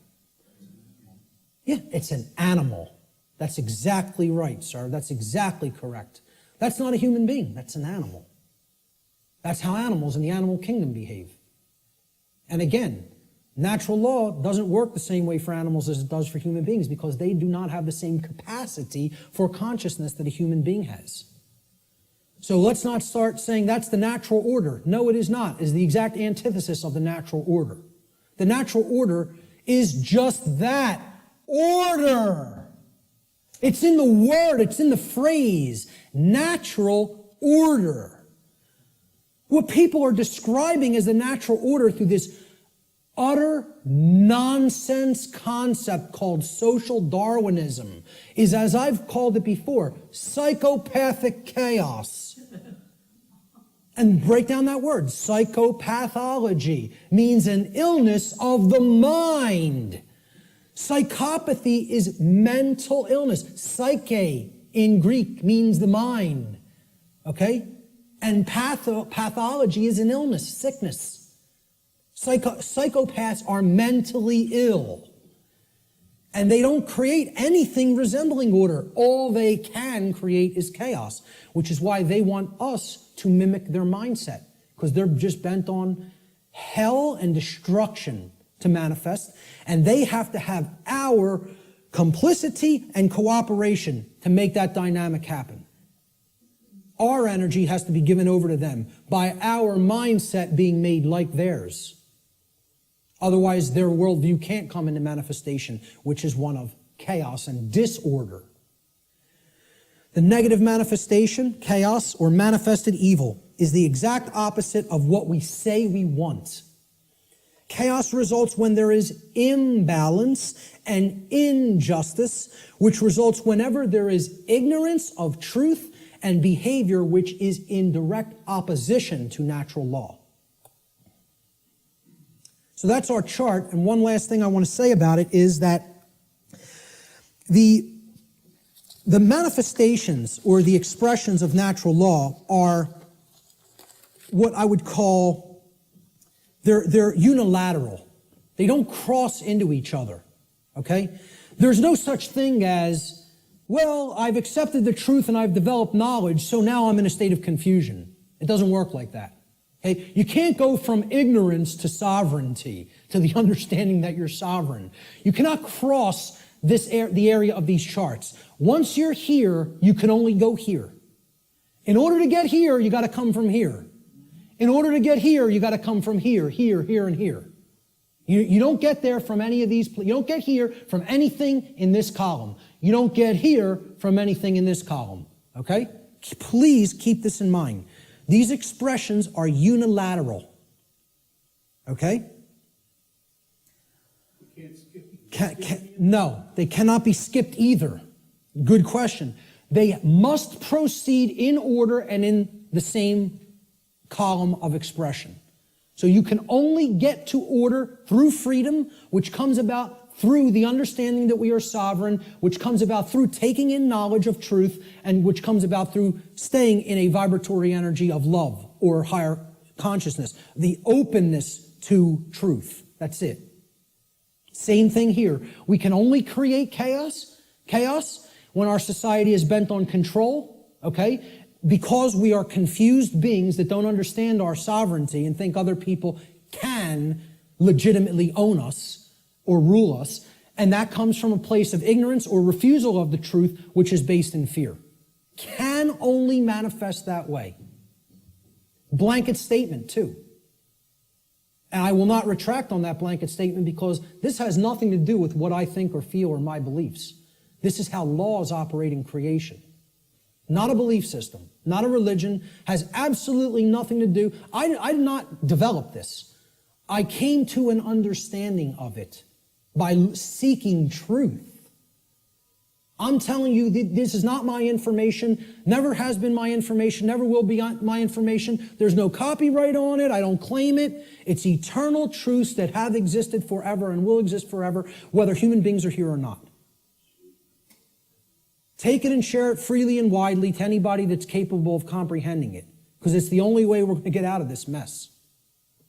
Okay? Those are the expressions of natural law. Now, when I say living in harmony with natural law or living in opposition to natural law, what do I really mean? Well, what this has to do with is knowledge. And we're going to keep going back to this trend. This thread is not going away. Okay? And guess what? Every time I teach any of this stuff, whenever there's the new age community around or present, okay, and you'll encounter them from time to time, they'll insist, they'll even see it's like, you can tell knowledge is becoming a bad word to these people. No. When you say K-N-O-W, no, it's almost like they immediately have an avulsion, extreme negative reaction, and it is fear. But it's mind control, moreover, because they are being fed this poisonous untruth that there's not really any such thing as knowledge, and that knowledge is not the way out of this prison. And I'm telling you, it goes hand in hand with religious traditions, because they want you to externalize your power, externalize everything. And I'm not telling you, I'm not saying don't have a model for behavior, and okay, this person, Buddha, you want to pattern your behavior on the Buddha's life? Great. Live the great life. You want to pattern your behavior on the life of Christ? Whatever. And again, I'm not getting into this discussion here today about the actual historicity of the man Jesus, regardless of what you believe regarding that. I understand I could write books on astrotheology, okay? I understand that being may never have existed in the way a lot of people believe he did. So what? Whether Siddhartha Gautama existed in the form of a man or not, or whether that's an allegory, who cares? Understand the spiritual teachings they were trying to convey to humanity and then apply them in your life. Live by that ethic, that code, and great, okay? And have whatever religious notion you want, okay? What I'm saying is what this religion called the New Age movement and what many official organized regional religions, okay, do is they try to take the emphasis off knowledge. Because again, if you're not seeking truth and trying to develop knowledge, that's how this information remains occult. And that's how the control system stays in place. They want you to externalize your power to a deity or a guru. Once you do that, you're accepting your chains. You're saying, I have no power. Let me tell you something, folks. I'm not powerless. I am full of power. Why? Because I have knowledge of how things actually work. Nobody can tell me that I'm owned by somebody else and can get me to believe it because I have understanding of my sovereignty. If they can take that away from you by getting you to de-emphasize the importance of knowledge, of self-knowledge, they own you. That's when you're owned at that point. Okay? Knowledge is the way out of this. Knowledge, understanding, and then converting that to true wisdom through actions. Not believing in something, not accepting everything, not waiting on somebody to come down and save you, whether it be Zoroaster or the aliens from Zeta Reticuli or Ashtar Command or Jesus Christ. Okay? You keep waiting on an external Savior, you're going to be waiting in your chains forever. The knowledge of truth is what the Christ figure himself proclaimed would be the pathway to true freedom. Now, whether you put any emphasis on even exoteric Christianity, I'm telling you, that's the core of all the mystery traditions, is that until you take in the light, you'll never dispel the darkness. And the light is knowledge of truth. That's what it has always been symbolized as and represented as. Okay? Knowledge is the answer. And here's what the biggest piece of knowledge that comprises natural law needs to be understood. There is a difference. It is a 100% completely polarized antithesis. These are diametric opposites that exist in nature. These concepts, right and wrong, do not exist as constructs within the human mind. Anybody who believes that is thrown completely off the path. They are engaged in Satanism. Let me just say it just openly, right out, in a way that is completely unambiguous. If you believe there's no real difference between these things and that they do not exist in nature, you are accepting Satanism. It's a satanic belief system that comes directly from dark occultism. And once again, you could say whatever you want about believing that or not. I was a priest within this religion. So if you go up to a Jewish rabbi, and you would expect he would have some knowledge of the Judaic tradition, would you not? If you went up to a Catholic priest, you would say, well, he has some knowledge of Catholicism and how it expresses the Christian tradition, would you not? If you go up to a Islamic, what do they call them? Right. Would you expect that this practitioner of his religion, who's in the priest class of his religion, would have some knowledge of Islam? Well, I'm telling you, I was a priest in Satanism. And I'm telling you, the concept of moral relativism is satanic belief. It is satanic ideology. It's it's their second tenet. They have 4 pillars. The 4 pillars of Satanism are self-preservation is the highest aspiration, and nothing comes above it. The second tenet is there is no such thing as the objective difference between right and wrong. Right is what's good for me, wrong is what's bad for me, personally. And that's it. And I get to make that up based on my likes, preferences, and whims. Okay? The third tenet is social Darwinism, which is an extension of macrobiological Darwinian theory. Okay? Social Darwinism, an oligarchy or a ruling class gets to direct the herd because we know better. And it's just our right to do so because our intellect makes us superior. And the fourth pillar is eugenics. Since we are ultimately God, since we decide what's real and what's not real, and we give that perception to the rest of the herd, and we get to decide what's right and wrong, well, we're God here. And therefore, we get to decide who lives and who dies. That's the 4 pillars of Satanism. And you know how many people believe that nonsense? A whole lot. Way more than people in the priest class of this religion, because they are propagating these tenets everywhere in human society. So many people are Satanists and do not even know that they are Satanists. It is a secret, infectious ideology. And I'll tell you a personal anecdote real quick. And I'll tell you who it is now, because I don't care anymore. my own grandmother. All right? Let's make it personal. All right? Okay? And I hope she sees it. My own grandmother, I believe was in her late 70s or maybe early 80s at the time. Okay? I think she's in her mid-80s now. And I don't speak to her anymore. I took a printed sheet of paper that I printed out of my printer, printed it out of a laser printer, and I put a little piece of white tape. I taped a piece of white paper over the heading, the title of the document. And I asked her to read this. It had 4 paragraphs, right? And the paragraphs described each of the tenets of Satanism, very briefly. Self-preservation is the highest law, etc., etc. Moral relativism is what we believe in. Social Darwinism is what we believe in. And we believe in eugenics. Okay? She said to me, well, I pretty much agree with everything that's written there. And I said, you do? And she said, yeah, that's how I think. I don't see anything really wrong with it or bad with it. I said, okay. I said, peel that little strip of paper off that I've taped to the top. I want you to see what the document's called.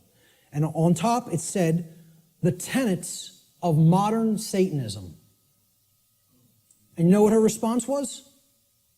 Well, then I guess that makes me a Satanist, doesn't it? Not horrified. Not, oh my God, what is my belief system? What do I believe in? No. Well, guess that makes me a Satanist, doesn't it?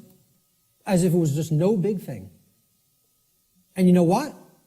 You know how many people are in that mindset? Hundreds of millions, if not billions, and don't even understand what it is. Because they think Satanism is something that it is not. They don't understand what the ideology of Satanism is. They think you have to be associated with the trappings of Satanism, okay? That you have to dress as if there's such a thing as dressing like a Satanist. Or you have to have certain things on your walls in your house or in your garage if you're a Satanist. Well, let me tell you something. Satanists are the owners of banks. They own hospitals. They own schools. Okay? Yeah. Certainly that university right across the road. And many people ascribe to this religion in their thoughts, emotions, and actions, and do not even understand it because they don't even understand what that belief system is about. They don't understand what that ideology is. They don't know its tenets. So, again, going back to this, if you don't know that there is an objective, meaning in nature difference, okay, between right and wrong, that is a satanic belief system. Morality, it's not right versus left. It's about right versus wrong. This whole left-right paradigm that people are, you fall in with the left, with the Democrats, or the right, the Republicans, has nothing to do with any of that. It's a false paradigm. The thing that all of that's a distraction for not getting you to pay attention to and understand is the difference, the real, true, and objective difference between right and wrong. And we're going to explore what that is, because it can be known. It can be known, and most people will be shocked and horrified to understand the real differences between right and wrong, because they'll have to look into themselves and recognize in many ways that they are cooperating with wrong, and that they don't really truly know the difference between right and wrong. When you tell people this, I'm telling you, I told this to somebody in a bar once, which was a big mistake of even trying to bring up this discussion in that environment. But occasionally I even, make asinine mistakes like that and think I'm going to be talking to even a semi-conscious being when you're talking to a block, okay? So I said, you understand what actual morality is true common sense. We're going to look at that term, common sense, and explore what it really means. And she said, so what you're saying is if I think that there's no really objective right and wrong, that I don't have common sense. And I said, yes, that's what it, no, I said, that's not what I think. I'm trying to explain to you that's what it means by definition, not by what I think. The definition of common sense is to truly know the difference between right and wrong. And I said, because I say that you are not fully in that state of awareness, don't even take it personally, because billions of people on the earth are in that same state of awareness. You're not special, and it's not a personal attack against you. And I thought this person was going to throw a glass at me. Literally got so enraged because she's associating the concept of common sense with that you are functional and can adequately perform the daily activities of living. And that's not what I'm talking about as common sense, okay? Having common sense about, I can prepare my meals and eat for myself and wash my own clothes and, go to work. That's not what I'm talking about as common sense. That's your everyman's definition or connotation of common sense. We're going to talk about what common sense really is. Okay? A deep understanding of morality, which are the principles concerning the distinction between right and wrong behavior, lies at the very heart of natural law. This is the essence of it, folks, right here. And here's the difference between right and wrong in a nutshell, about as simply as I am capable of describing it. All right? Now, we use the words correct or right to mean correct and moral. When you say, okay, what's 5 plus 5? It's 10. You're right.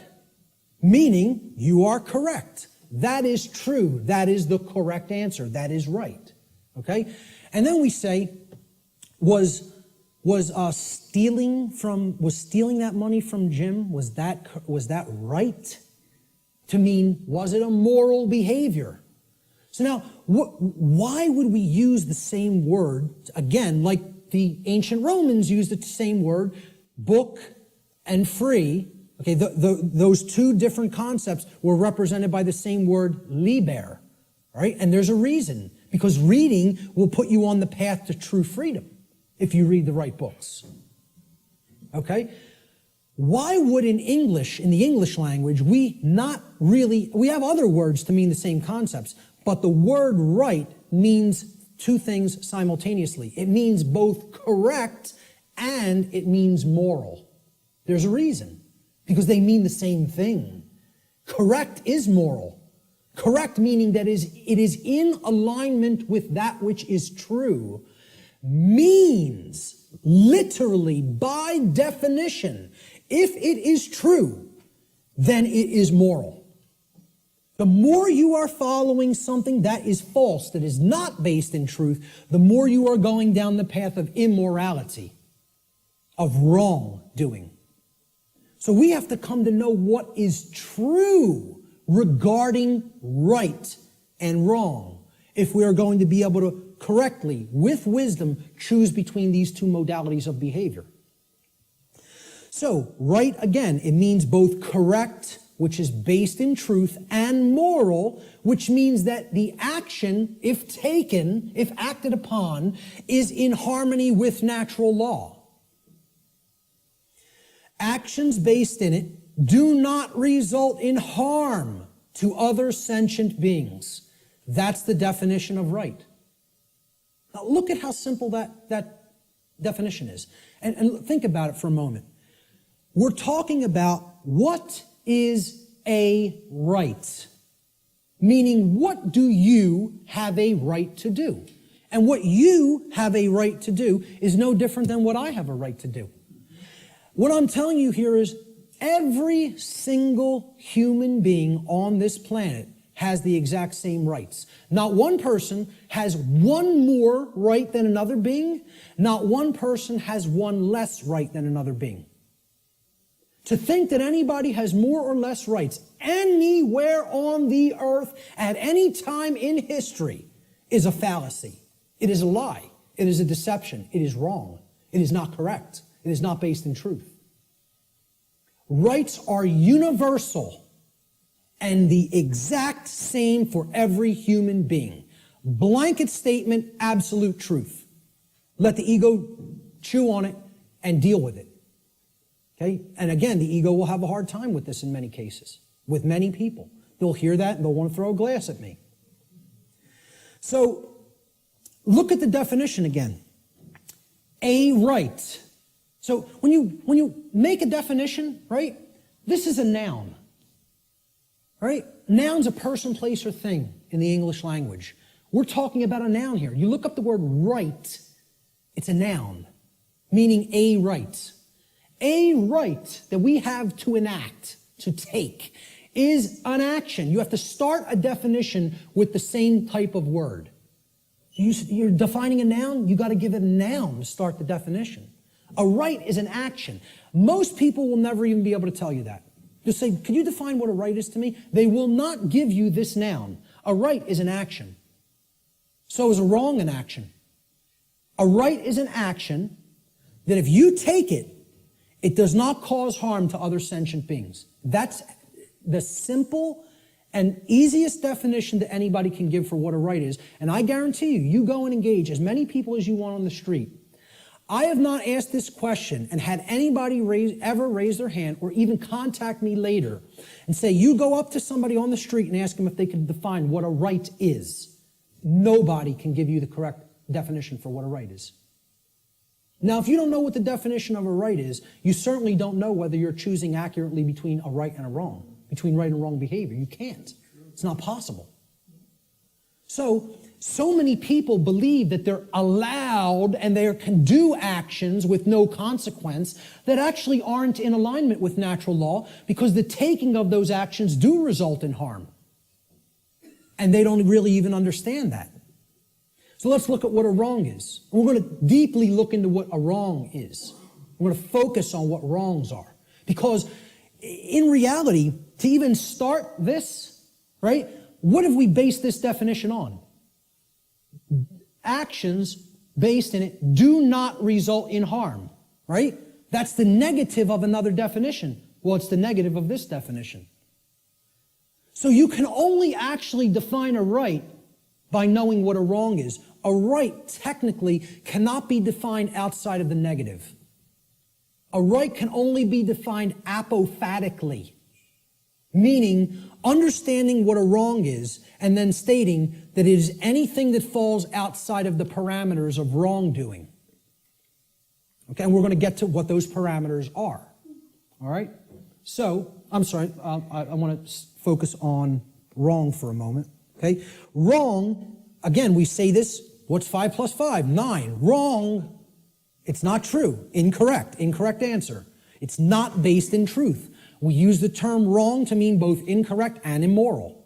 Well, that was wrong what you did to that person by hitting him for no reason. You didn't have the right to do that.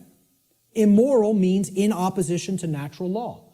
Because actions that are based in it result in harm to other sentient beings. That's the simple definition of a wrong. Now we can go deeper into the definition of what a wrong is and look at different types of wrongs, which is what I'm going to do in a moment.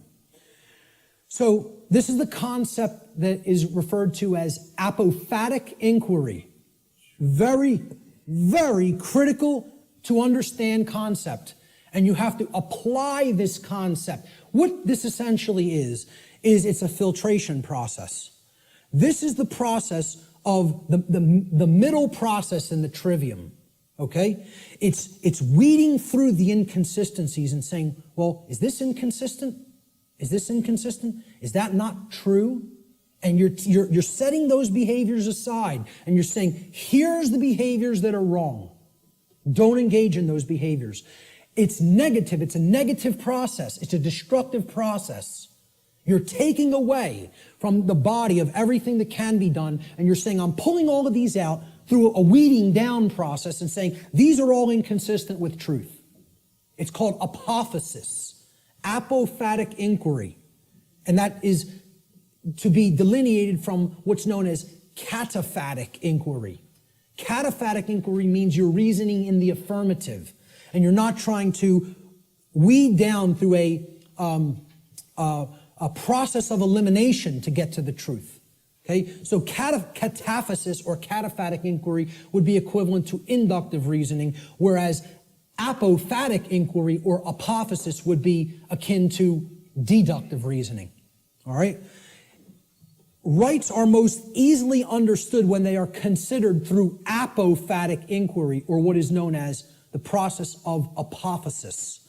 This process helps us to understand what a right actually is by understanding which actions are not rights because they cause harm to others. They're the cause of harm. Here's what apophasis is. It's been called apophatic inquiry. Okay? Really, look this up. Understand what apophasis is because it's part of the trivium process. All right? It comes from the Greek noun apophasis, written there in Greek script, which comes from the Greek verb apophanai. Okay, so apo in Greek means away from or the negation of, and phanai in Greek means to say or to speak. So when we put them together, it means to say no or not to say, or to say what something is not, in other words. That's what apophasis is. You're saying this is not this. It's the opposite of that. Okay? So it is a method of logical reasoning or deductive reasoning that is employed when you are given a limited set of possibilities in order to arrive at knowledge by way of the exclusion of known negatives. You're setting the logical inconsistencies to the side and saying, this is not what this thing is. That's called apophasis.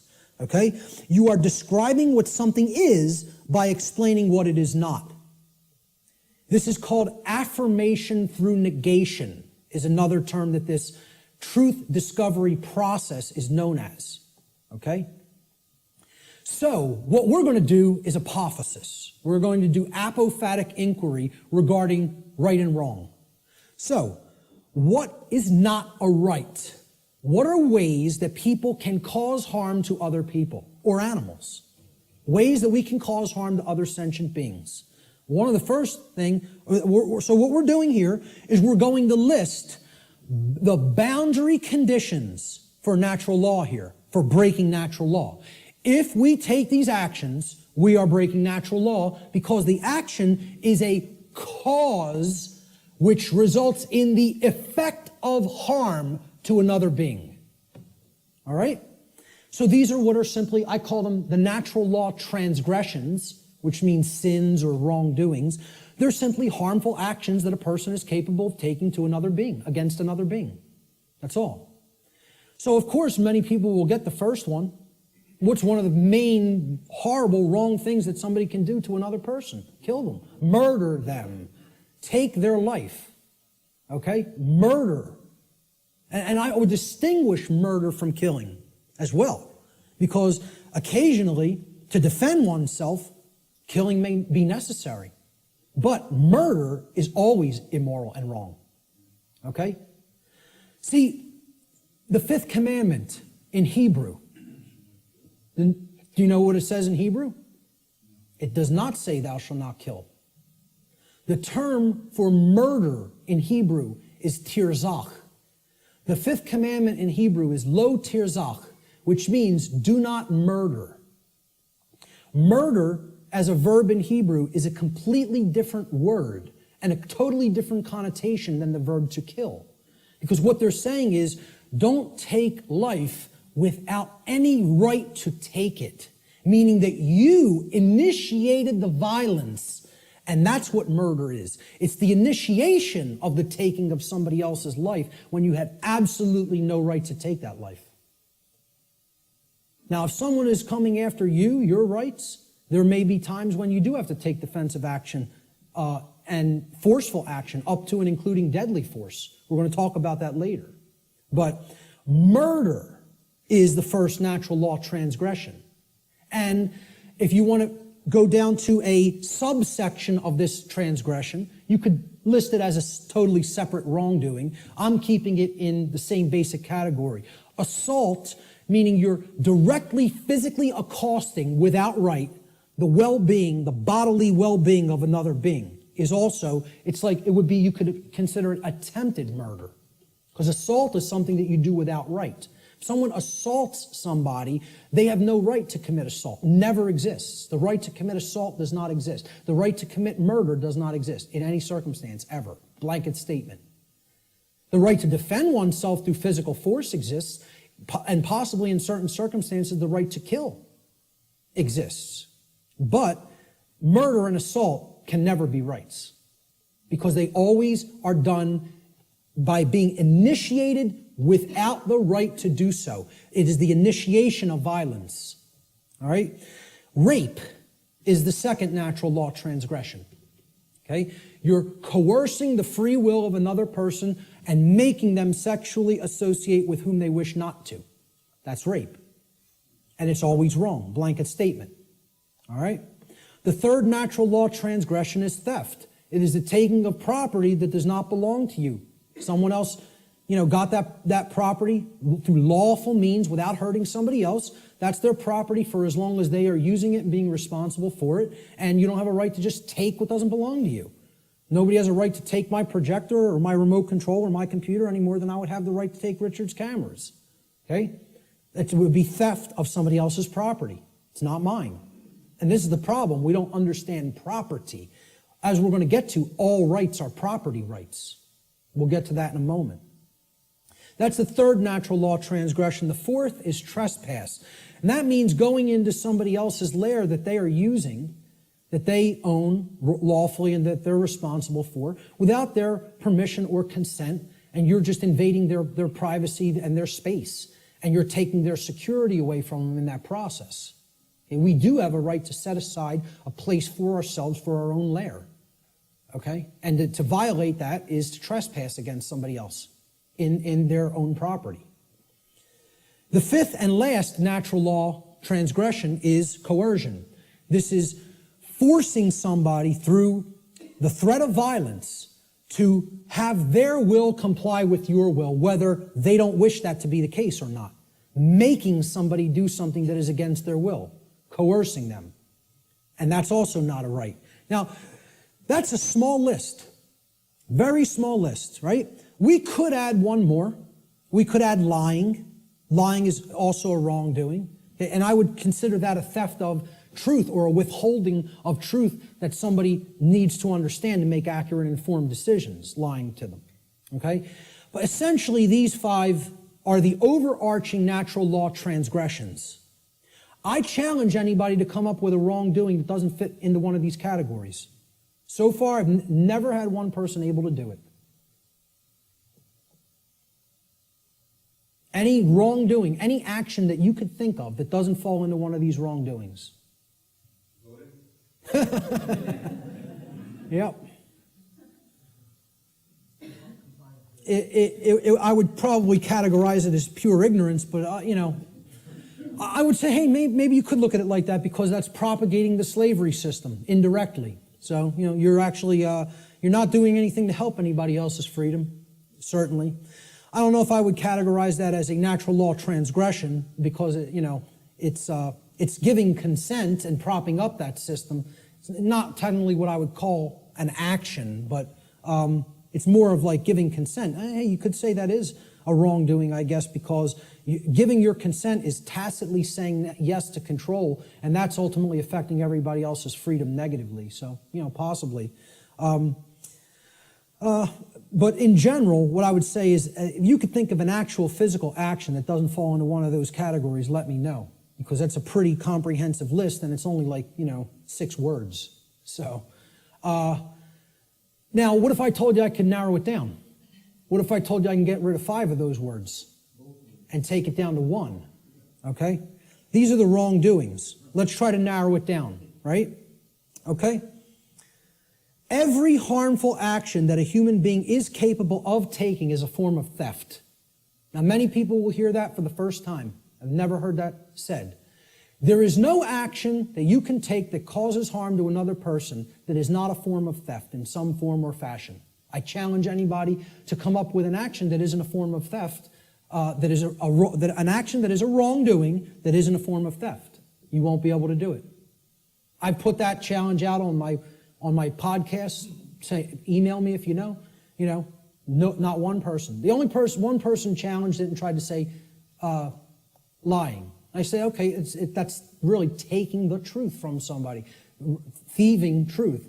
And whether you want to look at it as you're simply dissuading them from looking at the truth too, deceiving them, or not offering correct information, still you're taking away their ability to make correct judgments based on the availability of information. So it is a form of theft. Some form of property. Now look at that word. Property. Proper, meaning right, is always being stolen when a wrongdoing is committed. All rights are property rights. All wrongs are theft of property. Once again, I challenge anybody. It's an open challenge. If you can find me a right that is not a property right, or a wrong that is not the theft of some form of property, please do it. Please let me know. Okay? Life is a form of property. So taking life you had no right to take, murder, is stealing property that wasn't your own, because that was that person's life, possessive. They own it. And I didn't have a right to just go and take it for no reason. Rights are a form of property, meaning actions that you may do because they are in harmony with natural law and do not cause harm to others. I don't have a right to stop you from taking. If you're not harming somebody else, nobody has a right to stop you from taking a right, taking an action. You may perform any action which does not directly result in harm to somebody else. Okay? Rights are a form of property. Freedom is a form of property. Somebody doesn't have a right to take somebody else's freedom and hold them against their will just because they don't like what they're doing. They have a distaste for what they're doing. Or they want them to comply with their behavior, with their commands. Okay? They want them to make their behavior comply with commands that they're being given. So, if you really break it down, let's look at the wrongdoings once again. Murder. Is that not the taking of somebody else's life? Assault is the taking of their right to remain unharmed in their person. You're taking their health if you assault them, right? Their homeostasis in their body is being put under assault. And that's robbery. That's somebody taking something that isn't theirs to take. Rape. You're taking somebody else's free will to sexually associate with whom they choose to sexually associate. And therefore that's a property theft. Because that's their property, their free will. Theft itself says it right there. You're taking physical possessions that aren't yours to take from somebody else. Stealing. Trespass. You are taking someone's security in their own lair, as we talked about, which you don't have a right to take. That's also their property. Coercion. What are you taking? Somebody else's free will, which isn't yours to take. That's a gift from the Creator, which belongs to each individual. And if somebody's coercing somebody by telling them, you must do this because I said so, and if you don't do this, I will come and do some form of harm to you, that's not a right. That's a wrongdoing, coercion. And it's a form of theft. Exactly. Sure. You must buy this. Imagine this. Great. We're going to take 5 more minutes, and then we're going to take an hour and 15-minute break. So all of these things are forms of wrongdoing. And they're all ultimately one wrongdoing in different forms. They are all theft, every one of them. There is only one wrongdoing. There's only one way anybody can wrong anybody else. Stealing. That's it. Every form of wrongdoing is a form of theft against another being and their property. A living being or their property must have been harmed in order for a violation of natural law or wrongdoing to have taken place. Any action which does not cause such harm is a right. There's the apophatic definition of a right. Through understanding what a wrongdoing is. And I'm telling you, billions of people, not millions, not hundreds of millions, billions of people on this planet do not know this. Could not tell you this. Because this is it. This is it, folks, right here. This is the crux of natural law. What is a right? What is a wrong? And I couldn't sleep last night. After we got home, I never had problems sleeping. Ever. Ever. I'm just going to tell you this before we break. I was laying in bed last night before I went to sleep for the night. Could not sleep because all I was thinking of is how preposterous. I told this to some people at lunch. I'm just sitting there thinking about how preposterous and ridiculous it is for me to even ever have to utter any of this. The fact that this is not 100% pure common sense knowledge on the earth is so abominably preposterous to me that all I was sitting there thinking is, how could I be going out and explaining this to people? This is what I must do? Me, though. And it was almost like schizophrenic in a way, because I was just thinking, I was waking up and then falling back to sleep and waking up thinking, where am I? Why am I here? And I'm the person who's coming out and doing this. And it's just so absurd and ridiculous to me. Some punk from South Philadelphia taking in the knowledge of the mystery traditions and teaching them to people. Me. It's the most ridiculous thing. I can't even imagine it, you know? I still can't. I can't imagine that it's necessary, you know? That's the position that our society is in. It's so profoundly sad that I can't believe it. And unless we deeply start to understand this and propagate this knowledge to other people, things are going to get worse and worse and worse and worse. And there's no reason for it. There's no reason to go down that path.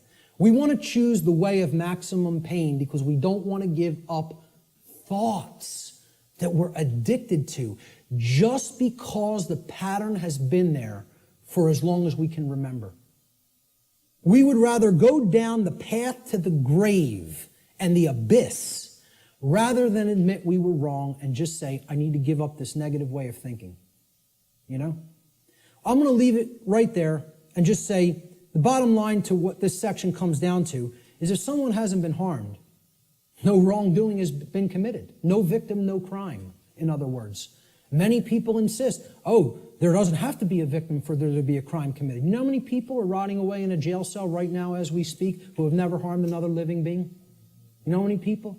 Tens of thousands. Okay? And no one has any right to hold them. Unless you've harmed somebody else, nobody has a right to stop you from continuing to take the action that you are taking.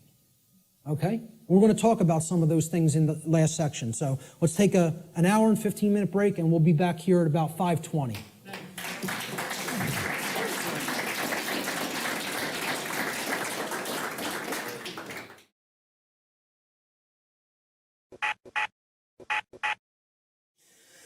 Okay, so we ended before the dinner break. I hope everyone enjoyed their dinner. At the concept that if there is no victim, if no actual wrongdoing has taken place resulting in harm to someone else, there is no crime. And many people are, being jailed for victimless crimes that they've actually never actually harmed another being, and yet their freedom has been taken away. Another aspect about this concept of the difference between right and wrong behavior is we have to understand that there is no such thing as the ability to delegate a wrong to someone else. No one can say to someone, you may harm him, unchallenged or unaccosted, okay? That you're allowed to do that morally, okay? No more than anybody can say a group of people may commit a wrongdoing and they have the moral right to commit it, to commit that wrongdoing. There's no such thing as that, okay? So this is what many people who believe in things like government believe in, that we can delegate to a group of people who are calling themselves a government something that is not a right and all come together and agree upon, they now possess this right. Rights can't be granted by human beings to other human beings. Everybody is born with the same rights because rights don't come from human beings. Rights, like the laws of nature, come from the creator of the universe. They don't come from human beings. Human beings don't make up what right and wrong are. Right and wrong are inherent to creation and are up to us to discover and recognize what they are and then live in accordance with those principles. So if a specific action is not a right for any individual, that action cannot be, quote, delegated, granted, or licensed to any other individual or group and magically called a right. It does not become a right. If it's wrong, it remains a wrong, no matter how many people believe they can do it or delegate it or otherwise. Similarly, a right can't be turned into a wrong. If it's a right and you're not harming somebody by doing it, somebody can't magically say, well, that's a wrong and you're not allowed to do that. And yet we have things that go right hand in hand with that, and it's called government. An action that is a wrong would forever remain a wrong under natural law. So how do we know what rights are? Part of knowing rights is understand that natural law, the difference between right and wrong, always holds true regardless of a population's belief system. Like natural law being in effect, the difference between right and wrong are not dependent on anybody's belief. They are eternal truths that need to be understood. So this means it does not matter how many people agree that a wrong can be turned into a right or that a right can be turned into a wrong. Such things can never be done in reality. We can believe we can do that and act like that, but in reality, it cannot actually be done. A right forever remains a right, a wrong forever remains a wrong. People can only believe that they can claim such reversals and that this will magically make it so. Unfortunately, most human beings erroneously believe that it is morally possible for them to create and delegate rights, quote unquote, which do not exist, or to take away actual rights from people which do exist. They believe we can do that. So when in doubt as to whether an action is or is not in harmony with natural law, the visualization exercise that I always ask people to do is to imagine a scenario of a planet, a world, where there is only two people, where only two people exist on an entire planet, okay? If the behavior in that circumstance, in that visualized instance, is either a right or a wrong in that instance, it remains a right or a wrong in any size population, regardless of how many people may believe otherwise. Okay? So if a right is a right for one person to do toward another, okay, or if it's a wrong, the action is a wrong for one person to take toward another, population is irrelevant. People will say, well, yeah, if there was a couple of people, that would be okay. But if in a world of 7 billion people, we can't let people do that. Well, this has nothing to do with what right and wrong is. You know, as if they're changeable.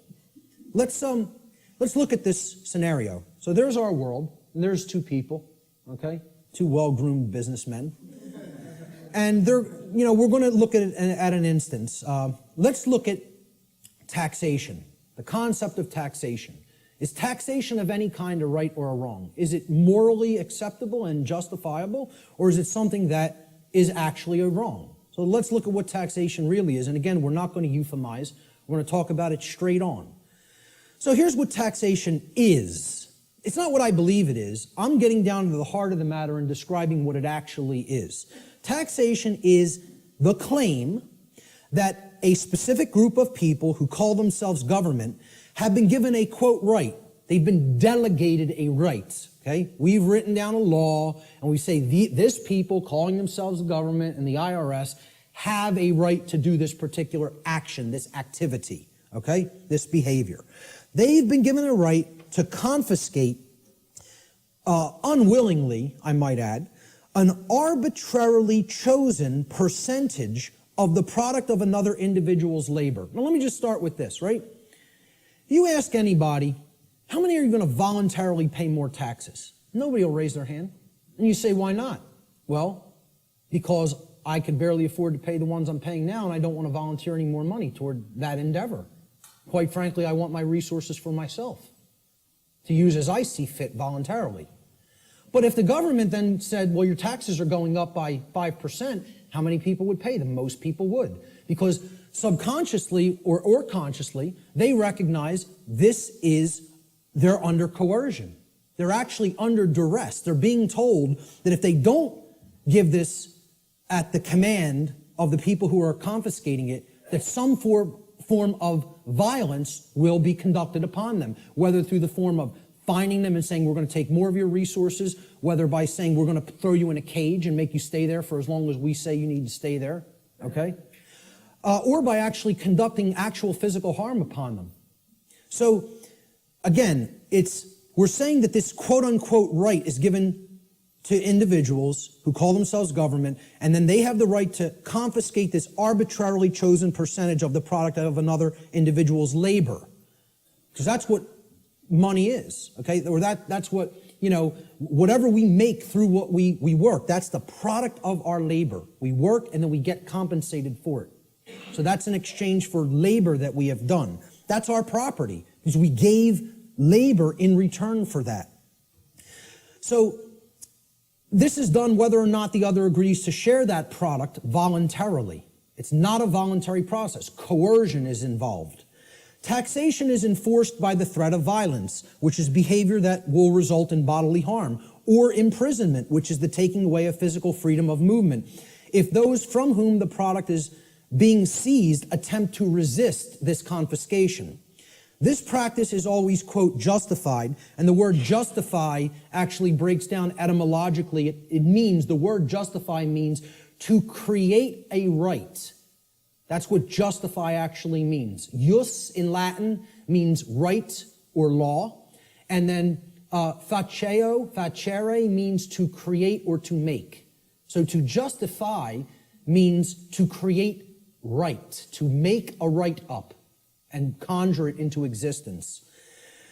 So it's always justified or made into a right, quote unquote, by those who claim that such a practice is necessary and required to, quote unquote, uphold the common good. This is the justification offered for the seizure of the product of people's labor involuntarily.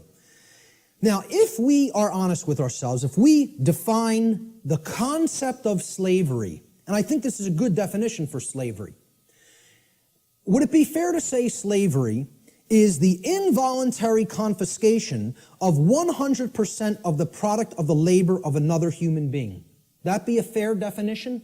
You're saying you're working, I'm going to take whatever you generate as a result of that work that you're doing. It doesn't belong to you. The product of your labor doesn't belong to you. All of it belongs to me. So you work for me. I take everything that you have been able to amass or create through the labor that you have done. I think everybody here would agree that's slavery. That's as good as a definition of slavery as you're probably going to get. I mean, we can come up with some other definitions that involve coercion and physically shackling and keeping people. But if we really are honest with ourselves, what is the purpose of slavery to begin with is to make others work for free and then take all of the product of the labor. That's what slavery was conducted for. Okay? So, if we're defining slavery as the involuntary confiscation of 100% of the product of the labor of another human being, we should be able to clearly see that there is no magical percentage to which we could lower this number that would no longer make it slavery. So I ask people, if the person who's saying I'm going to confiscate 100% of your labor and keep it for myself would say, well, I'm going to take 75%. I'll take 3/4. You can keep 1/4 of what you've created. Would that no longer constitute slavery? And I don't care what you say I'm going to use the 75% for. Okay?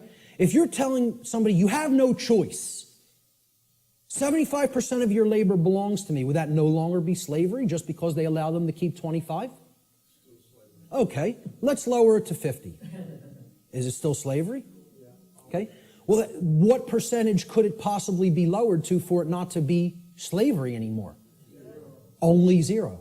There is no percentage that it could be lowered to for it not to constitute slavery. And again, if we're being honest with ourselves, many people want to justify this in many ways by saying, oh, it's used for services which someone doesn't have a right to refuse. You know, I tell people, hey, if I said to you, I'm a computer technician. You own a computer? Okay, I'm now your computer technician. You're not allowed to refuse my services. Just think about that for a moment. You may not refuse that I am now providing the service for your computer to keep it in good shape. Okay? First of all, what have I just taken from that gentleman? Right to choose. Free will. Right there, that's slavery. I don't even have to keep going and say, hey, if you refuse, or if you, whether you want or don't want my computer services, I'm now your technician, and I need $200 every year. I'll come over a couple of times. I don't care whether you're happy with my service or not, okay? And if you don't pay me, I'm coming and taking the computer. Now, is that really your property if you're living under that kind of duress? Or am I just a violent criminal who's saying, I'm going to steal your stuff if you don't give me what I say? I'm holding you under extortion. That's duress. That's called duress. It means I am threatening violence unto the person unless they conform to my will. And that's what we're all held under. We're held under duress. All forms of taxation are duress. It is a master class telling people you have no right to refuse the arbitrarily set confiscation of your labor that I deem is going to be necessary for what I say it's necessary for. So how could you possibly claim that your home belongs to you if you're paying something called a property tax? That somebody is saying, for the services we provide in this community, you must pay us this percentage, and if you don't pay it, your house is going to be turned over to the government. And it's, you know what that's called? There's a term for that, okay? When a society doesn't actually have true private property ownership rights and a higher class of masters actually owns the land and owns the property and only allows the peasant class to live upon the property for as long as they pay tribute to the master class, who can tell me what system of government that is? That's called feudalism. And that's the United States government and just about every government on the earth. You live in feudalism. There's no such thing as democracy. There's certainly not a constitutional republic, that's for sure, okay? The de facto state of government, which means indeed, in action, is feudalism. And feudalism is just another euphemism. It's a euphemism for slavery. Okay? Because slaves aren't allowed to own property. Slaves aren't allowed to keep the product of their labor. You know? That's all it really is. If we're being honest with ourselves. Once again, there's my catchphrase for this section. Okay? We want to euphemize it, justify it, call it something else. Right? I said this to that New Age woman at the UFO conference. And she said, again, I prefer not to see it that way. Well, you're not being honest with yourself. You're lying. It's called lying to yourself. That's what cognitive dissonance is. It's called lying to yourself. Okay? So, if we're being honest with ourselves, taxation's merely a euphemism for theft, violence, and slavery, the practices upon which it is actually based, and since no individual anywhere on earth has the right to claim ownership of the product of another's labor, such behavior can never be, quote, delegated to a group of people and called a right. Therefore, it follows logically that all forms of taxation, I don't care what they are, excise tax, property tax, gift tax, inheritance tax, income tax, I don't care what form it is, taxes on corporations even, okay? All forms of taxation are always wrong according to natural law because they are all based in the destruction of free will, they are based on coercion, and they are ultimately based upon violence, all of which are wrongdoings, all of which are forms of theft, and all of which not one individual has the right to perform upon another.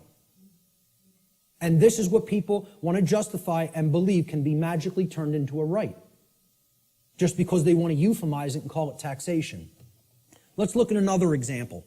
Prohibition, one of my pet peeves, okay? I'm big into health, into eating right, okay? I'm huge into juicing. It's one of my favorite things to do. Purification of the body is part of purification of the mind, all right? But I'm going to tell you, I'm 100% for anybody being allowed to put anything into their body because they own their body. If I want to break up this remote control in little pieces and eat it with a sprinkling of pepper, then that's my right to do so, regardless of what the chips may do to my intestinal tract, okay? There's a reason I have the right to eat this remote if I want to. You want to know why? My body is my property. It belongs to me. Now, we did this in the natural law seminar. We asked people, do you own your own body? almost every single student in the seminar, now, of course, they immediately answer, yes, I own my own body. The students grasp this, okay? The people they were asking the questions to, okay, because the students were doing the tabulation of, accumulating the answers from people that they asked the questions to. And one of the questions I asked them to ask people is, do you own your own body? Almost every student in my first natural law seminar, when they asked people if they own their own body, they came back to the next class and almost every student said, almost everybody they asked that question to paused for a long time and thought about it. Had to sit and think about this question. Could not immediately spit out, absolutely, my body is my property. And because I think people want to overthink things and say, well, am I going to own my body forever? I'm going to die one day. Does that mean I don't own it now? What's the over-intellectualization and mystification of this concept? I tell people, I recognize fully I'm going to die one day and this flesh is going to crumble and pass into the earth, okay? Does that mean I don't own my body right now? I'm using my body right now. That's why I own it, specifically. Specifically because my consciousness inhabits this body and I'm using it as the vehicle for the expression of my consciousness is the very reason I own my body, okay? And people can't spit that out. It's like unfathomable to me. The ridiculousness of some of this, that the human mind could be worked into the situation that it has been, is almost incomprehensible. So let's go forward with prohibition, okay? It's the claim that a group of people who call themselves government have been given the right to prevent others from putting any given substance into their own bodies, and if others refuse to comply with those terms, that they will be fined or imprisoned. And it should be self-evident that if an individual's body is actually their own property, and it is, then that individual always maintains the natural right to decide what will or will not be put into their property, which is their body. Why can you put what you want into your car or your home? Because you own it. It's your property, okay?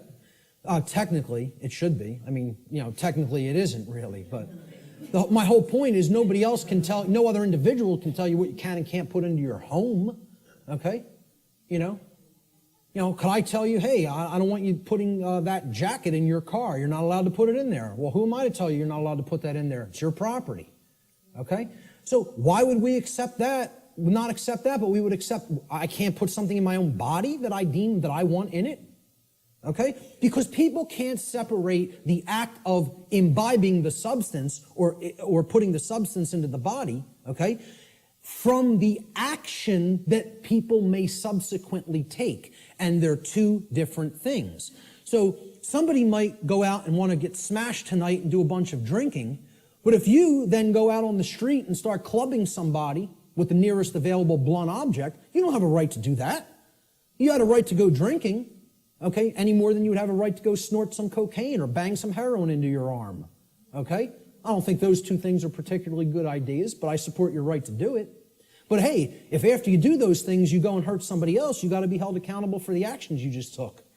That's what personal responsibility is all about. And these two things need to be delineated from each other. We have to clearly be able to separate the act of the right to put something into my body and me still being personally responsible for what I do with my body. Okay?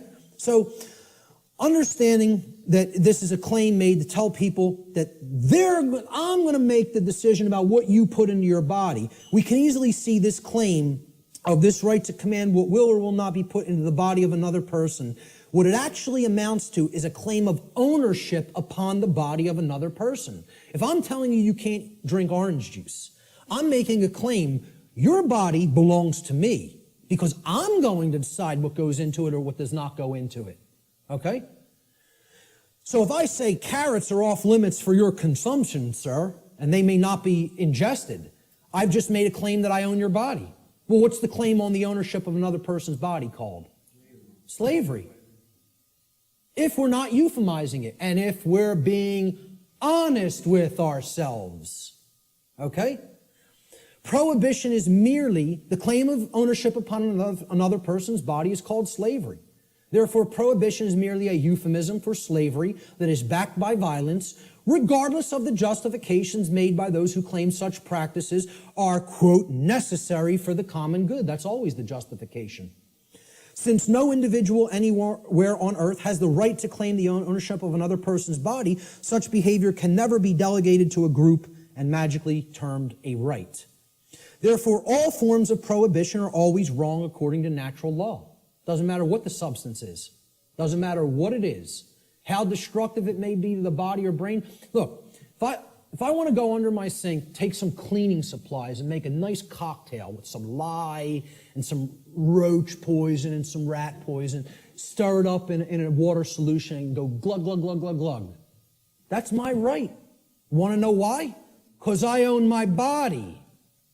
I own my consciousness and my body, period, the end. So if I want to do that, that's my right to do so.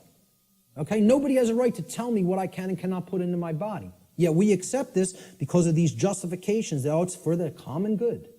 Forget what rights are. You know, it's for the common good. We need to accept slavery for the common good. Yeah, it works out like that.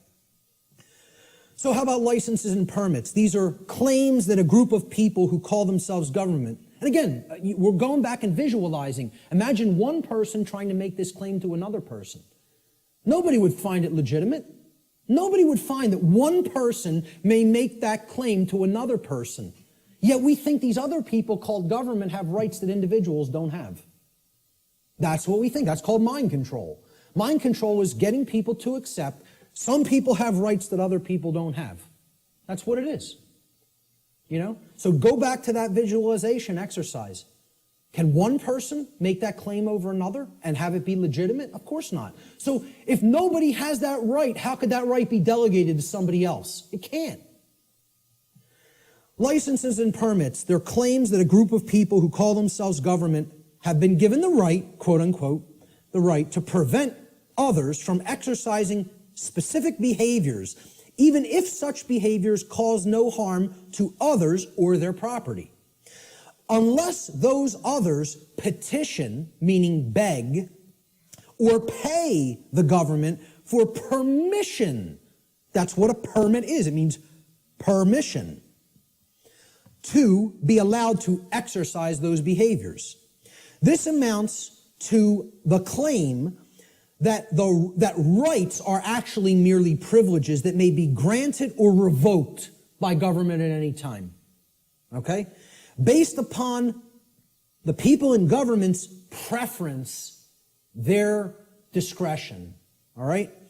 Remembering that the definition of a right is any action which does not cause harm to another living being or their property, there is no such thing as the right, quote unquote, to stop another person from exercising a right. If something is a right, meaning it doesn't cause harm, there is no such thing as someone's right to stop you from performing that action. Okay? That would be called coercion, which is a wrong. Okay? So the actual ingestion of, let's say, marijuana, for example, harms no one else. You can put that into your body, sit there perfectly peacefully, and not cause harm to another living being. That's called a right, for the very specific definition that it caused no harm. Okay? I would not have the right to tell another individual, you may not do that action. That would be a wrongdoing. Well, it's the same thing for something when it comes to licenses and permits. You're telling people, hey, if you pay me $50, I'll let you smoke that marijuana without doing violence to you. Unless I change my mind. And then I won't give you a permit. I'll just say, hey, you're not allowed to do that. Even something that is a right, like assembling and speaking. Like what was done in the state of Pennsylvania a few years ago when the G20 visited it in the city of Pittsburgh. Okay? The city telling people, we have revoked the right to assemble and speak and petition for grievances. You don't have the right to come and speak. No protests will be tolerated or we'll hit you with sound and water cannons. You know? And people just laid down and accepted it. The whole city of Pittsburgh. You know? Because, we're going to go and ask them for a permit. And they just said no. No. You don't have that right anymore. We find you on the street, you're getting blasted with a sound cannon and deafened. Some people went permanently deaf. Permanently deaf. Lost their hearing from what happened in Pittsburgh, Pennsylvania. You see the stuff that was happening in, it wasn't Egypt, where they were hitting people with water cannons recently and killing some of them. It was in the Middle East somewhere. Turkey, correct. You know? Hitting people, some people died getting hit in the eye with such pressure it hits the brain. People dead from water cannons. They call these non-lethal weapons. Because they're telling you, you may not speak. You may not assemble. We're going to revoke that right, really. See, there is no right to stop someone from exercising a pre-existing right. That's you making the claim, I own your rights. That's what that's really doing. That's saying, I'm God, I get to grant what a right is or revoke what a right is at any given time. It's basically what it is. It amounts to someone claiming to be God. The claim over the rights of another person is called slavery. Even more so, it is the claim to be God, the claim that the rights of another flow from you. Therefore, licensing and permits are merely other euphemisms for slavery, regardless of the justifications made by those who claim such practices are, quote, necessary for the common good. Since no individual anywhere on earth, no single individual, has the right to claim the ownership of another person's rights, such behavior can never be delegated to a group and magically called a right. Therefore, all forms of licensing and permits, according to natural law, are always wrongdoings because they are always based in coercion and the theft of someone else's rights. So again, that's the visualization exercise. There's 3 quick examples. You have to envision there's only 2 people. Would one person have a right to conduct that action against another? If the answer is no, the right cannot be, there's no such thing as calling it a right and delegating it to other people and telling them now you're allowed to perform that behavior. It's always a wrongdoing. But people, because of this idea, this mind control called government, want to believe that that right exists, that we can delegate something that is a wrongdoing. Force versus violence. We need to understand that these concepts are complete opposites of each other. They are not the same. The terms should never be used interchangeably with each other because not only are they not even remotely similar, they're direct, diametrically opposed opposites. Let's look at the difference. They're often spoken about as if they're the same and they're used interchangeably when in fact they are actually diametrically opposed to each other. Force, the definition of force, is the capacity to do work or cause physical change in the physical world. Okay? For any change to be created in the physical world in any capacity, force must be used and applied. There's nothing you can do that doesn't require force if you're going to make a change happen in the physical. Okay? So to set up this equipment, force was required. We had to lift it, we had to set it up, we had to plug in the cables. Force is required to do all those things. It's the capacity to perform physical activity, physical work. Okay? Action, force is actually action which is in harmony with morality and natural law because the taking of it, the usage of it, doesn't violate rights of other people. So as soon as you're stepping over the line into coercive usage of force, that becomes violence. The initiation of force for coercive reasons, for coercive applications, becomes violence. That's what makes it violence. Force itself is not violence.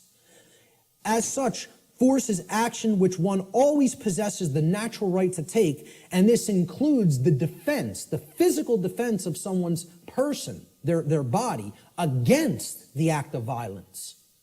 Force may be applied in that situation. When you are accosted with violence, you do reserve the right to use physical force defensively against such an assault. Violence, on the other hand, and this is the key to keep in mind with violence, it is the immoral initiation of physical power to coerce, compel, or restrain unrightfully. No one has the right to ever enact violence because violence is always starting it. Initiation, that's the key word there. It's the immoral, the unrightful initiation. So, teachers in schools will, if there's a skirmish that happens between a couple of male students one day, they'll say, it doesn't matter who started it. All that matters is who started it. All that matters is who started it. All that matters. Because the person who actually conducted violence is the person who struck first. They initiated the immoral use of physical behavior, of physical force, physical power to coerce, compel, or restrain. Therefore, when the person beats back that physical assault with force, they have not committed an additional wrongdoing. Okay? It's difficult for many people to understand who are in right brain imbalance. They don't want to acknowledge that you maintain the natural right to use force when you are accosted with violent behavior. If someone just came up to me on the street and started swinging, okay, because they want something I have, or just because they don't like the look of me for whatever reason, they don't have the right to do that. If I replied by beating back their attack with sufficient force to put that action down, how many wrongdoings would have been committed? One. Correct. One. Not two. One. Because I maintain the right to defend myself with physical power, with physical force when necessary, when violence, meaning someone else started the immoral behavior. That's what matters, the initiation. Who started it is all that matters. All that matters. And again, it's a very difficult thing for the ego to comprehend. The ego doesn't want to hear that. It's been conditioned so long that responding with force is also violence. We are verbally and mentally equating these two things, and when in fact they are actual complete opposites.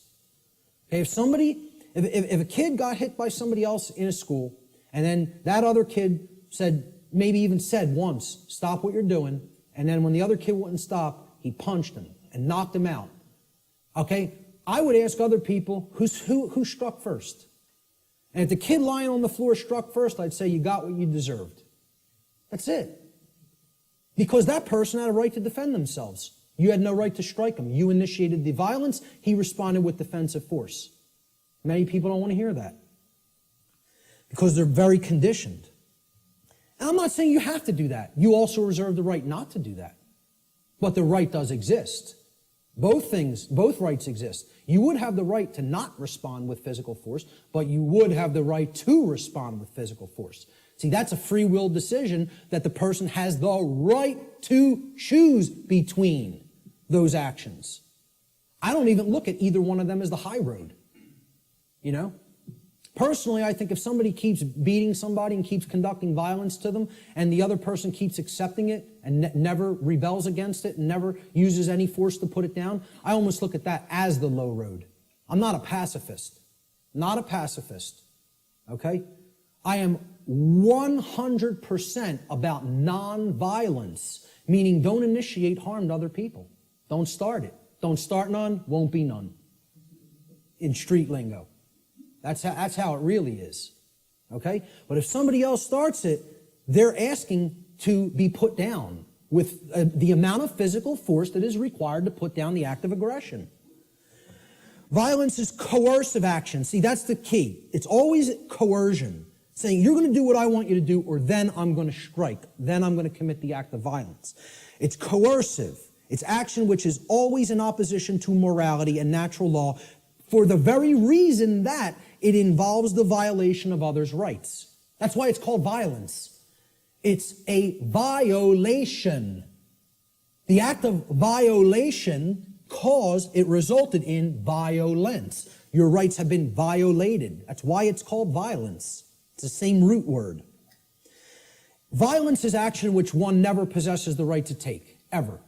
There is no such thing as the right to commit violence. Doesn't exist. Because violence is the immoral initiation of physical power to compel, coerce, restrain, which no one has the right to do. No, you don't have the right, no one does have the right to initiate that type of action.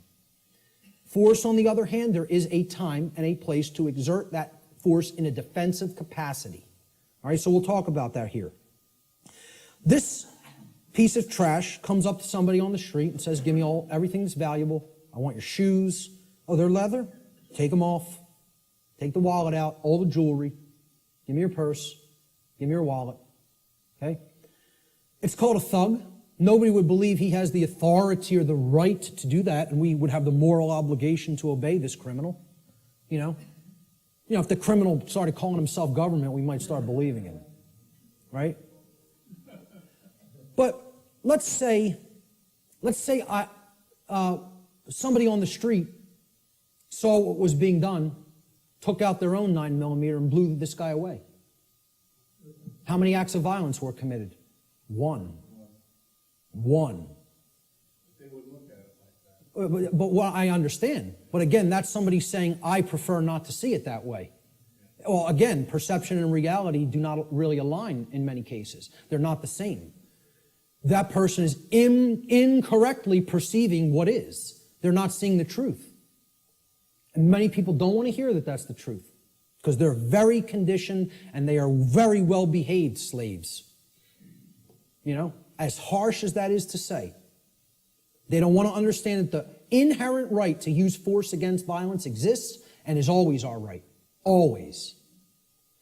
Now, I'm not telling you go out and immediately do that either because the perception is so screwed up in the body of humanity that the majority of people don't believe that would be a right.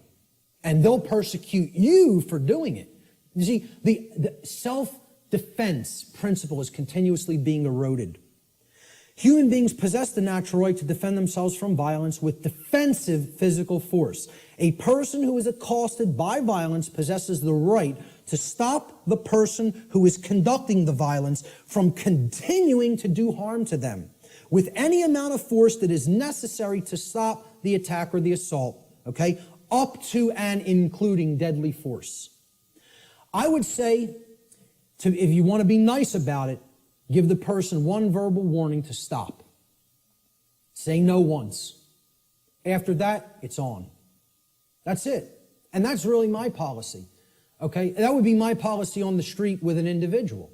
The problem is here, the so-called authorities of the government, like you say, don't want to see it that way, and they're constantly trying to take this right away from somebody. They're constantly trying to say, no, we own the monopoly on the usage of force, and all you may do is wait and be accosted and assaulted until one of us shows up. Well, you know what that's called? It's called a big crock of bullshit, is what that's called. And it shouldn't be accepted by anyone who has any common sense. Shouldn't be accepted by anyone. Unfortunately, again, like I said, people are very, very well conditioned. And they think that this is an example of two wrongs don't make a right. There's no two wrongs committed there. There's one wrong committed, and then there's a right that is being exercised. Big difference between exercising a right that involves the defensive use of force and committing a wrongdoing which involves the initiation of violence. And people got to get clear on this. They have to get clear on it. So the question becomes, does violence magically become a right when it's conducted by government? When they shut down people's free speech rights and assembly rights? Or when they conduct direct theft from people through what's this euphemized form of slavery called taxation? And like I said, I'm not asking you to accept or believe taxation is slavery. I'm telling you, if you don't understand that, you're wrong. I don't care what you think. I'm telling you it is that way in truth and in reality. Taxation's slavery. Shutting down of people's rights is slavery. Telling people what they may or may not put in their body is slavery. It's not my perception. That's what is. Okay? And that's what we're accepting as a people. We're accepting that. These people have no more right to do it than any other individual would. And this concept brings us to the way I try to define and explain to people what real spiritual enlightenment is. Because what the New Age community is telling you that an enlightened being looks like is equally as a big crock of bull of what people who don't understand self-defense, the self-defense principle, believe. Okay? Enlightenment is not what this New Age nonsense community is trying to tell people that it is. All right? It's not about not taking action and sitting under a tree and meditating until you're magically enlightened. Okay? Enlightenment means knowing what's going on around you. Enlightenment means knowing what's going on within you. Enlightenment means truly knowing the true objective difference between right and wrong and living that in your life on a daily basis. Enlightenment means not aggressing upon your fellow human beings, but not agreeing voluntarily to be aggressed upon by them either. Okay? There's two pillars, two dynamics that go hand in hand with real enlightenment. I call this the two pillars of enlightenment. Okay? So here they are. The first pillar is the sacred feminine principle. This has been called the non-aggression principle. All right? It is the simple law of don't engage in violence. Or, quite simply put, don't steal. Don't steal. We talked about that. That's what all spiritual law can be boiled down to. Don't steal from other people. Don't take what isn't yours. Don't take life that isn't yours. Don't take property that isn't yours. Don't take rights that aren't yours. They're the property of others. Respect their ownership. Okay? Most people can grasp this pretty readily. Okay? And even in the New Age movement, they grasp this. In other words, don't immorally initiate non-rightful use of physical power to coerce, constrain, or compel the rightful physical behavior or free will choice of another sentient being. Respect other people's free will, their rights, their property, their life, period. Real simple. It's the golden rule. Don't do things to other people that you don't want done to you. I always state it in the apophatic, in the negative. It's much more powerful that way.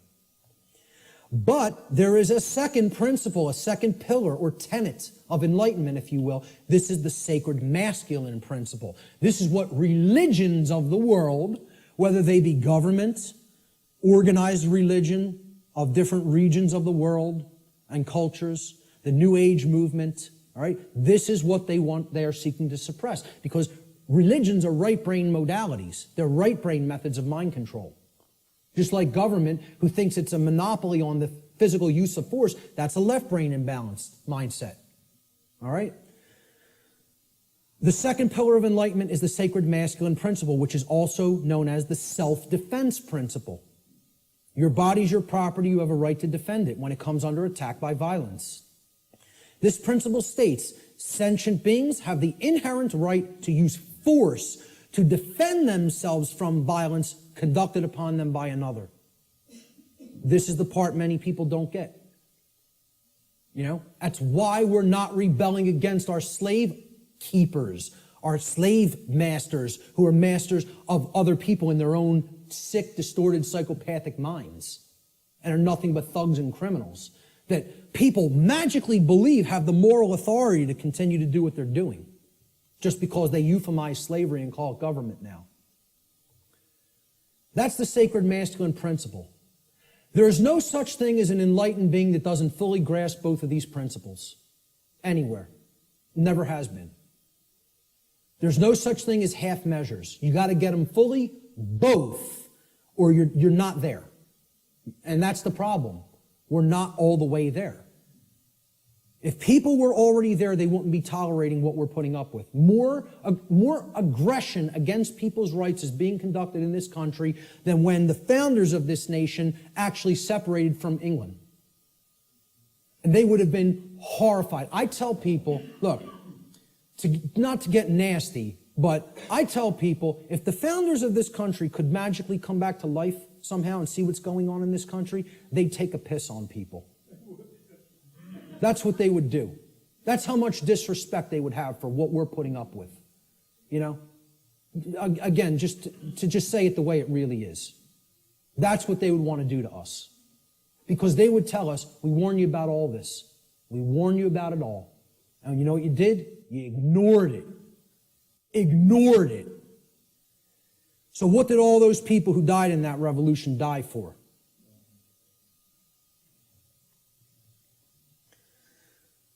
We have to understand true ownership.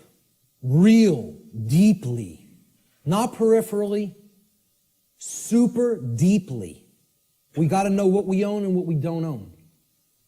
We have to understand, why is this our current condition? That's the question we asked at the beginning. And here's the reason.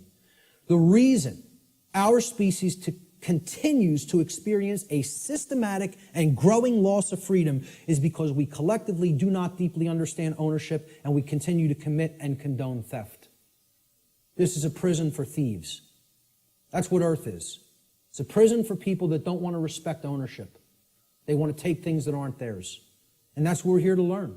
We're here to learn that there's only one natural law. Stop stealing from other people. Stop taking things that you don't own. Stop condoning theft of things that other people don't own. Don't condone that activity, that behavior either. So what is ownership? What's the definition? What does it entail? To own a thing means that regarding that thing, an individual maintains three basic things regarding it. The first is rightful possession. It means you acquired it without doing harm to somebody else. So you rightfully own it, lawfully own it. Okay? You're in possession of it. You have it in your possession. It is yours. The second thing is you control its usage. Okay? So your house, you control its usage. Your car, you control its usage. Your clothes, you control their usage. My computer is mine. I control its usage. I'm using it. Okay? Control of the usage of something means that you own it. And most of all, maintaining personal responsibility for that possession is the third aspect of ownership. So to own something means I'm in lawful, rightful possession of it. I control the usage of that thing, and I maintain personal responsibility for it. All right? And this is what we have to understand. Natural law can be essentially reduced to one single spiritual law. I gave you the working definition, the soundbite definition before. Here's the super simplified two-word concrescence of all of this information. Natural law gets boiled down to two words. Don't steal. That's it. You want the key out of the prison? You got to understand property. You got to understand all rights are property rights. Stop taking the property of other beings. Stop condoning the taking of the property of other beings. The end. You know, I should just get up here and say, don't steal, the end, everybody go home. Should be that simple. That's the key, folks. That's the key to the prison door. And what we're really talking about here is common sense. That's what conscience is.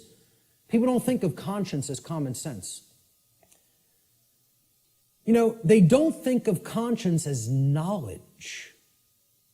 Conscience is knowledge. It's not action, it's not behavior. It's knowledge. Again, knowledge is the way out of this. Okay? And this is the knowledge that has to be developed. Conscience comes from the Latin prefix con, meaning together, and the Latin verb sciere, meaning to know or to understand. You put them together, to know together, to understand together. Conscience is common sense. Common sense knowing. Common sense knowledge. Literally. From the etymological breakdown of the word. Con, together, science, to know. That's why the problem is people don't have common sense. That's why I'm sitting there almost laughing hysterically that I need to try to teach common sense to people. The ridiculousness of it. What we all need to be doing is doing that work, you know? I know you guys get a lot of this. We need to start reaching out to other people. I'm going to talk about that in a moment. Conscience, the definition of it, is the definitive knowledge of the objective difference between right and wrong according to natural law. Objective. Definitive. Okay, it's not up for debate. It exists inherently and objectively. It can be understood, known, discovered. This is different from action. Conscience is the knowledge, then we act upon it. Okay? So it's different from understanding something and acting upon it. Right? To have conscience is to have common sense. It's to know the difference between right and wrong and understand that difference deeply. Then we're going to convert that into action. We exercise conscience. The exercise of conscience is actually action. The exercise of conscience is the free will choice of right action over wrong action once the definitive knowledge of the objective difference between right and wrong according to natural law has been acquired and integrated into the being. We acquire that knowledge first, understand it, then we act in either accordance with it or disharmony with it. If we act in accordance with it, it's called the exercise of conscience. That's action.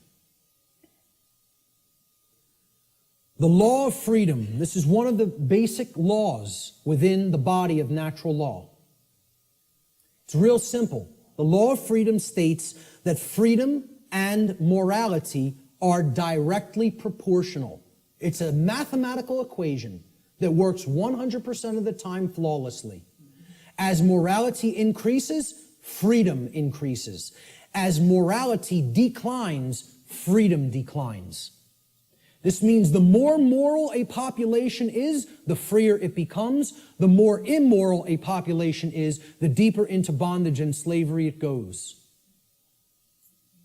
Another way of saying this is to say that the presence of truth and morality in the lives of the people of any given society is always inversely proportional to the presence of tyranny and slavery in that society. The more truth and morality there is, the less tyranny and slavery there is. The less truth and morality there is, the more tyranny and slavery there is. That's the law of freedom. And many people don't want to understand that. That these two things are inextricably interwoven and connected and can never be separated from each other. The presence of truth and morality in a society and the presence of freedom or its lack in a society. True freedom can never exist in a society that embraces moral relativism, which is the idea that there is no inherent and objective difference between right and wrong. So that humanity may just arbitrarily create or decide right and wrong for themselves. That's the ideology called moral relativism. As I've said before, it is the second tenet of the satanic religion. And it is deeply entrenched in this country and in the world. In our polls that we conducted, the psychological little tabulations that we did asking several people questions, 2/3 of people were moral relativists. 66%. Think about that. 2 out of 3 people believe there's no such thing as an objective difference between right and wrong and feel these are just constructs that exist by human beings and we get to make up what's right and what's wrong. 2/3 of people. That's where we're at. That's where we're really at. Natural law versus man's law or government. Here's the differences. Natural law is based upon the principles. It's based upon principles and truth, meaning things that are inherent to creation and are not made by humankind.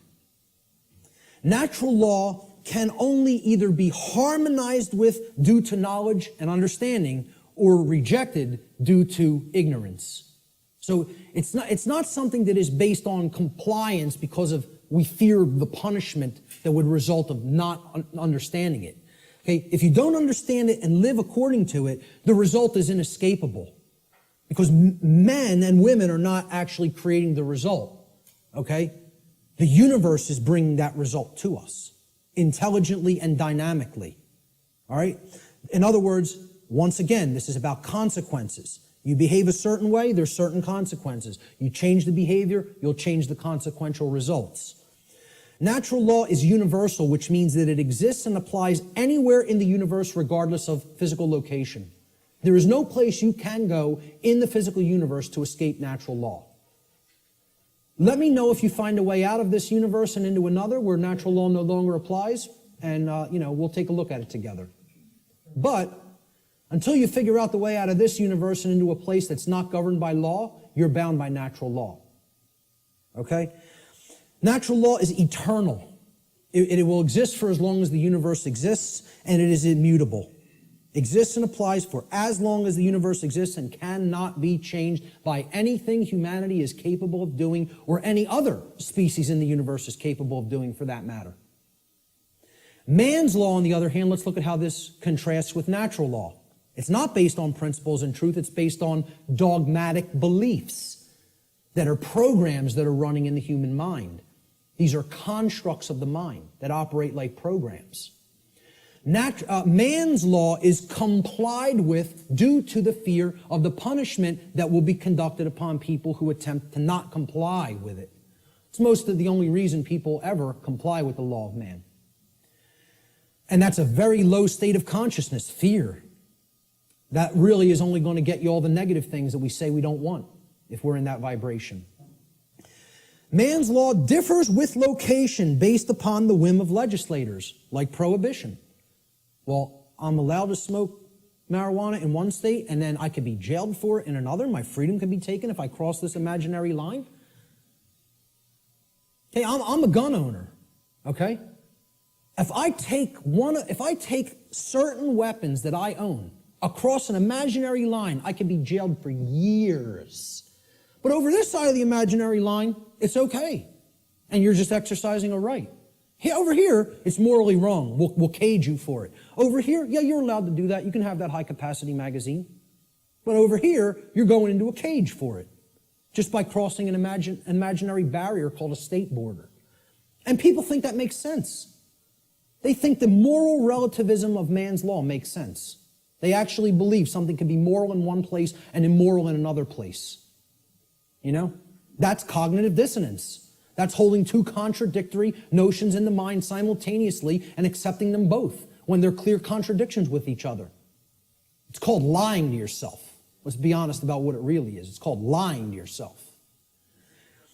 Man's law changes with time based upon the whim of legislators, which is also moral relativism. Prohibition in the 1920s. Oh, it was legal to possess and consume alcohol. Then for years it became illegal to do so. Then it switched back to becoming magically moral again. We won't cage you for doing it. Well, it changes over time based on our preferences and likes and dislikes. Yeah, we get to make up what law is, what right and wrong are. It's called moral relativism. All right? And it's one of the tenets of Satanism. So what does this mean for the law of man, actually? You know, the people seem to have so much respect for. You know, oh, we're a nation of laws written by men. You know, we don't give a damn about moral law. We don't really give a damn about what's right and wrong. You know, but we have so much respect for the law of man, which people actually believe is somehow based in morality, when it's nothing of the kind could be further from, couldn't get any further from the truth than that. It's based in moral relativism, which is about the whims of the legislator at any given time or place.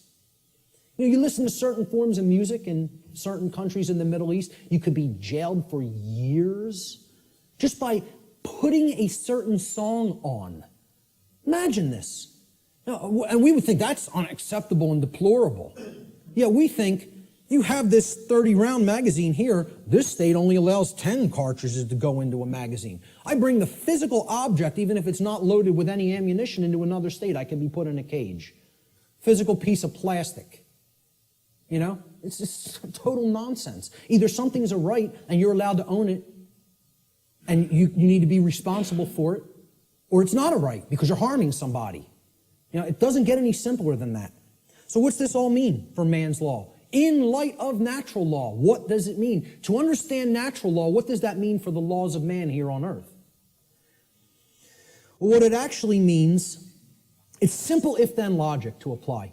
If a particular man-made law is in harmony with natural law, then it follows logically that it is redundant. It is stating the obvious. It is stating what is already known. It's like saying, I'm going to write down, yes, during the day the sky refracts a blue frequency. The sky is blue. I'm going to write that down and make it so. Well, it's redundant. It's self-evident. You can go out in the sky and look at the natural color of the sky on a clear day and see what the frequency is with your own eyes.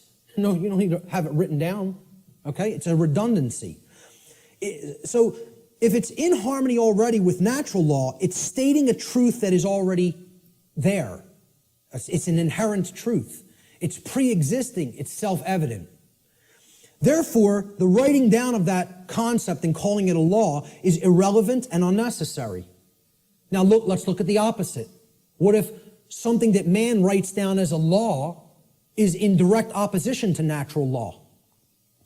So if a particular man-made law is in opposition to natural law, it follows logically that it is both false, meaning that it is incorrect. Okay, that's what natural law is. It's based in truth, that which is. And it's also immoral. Because if it's not based in natural law, it means that it is doing something that is actually harming somebody by taking something from them that doesn't belong to you. Like taxation, like permits and licensing, like suspending rights that do already exist, etc., so forth. All right? So, therefore, it's wrong, and it cannot be legitimately binding upon anyone. You can't write down a wrong and say, this is morally binding upon you, even though it creates harm, it causes harm, yet you must follow it. You know, and people believe this. We asked in the natural law seminar, how many people believe that if a law is passed and it restricts a right that you feel you have naturally because that action that it's saying you may not do causes no one else any harm? Do you have any moral obligation to obey that law until you could find a way to get it changed? And over 2/3 of people said, yes, you have a moral obligation to obey that law. Because these people have the moral right to issue commands and write down laws that constrain you, even if that behavior actually doesn't harm anybody and therefore is a natural right. You would still have to try to find a way to get that law changed. Nonsense. Nonsense. No one can be legitimately bound to a dictate of man that prevents somebody from exercising a natural right. It's called mind control, is what it's called. So in light of the differences between man's law and natural law, in light of natural law, man's law is both irrelevant and unnecessary, as it is either redundant because it is in harmony with natural law, or it is completely immoral because it is in direct opposition to natural law. This is a system of slavery that is not needed. There is equality under natural law, perfect equality. Everyone has the exact same rights. No one has any more or less rights than anyone else. Also, since rights are not created by humanity, and since they are the birthright of humanity, gifted to us by the creator of the universe, no human being or group of human beings is actually capable, in reality, of granting rights to anyone else, nor is any human being capable of revoking rights from anyone else. Everybody has the same rights. No one can make up a new right. No one can grant a right to somebody that is actually a wrong. Does not exist, never has existed, never will exist. This is an illusory belief system. All right? I'm not telling you people don't believe that can be done. I'm telling you in reality, in truth, it can never be done.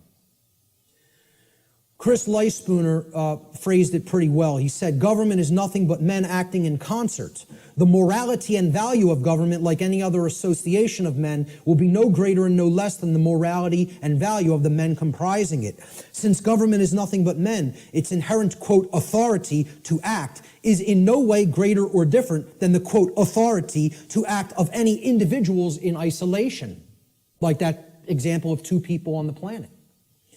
Government has no magic powers or, quote, authority that is not possessed by private individuals. Let he who asserts that government may do that which the individual may not do assume the onus of proof.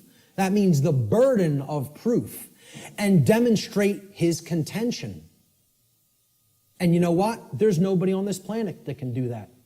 Because when it comes down to it, if you're telling somebody else they may either commit a wrong against somebody else or prevent someone else from exercising a right, that's a lie. And that does not exist. Not in reality. It exists in a diseased mind is where it exists. Only in a sick mind is where that belief exists. You have to be imbalanced in the mind, in the psyche, to believe that that's true. It's a mental illness.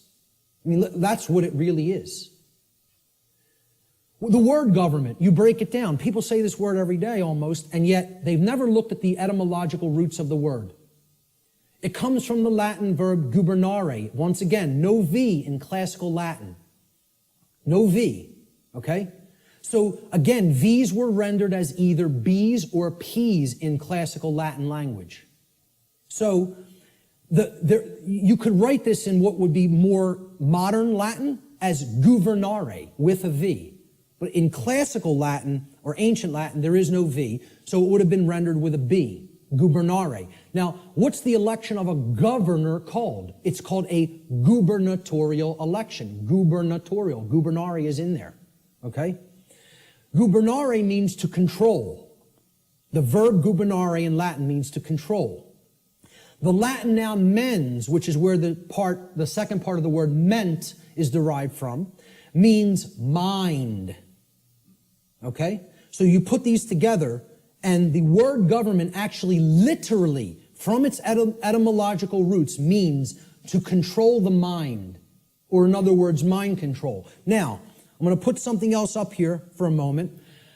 The etymological origin of the English suffix ment, M-E-N-T, is often debated in this etymological breakdown. All right? And I've gotten stuff about this constantly, and I've told people I'm not interested in hearing about it anymore. I know where this comes from. I know why the creators of the English language made it so. Made it like this. Okay? It is overwhelmingly clear by people who have studied linguistics and the origins of words, okay, in English from ancient languages, that the creators of the English language deliberately chose the Latin noun mens, meaning mind, to represent or mean in English the state of or the condition of. And this was done in direct keeping with the first principle of natural law, as we've already discussed, the principle of mentalism, which demonstrates that in order for any particular thing, event, or circumstance, any state or condition to exist in manifested reality, as it currently does, which is known as the plane of effects, it must have first existed in the plane of causality or the mental realm, the mind.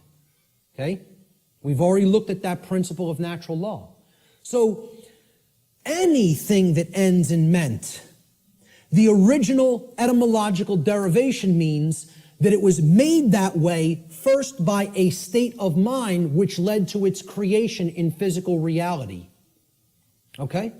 Any word you can think of that ends in M-E-N-T, meaning the state of or the condition of, means it happened in mind first, and therefore it led to the state of or the condition of in physical reality. Okay? So, when I say that government means mind control, it literally does, and that is an accurate etymological breakdown.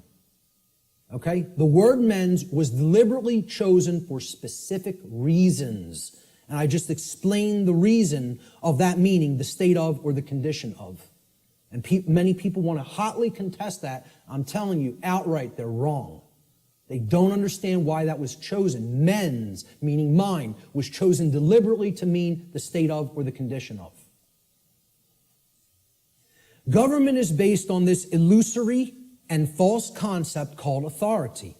People think certain people are authorities, that they actually have rights that other people don't have. The right to command, compel, coerce, and tell people, this is right, this is what you're going to do, and if you disagree, I have the power to actually compel, coerce, or constrain you against your will, if you're not harming anybody, even in the taking of that action. Authority is based upon an equal illusion that is called jurisdiction. Now, if we break down this word, it comes from the Latin noun. Jurisdiction comes from Latin, jus juris. Jus juris in Latin means law.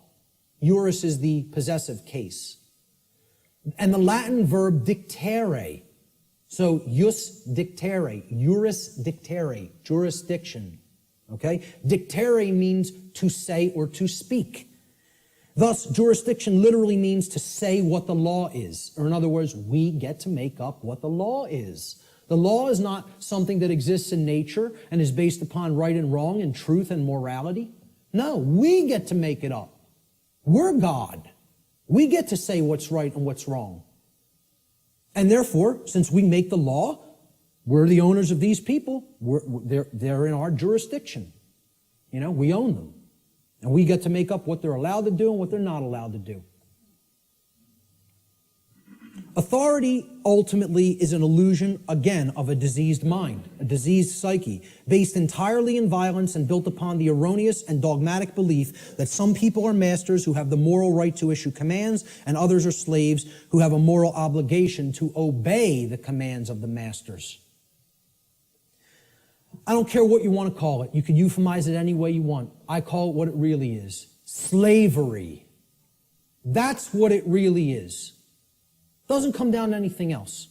You can call it whatever you want, euphemize it, try to make it sound as nice or as pleasant as possible. It's all one thing. It's called slavery.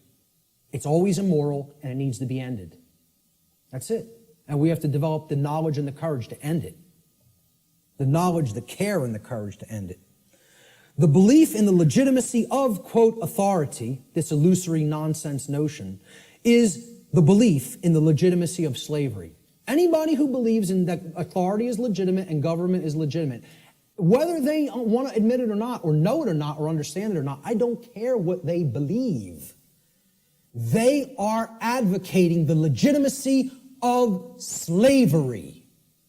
That's not my belief. I don't care who calls that my belief. I'm just looking right into the camera and saying this, because I know the people in this room know that that's not my belief. I'm telling anybody who's listening to this, that's not my belief. That's eternal truth. Eternal truth. Okay?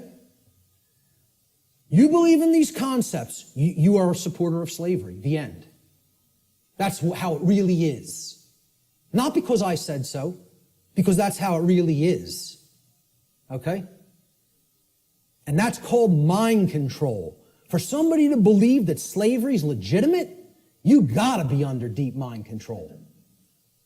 You gotta be either that or a sick, psychopathic, absolute piece of garbage. Okay? One of those things or another is true if you believe in those concepts.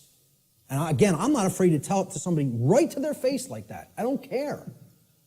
I'm not here to serve truth, make friends, or be liked. I'm here to tell people what the truth. I'm not here to serve human beings, make friends, or be liked. I am here to serve the truth. Whether it will be accepted is not up to me. I'm doing what I'm charged to do by creation. Okay? Whether it's accepted is somebody else's karma, not mine. Ultimately, authority is the idea that man can become God and through, quote, jurisdiction, dictate the law. What the dark occultists of this world, who are behind ostensible governments in the world, they set up all of these institutions as temples, right? What this sick psychopathic priest class ultimately believes is they're going to become God. We're going to turn natural law on top of its head, and we're going to rule in hell. That's it. We're going to rule in hell. It's a religion. This is a religion. Okay, government's a religion. The concept of authority is a religion. Most people don't see it that way. And I mean religion in the term of false religion. Okay? It comes from the Latin relegare. I laugh when I hear people say it comes from relegare. Or relegare, R-E-L-E-G-A-R-E, or relegare, okay? Which means to read over again. To go back over something that you've already read and read it again. It's the most ridiculous, nonsensical derivation I've ever heard for the word religion. To reread. I mean, please, let's put this to bed, folks. Religion does not mean to reread. It doesn't come from relegare or relegare. I can't remember which infinitive is used for that verb offhand, but it comes from religare, hence religion, R-E-L-I-G-A-R-E. All right? Relegare means to tie back, to hold back, or to thwart from forward progress by tying or binding. Tying up so that you can't move forward. That's what relegare is, and that is the etymological root of religion.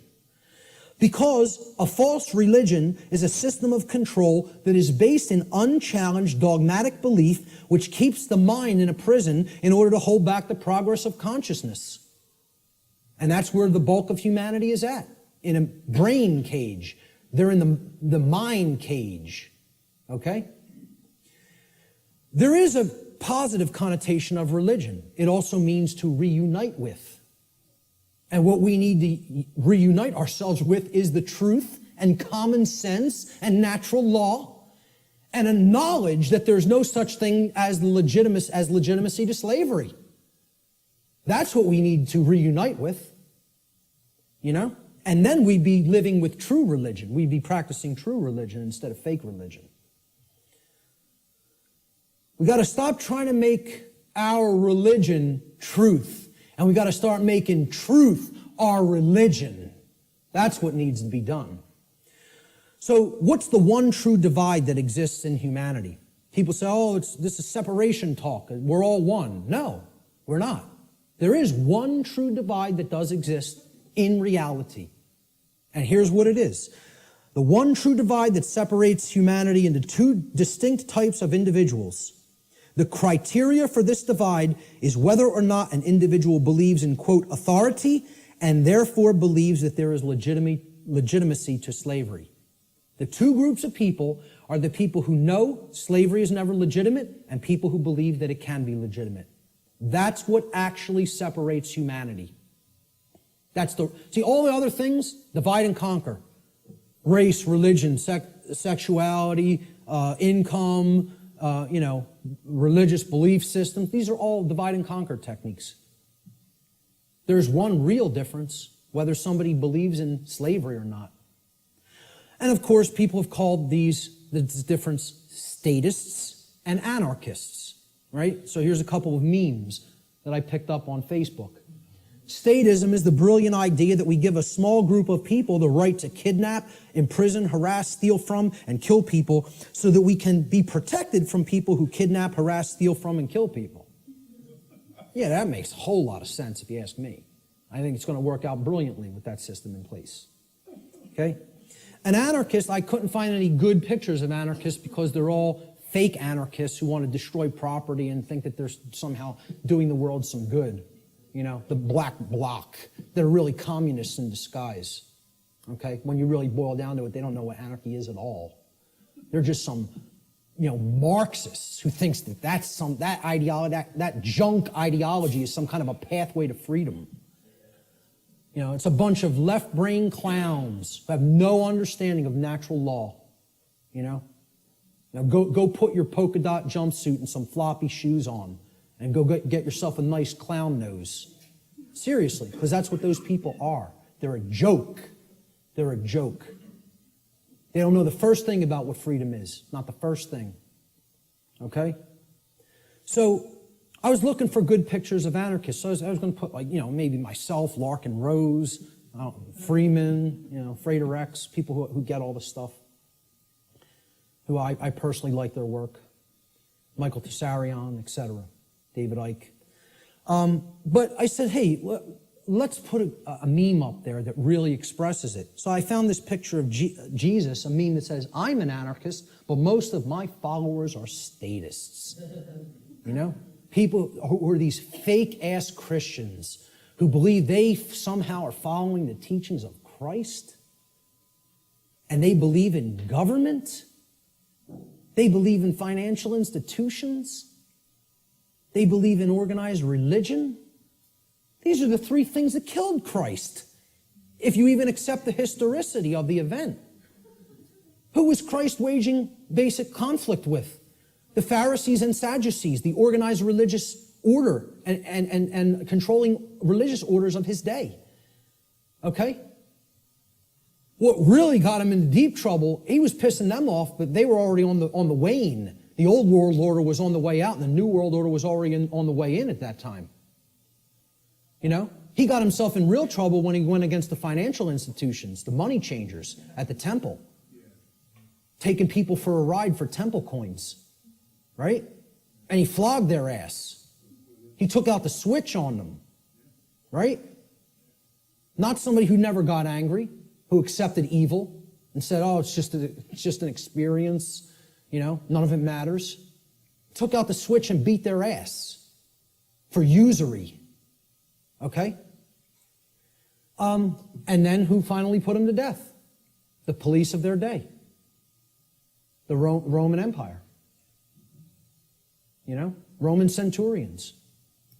The operating standing army and police of their day. The government.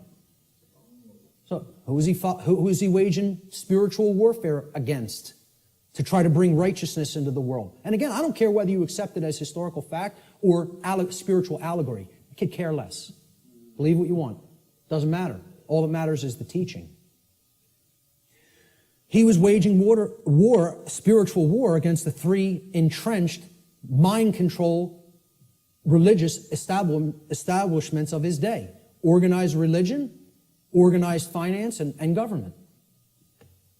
And people don't see it that way, so-called Christians, because they're not interested in the real teachings. They just want to call themselves something and identify it and say, oh, that magically makes me this, Because you go to church on Sunday doesn't make you a Christian, No more than going to a synagogue would make you align with the true teachings of the Torah. No more than, attending a mosque would align you with the true teachings of Islam or any other religion. To take the core essence of the teachings of morality from those systems, They're all people who claim these faiths in name only when they don't understand real freedom. So a statist is an individual who erroneously believes there's such a thing as authority that is vested in certain human beings, magically giving them the right to rule over other people. This authority means that certain people who we call government have the, quote, moral right to issue commands to those whom they rule, those under their jurisdiction, and that their subjects or slaves have a, quote, moral obligation to obey the arbitrary dictates or laws, quote unquote, that are set by their masters. Most simply put, a statist is nothing more than someone who believes in the legitimacy of slavery. Conversely, an anarchist, a true anarchist anyway, is one who knows that there could never be legitimacy to authority or government because those terms are simply euphemisms for violence and slavery and coercion, which are always immoral and in opposition to natural law. Let's look at what the word anarchy really means. Again, you got to break it down. From the Greek prefix an, which means without or the absence of, and the Greek noun archon, they're written in Greek script, which means master or ruler. And again, I mean externally. One who externally rules another or claims to be the master of another. That's what the term archon means in its connotation. Anarchy, as we can see by putting these together, does not mean without rules. The word archon does not mean rules. Okay? Because there's always going to be rules in effect called natural law, the laws of morality. It means rulers, imposed rulers. That's what archon means in Greek. It literally means anarchy now, putting it together. An, absence of, archon, master or ruler. The absence of masters or rulers. Externally imposed masters or rulers.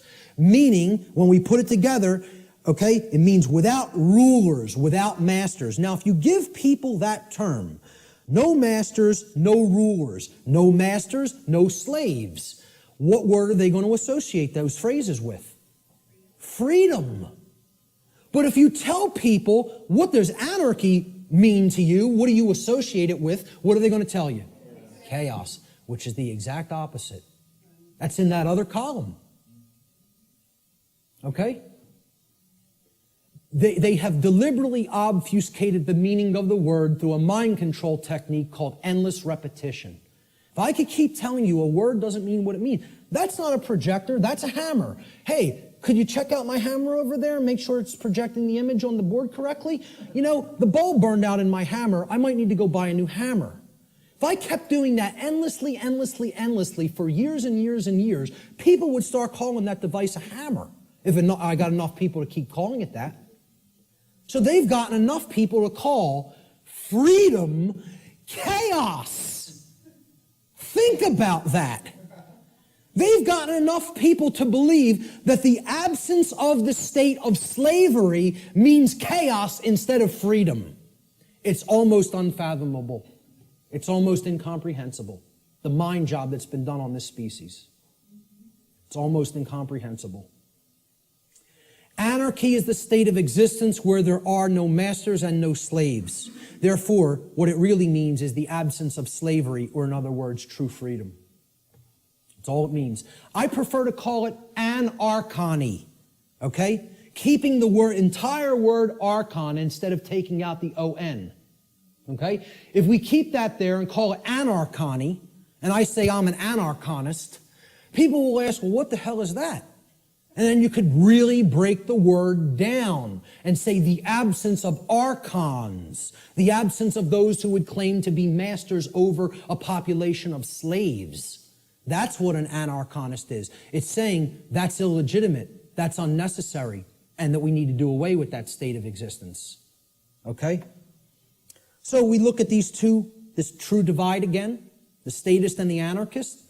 I call the statist the archonist.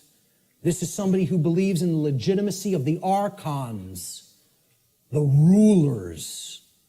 Okay?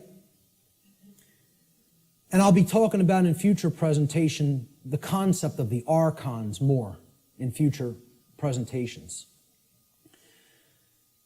And the anarchist, as it's been called, I think should be called the anarchonist. Because that's somebody who knows that there's no legitimacy to the mastery over other people, or the rulership externally over others, keeping them as slaves or subjects. There's no legitimacy to that. And that's the one true divide that separates all consciousness here on the earth.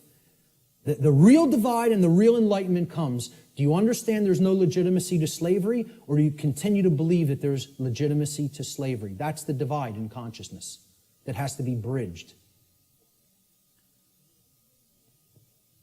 The fear of chaos. This is what keeps this system going. Chaos can't be viewed as something to fear. It's got to be viewed as a teacher, a harsh teacher, but a teacher nonetheless. See, chaos teaches us through the apophatic process what not to do. Okay? That's a bad idea. Okay? You probably shouldn't do that. If your desire is not to burn your hand to the point where it's blistering and flesh is starting to peel off of it. If you don't care about whether that happens, by all means, keep it right on that stove. Okay? Right on that electric stove. But see, if you say, I don't want to be burned, there are requirements for obtaining that condition. It means you can't keep your hand on something that is extraordinarily hot, or natural law will take over and burn your flesh. Doesn't require your belief. That's how it works. Well, this is humanity.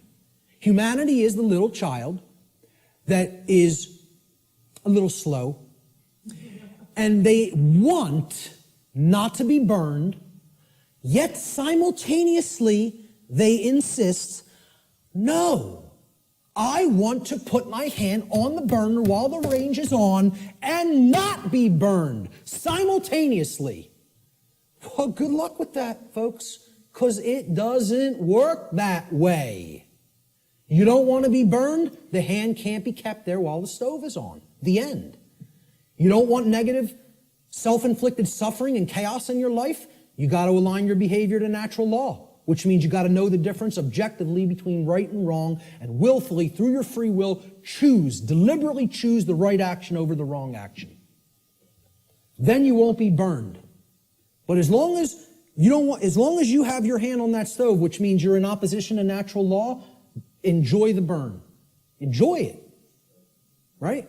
Get used to it till the flesh melts off the bone and then the bones turn into dust. Because that's what you're going to get. That's how it works. And again, nobody wants to hear that. They don't want to hear that the natural laws don't care about you. They work flawlessly all the time and bring you the result that you're creating. The control and slavery system is actually about the limitation of free will through the destruction of possibility. See, all they've done right? The old world order used to be religion and priest kings, right? We're in between you and God. We're the intercessors, the intermediaries. We make the law, you're our subjects, you're our slaves, you obey, or it's our wrath. All they've done is take the concept of a singular ruler, which was the old world order, and they've converted it into the concept of now there's a ruling class called government that gets to make up what we tell you may or may not do, okay? And they're up here at the top of the pyramid now. That's all. They turned it from a monarchy to somewhat of an oligarchy. But it's the same concept. We're the moral masters that you have a moral obligation to obey, and you're the slave class, that has an obligation to obey our commands. That's it. Nothing changed. All they did is say, well, no, people don't no longer believe in the priest king, so we need to create an institution where this quote-unquote authority is seemingly diffused through many people. It's always been nonsense. It's always been mind control. It's not going to be anything else other than that until it goes away. True freedom includes infinite possibility because infinite possibility, by definition, includes the possibility for chaos. For real freedom to exist, we have to accept, hey, things might not go right all the time. We live in a physical domain, a physical world. Hey, there could be dangers, Nothing could ever be sanitized or made completely safe as far as physical world activities are concerned. There's always going to be the possibility something could happen, go wrong, somebody could get hurt, chaos could happen. Okay? If you live in that state of fear that that's going to happen, what is that? Is that high consciousness or low consciousness? It's low consciousness. Low consciousness can only create what? Chaos. The fear of chaos itself can only get you more chaos because it's based in fear. As we see, just keep referring to that expression chart, Go online. I have slides of it online. It's in videos I've done. Print it. Read it. Look at it. Print it and stick it up in your home. Understand how that chart works. Those expressions that I went over, those 10 expressions. The possibility, of chaos from manifesting, the possibility that it may manifest has to be embraced without fear if we're going to be truly free. It must be embraced. You have to say, I am going to allow for the possibility that chaos may occur. Because that's getting out of the consciousness of fear. That's what will lead to freedom. Removing that fear. The fear of the possibility of chaos is actually equated to the fear of true freedom. When somebody says, I can't ever believe that a system with no masters could work out. I can't even envision how it could work out. What's that called? What's been deadened in that person? What have they lost? Imagination. There it is. That is actually the equivalent of the death of the imagination. Now, what is the imagination? The imagination is the powerful ability of the human mind to envision a different state or condition than the one which is already manifested in the present. So imagination must first be present in the mind in order to create a different state of existence than the one currently being experienced. And this is because, according to the principle of mentalism, for any different state to manifest in the physical world, the plane of effects, it must first exist within the mind or the plane of causality. If the imagination is stifled or destroyed, and the destruction of the imagination is what I refer to as total mind control. You can't go into any more total mind controlled state as the imagination being dead. All right? If that happens, any positive change to our state of existence becomes completely impossible. And this is where many people are already at. The fear of the possibility of chaos is more than even the fear of true freedom. It is the death of the imagination. It is putting the mind permanently in the cage. Okay? So you can't let that force within us called the imagination die. because that's the only way to envision a way out of the prison. You have to envision it first, then you have to put those thoughts and emotions that you used for that envisioning process into actual action so that it becomes manifested in the physical world. Through their fear of the possibility of chaos, which is actually the fear of true freedom, most people advocate the legitimacy and continuance of authority in government and are therefore actually advocating the legitimacy and continuance of violence and slavery. Those who believe that authority is necessary and that it must continue because of this fear of chaos have actually been duped into believing that human slavery is necessary. And get this, folks, human slavery must therefore continue in order to prevent chaos. Now imagine that. Imagine that. That's what statism is, though. That's what the religion called the belief in government or statism is. It is the belief that human slavery is necessary and must continue indefinitely in order to prevent chaos from manifesting. Now, tell me how that could possibly work.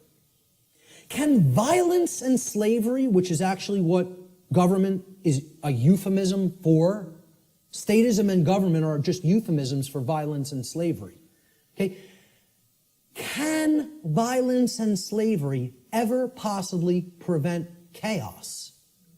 Why? What? Why can't it? Because they are chaos. Violence and slavery are chaos. We are already in the state of chaos. Being held under the threat of violence and duress, which is slavery, is the state of chaos. So forget about fearing chaos coming on. You're in it now. Surprise, surprise. Hate to break the news to you all. Okay? We're already in the state of chaos. We need to create real order by getting rid of violence and slavery.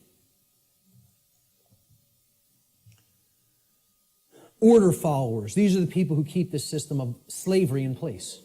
Okay? They're the people who keep this system of slavery in place. Let me just say this again.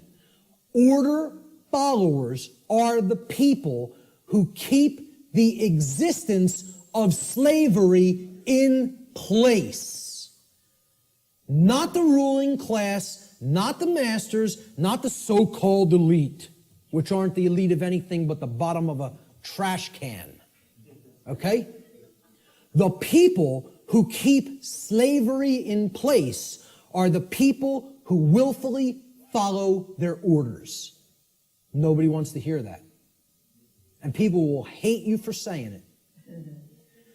Following orders means, by definition, doing what you are told to do without judging for yourself whether or not that action that you are being ordered to carry out is actually right or wrong.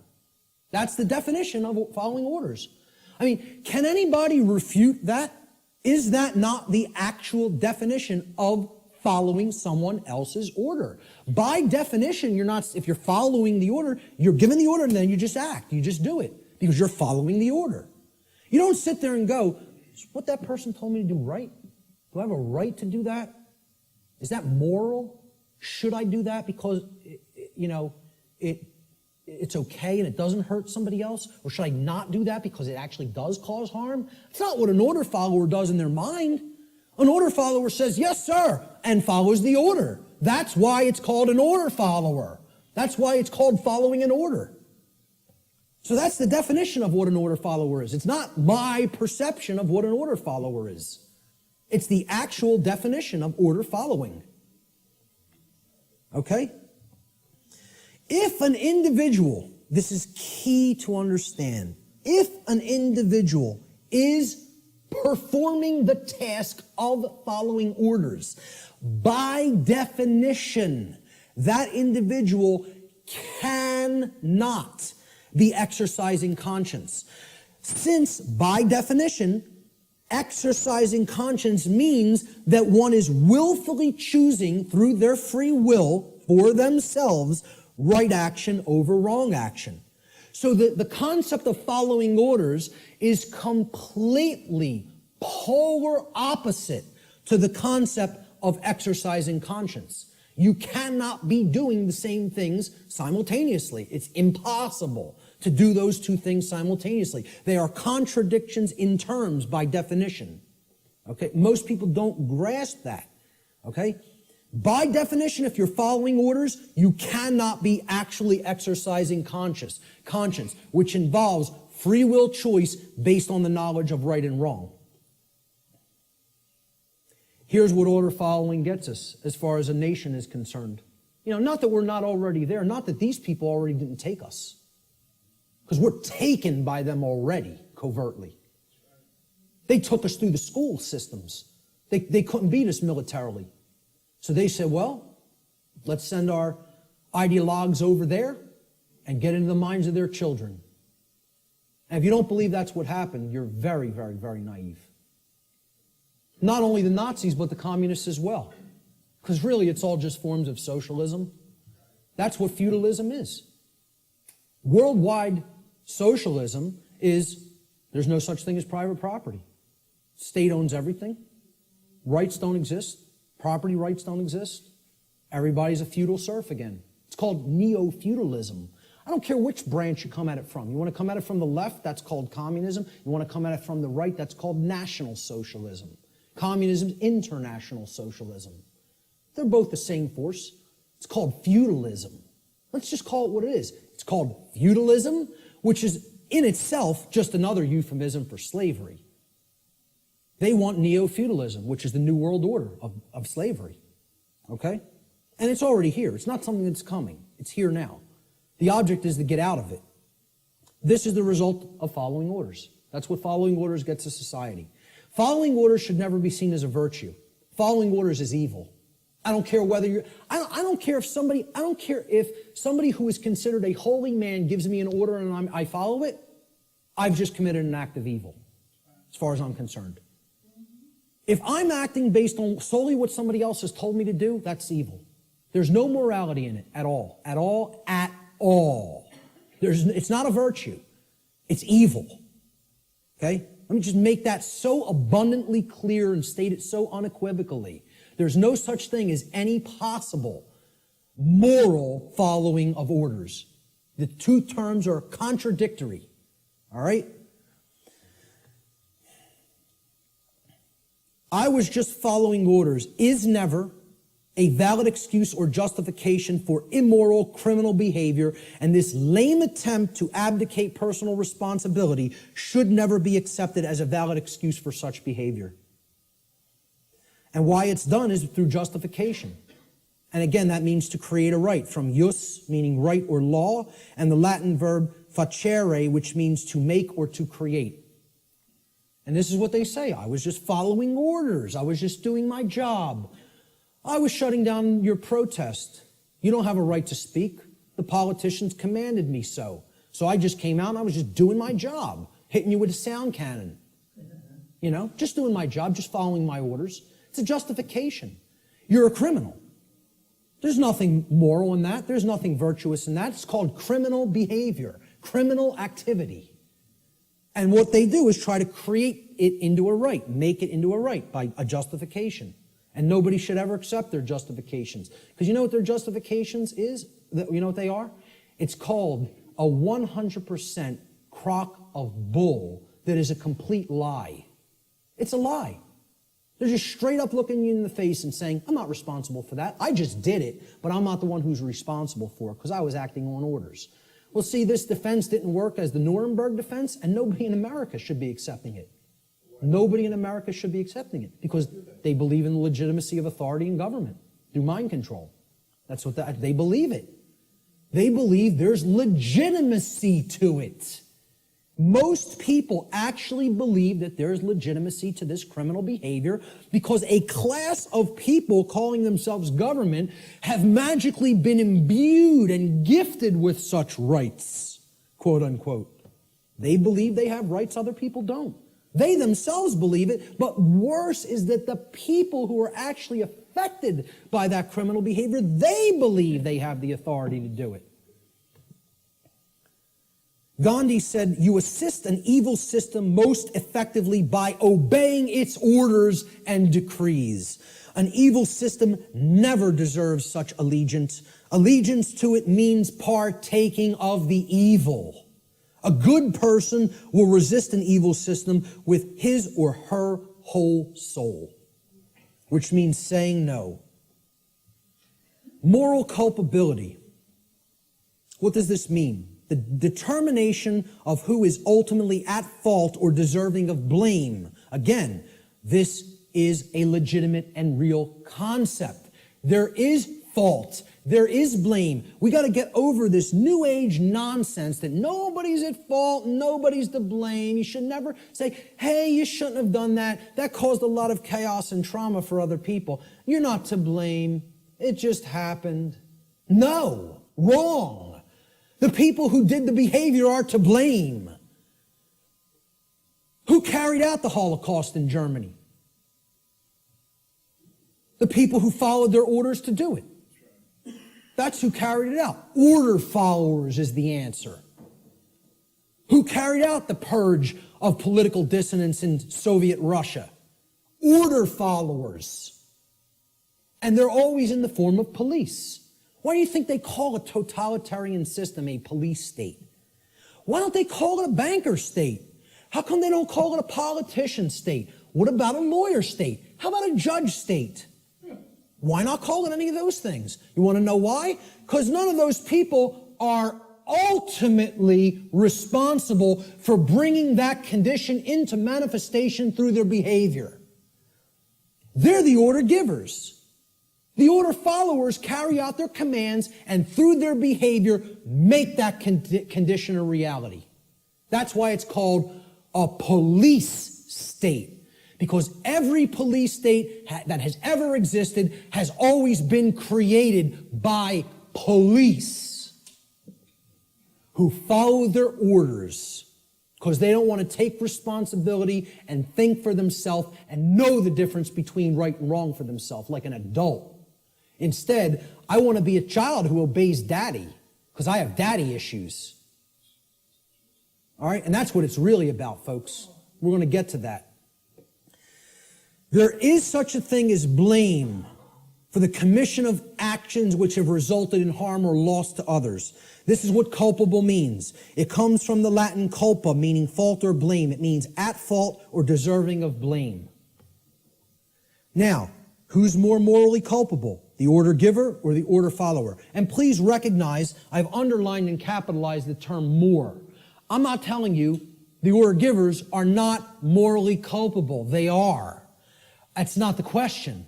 Are any of these people morally culpable is not my question. My question is, look at the full question. Who is more morally culpable? The order giver or the order follower? Always. Always. At all times and places. At all times and places. I put this meme up on Facebook, and I got some hate back for it. Okay? People don't want to hear this. Like I said, I'm not here to be popular, to make friends. I'm here to tell people what the truth actually is, and they have to accept it or reject it on their own. I made this meme and put it up on Facebook, and it had politicians on the left that said, my actions, underlined and capitalized, didn't cause that. And then there were some soldiers or Marines, whatever they are, order followers on the right side, and they're also saying the same statement. My actions didn't cause that. And then at the bottom, I just put this question. I'm sorry. Looks like, I'm sorry. At the top, I put this question. Who is lying and who is telling the truth? So who's lying here? And if people can't see, I hope that they can see this horrific picture. This is the result of, bombings that took place in the Middle East around Iraq. And it's a father carrying his dead child in his arms, okay? Maybe if bombs were raining down on our children, we might think differently about going in and waging imperialism on other nations. I don't know. Maybe we might think differently about it, right? But when it happens to somebody else's child, that's okay. That's done in the name of freedom, okay? Well, who caused this? Did they cause it? No, they didn't cause it. They are not the actual cause of this. Because you know what all they did? They signed some pieces of paper, wearing their expensive suits, okay? And they told these guys, they said, well, you're under our orders now. Go and bomb these people. And you know what these people did? Say, yes, sir, and go and drop the bombs. And fire off the ammunition. Okay? These are the people whose actions create things like this, not these people. All they're doing is speaking into somebody else's ear. All they've done is speech. Speech, not actions. See, again, really look. My actions didn't cause that. Yes, it is. If these people are saying my actions didn't cause that, they're lying. Very, very, very painful and difficult thing for people to comprehend and accept. I'm not telling you shouldn't feel bad hearing this, but I'm telling you it's true. The painful truth, the order follower always bears more moral culpability than the order giver. For the reason that the order follower is the one who actually performed the action, and in taking such action, actually brought the resultant harm into physical manifestation. Order following is the pathway to every form of evil and chaos in our world. It should never be seen as a virtue by anyone who considers themselves a moral human being. Order followers have ultimately been personally responsible and morally culpable for every form of slavery and every single totalitarian regime that has ever existed upon the face of the earth. That's the painful truth that people don't want to accept because they want to believe the absolute nonsense that order following is a virtue of any kind.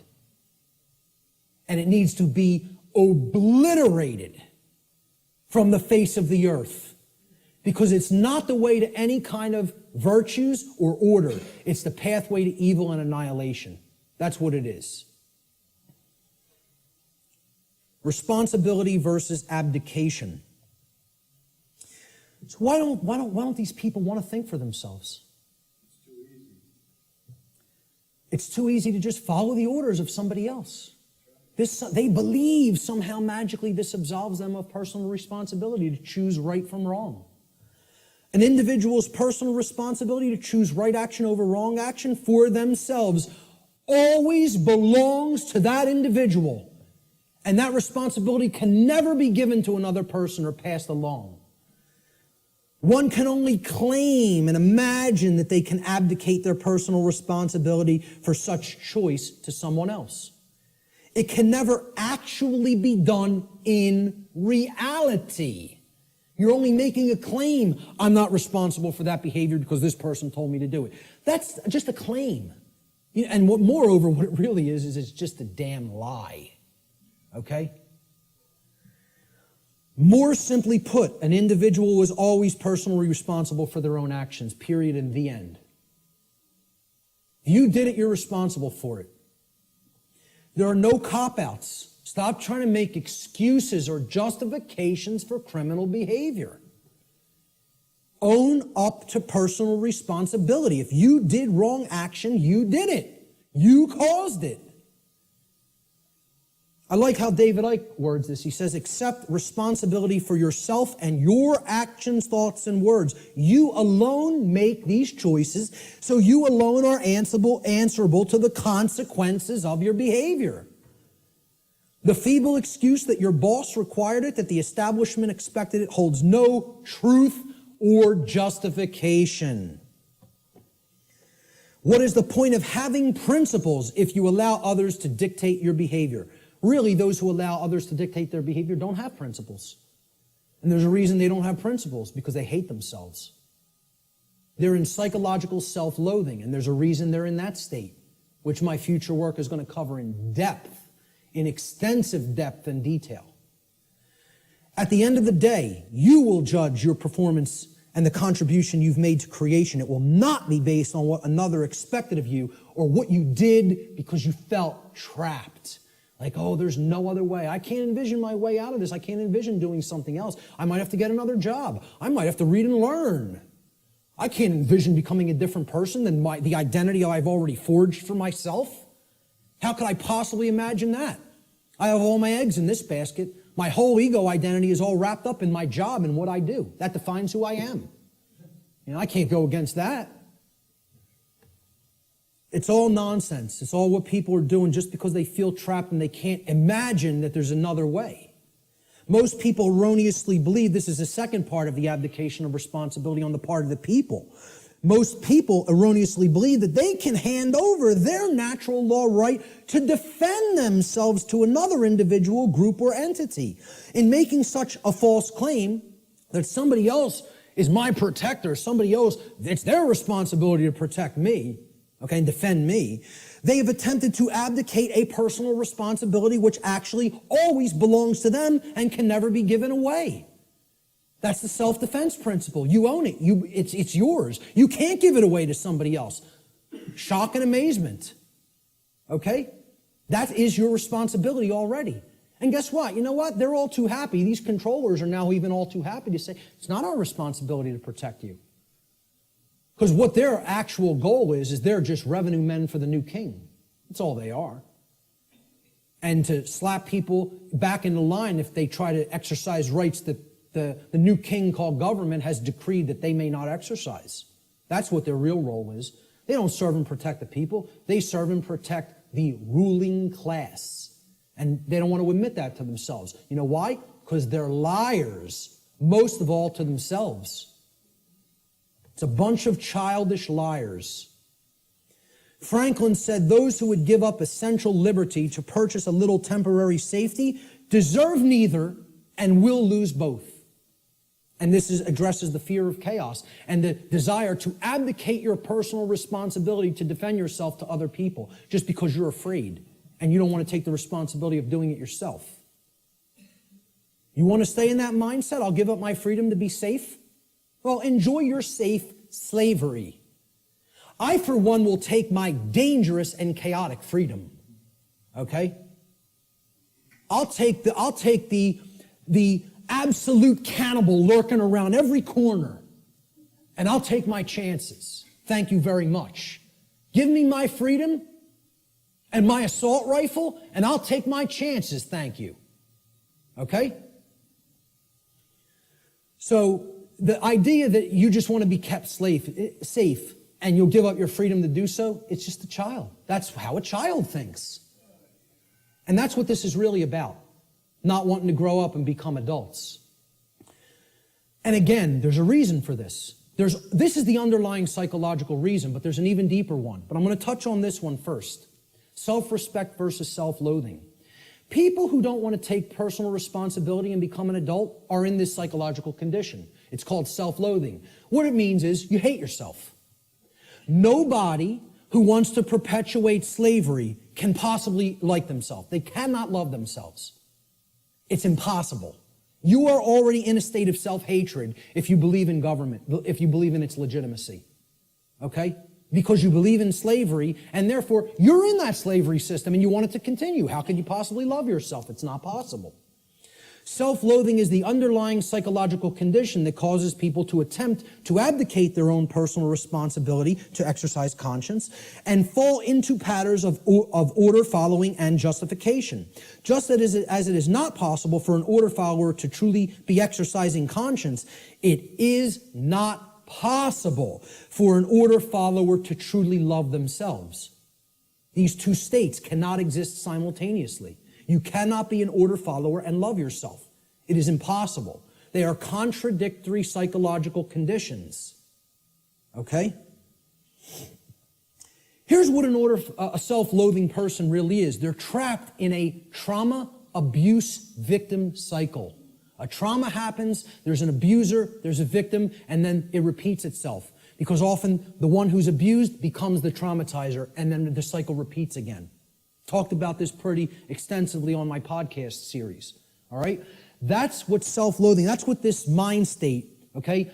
This is a golem creature, okay? It's a 100% programmed and lifeless thing that is imbued with the ability to actually move like a robot.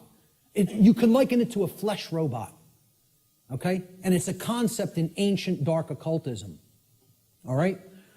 And the golem is driven by the force of self-loathing. And that's what the order followers are. They're golems. Okay? I'm not saying this to insult people.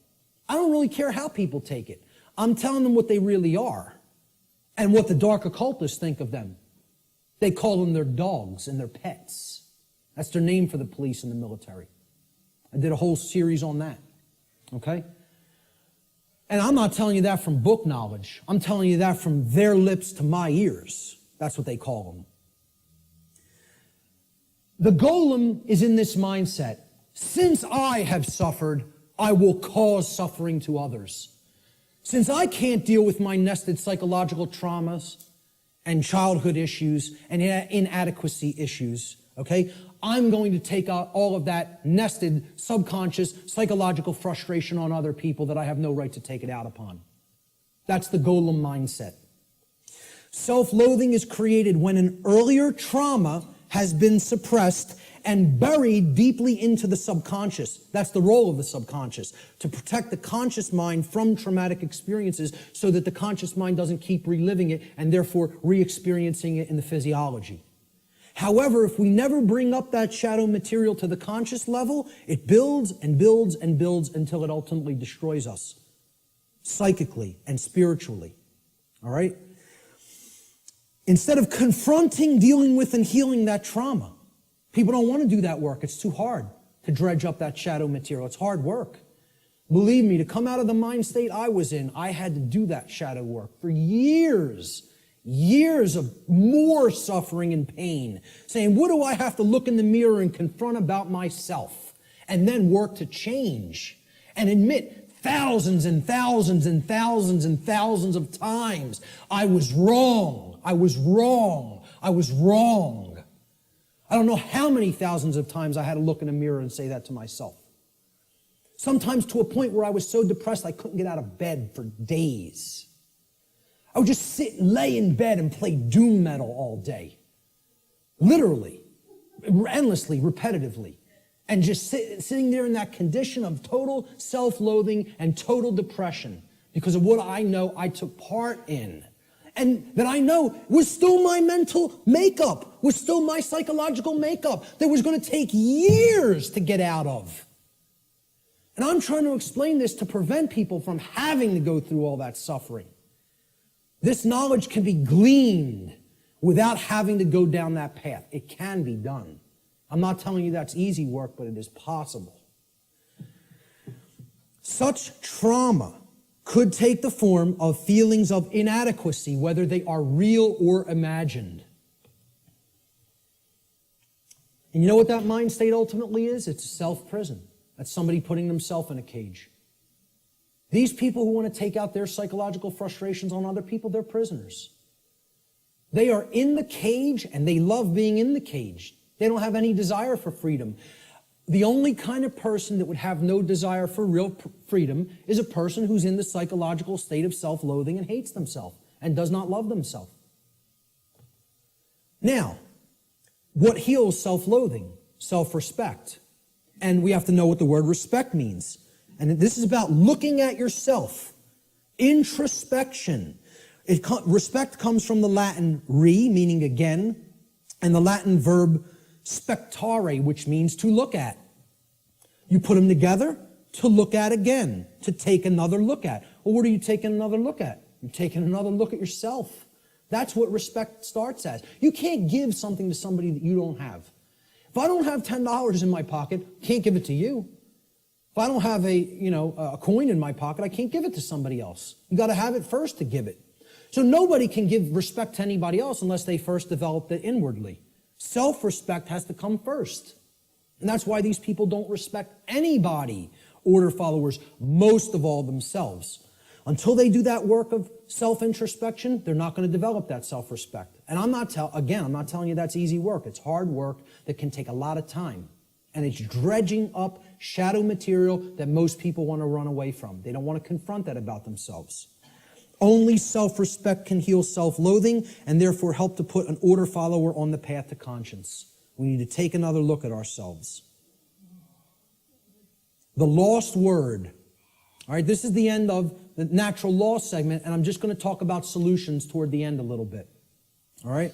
The lost word, it's a concept in esoteric Freemasonry, which represents a state of consciousness that has been largely, quote unquote, lost to the majority of human beings. In order to speak the quote unquote lost word, a human being must work upon themselves in order to achieve a state of equilibrium or balance between the left and right hemispheres of the brain. In such a state of balanced consciousness, the being has come to know oneself, as well as the working operations of the macrocosm, meaning natural law. In doing so, that person has also come to understand the objective difference between right and wrong, or as these concepts are referred to in the tradition of Freemasonry, they have come to understand the difference between light, which is right, and darkness, which is wrong. Or light, which is knowledge of right and wrong, and darkness, which is ignorance of right and wrong, respectively. All right? What is the lost word, though? That's the lost word, ladies and gentlemen. You know the knowledge of the highest levels of Freemasonry now. Most actual Freemasons in the lodge system don't know the lost word. The lost word is no. And I would suggest to you, it is a dual word. The lost word is dual, meaning it's two things. It's not just one. It is the word no, N-O, and it is the word know, K-N-O-W. Those are the lost words. Okay? In the enlightened state of consciousness generated through the knowledge of natural law, a human being is finally able to speak the so-called lost word, which is no. No is the word of all power. Only when we say no to those who would claim to be our owners, those who would claim that it is they who will decide which rights we have or do not have, do we stop externalizing our power to anyone outside of ourselves, and in doing so, reclaim all of our rights, all of our property that has been taken without right. Sadly, very, very few people in our world have the knowledge, care, and courage that is required to do this. This is why this all-powerful word is considered lost. And there's the other variant of the lost word, no. Know your rights. The reason you have to know what the difference between right and wrong is, and therefore know what rights you have and what rights you do not have, is because those who do not know those things will never say the lost word to someone who claims to be their owner. They will not say no, N-O. So let's look at some solutions. I call this section Teaching Natural Law to Others. Because as we're talking about, education is the only solution. Knowledge is the solution. The propagation of that knowledge is education, which means to lead out from. Educare in Latin means to lead one out from something. And what is education? It means to lead one out of darkness, out of ignorance. That's what a real teacher does. You know, doesn't push somebody out. It says, I'm going to go first and show you the way.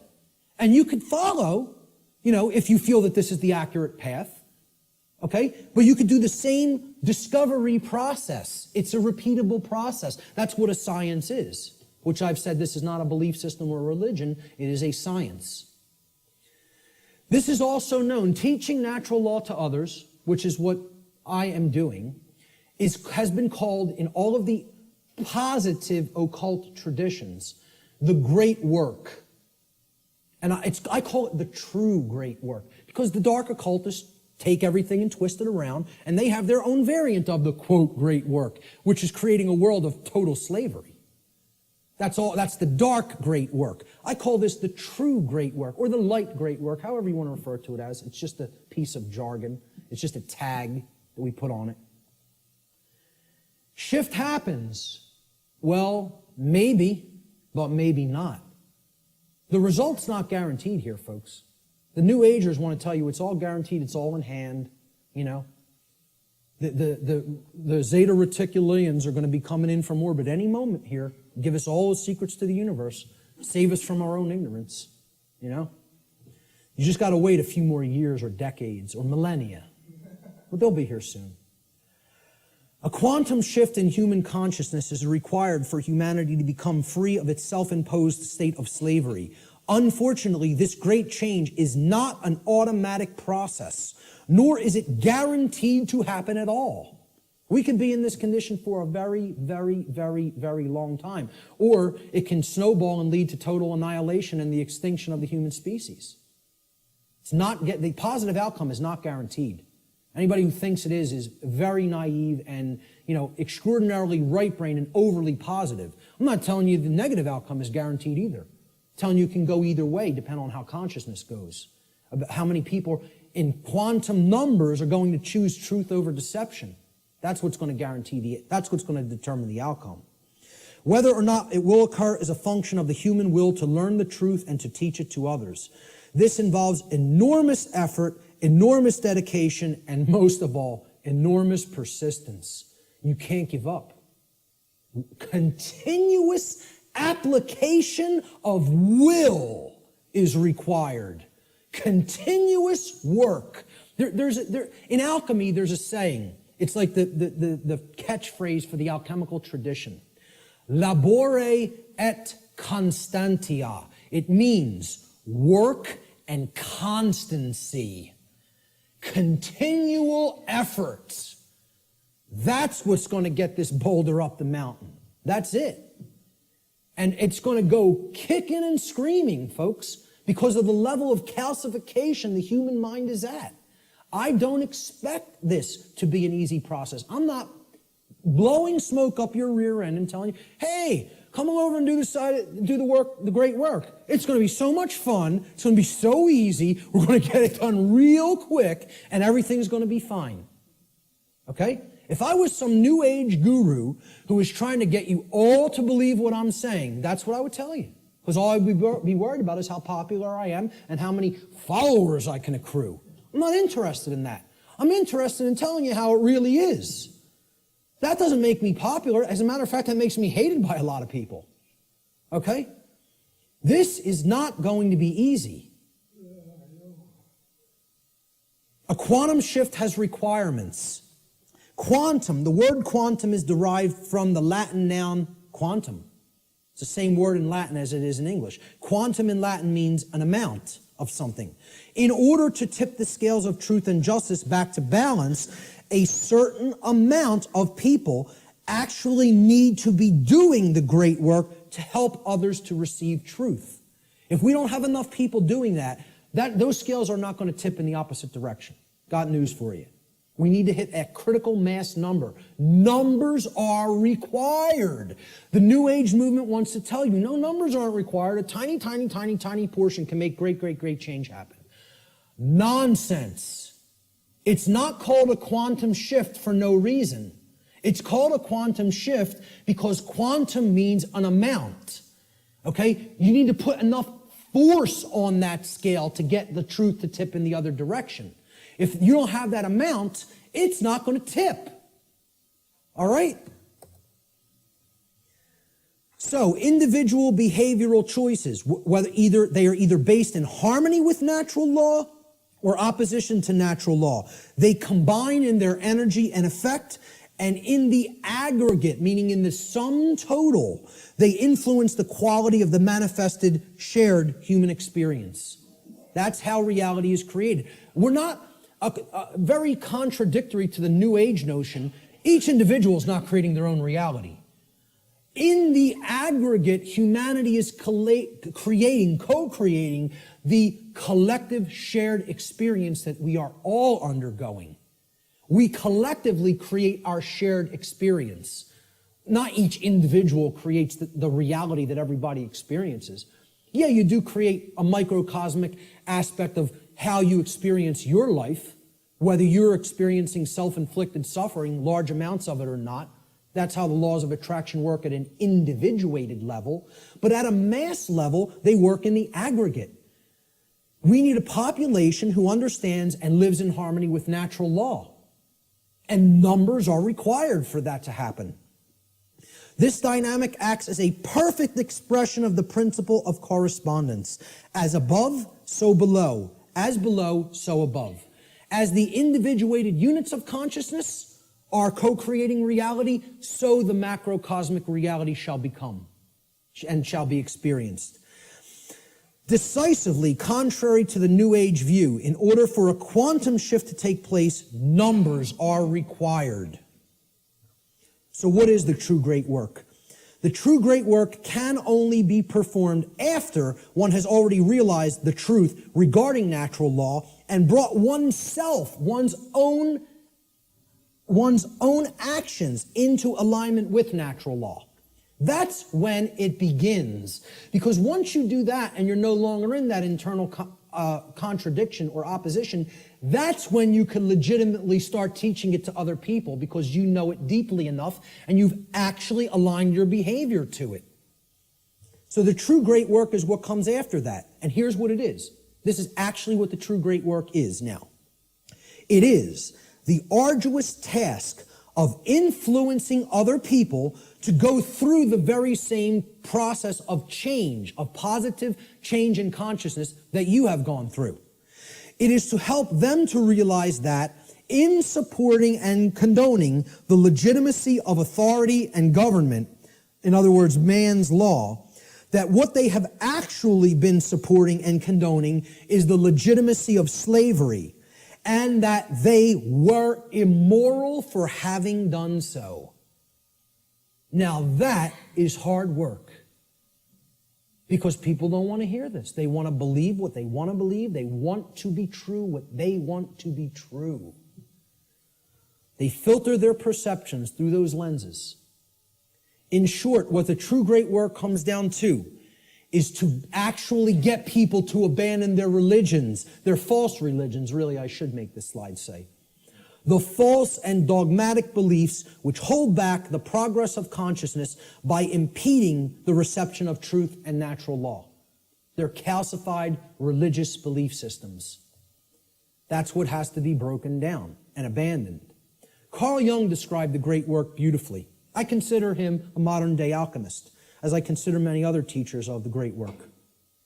He said, one does not become enlightened by imagining figures of light, but by making the darkness conscious. Making the darkness conscious. Not wishing for it to become conscious, not meditating upon it, by making it happen through an act of will. And that can only be done if enough people are doing the great work. Okay? This latter procedure that he's just described, he says, however, is disagreeable and therefore not popular. So few people are doing this work. The answer is to actually become the teacher. I don't do this because I want a lot of people to be students and follow what I'm saying. I could care less whether you follow me. Believe me, I'm telling you, the wrong thing to do would be to follow me. That's a bad example. You follow me, you're going to go down a deep path of suffering for many, many years before you come out of it. It would be a bad choice. I'm telling you to follow truth, to know truth. Has nothing to do with me. All right? When people hear that's what the great work is, to help change other people's minds, once you change your own, it's like this. Let me run away from that as fast as possible. Are you crazy? You want me to do what? That's the hardest thing there is to do. Exactly. That's why so few people are doing it. Many hands make light work. If we had more people involved in the effort, it might go smoother. It might go faster. Jefferson said, educate and inform the whole mass of people. That is the only sure reliance for the preservation of our liberty. Education is the answer. Researcher Donald McIlvaney said in his book, Toward a New World Order, in every declining civilization, there is a small remnant of people who adhere to the right against the wrong, who recognize the difference between good and evil, and who will take an active stand for the former against the latter. There's a small group who can still think and discern for themselves and who will courageously take a stand against the political, social, moral, and spiritual decay of their day. Brilliant. The words that are attributed to Jesus in the Gospel of Matthew, and many people will never have heard this quote. He says, "Do not suppose that I have come to bring peace to the earth. I did not come to bring peace, but a sword. For I have come to turn a man against his father, a daughter against her mother, a daughter-in-law against her mother-in-law. A man's enemies will be the members of his own household." We're going to talk about who the enemy really is. "Anyone who loves his father or mother more than me is not worthy of me.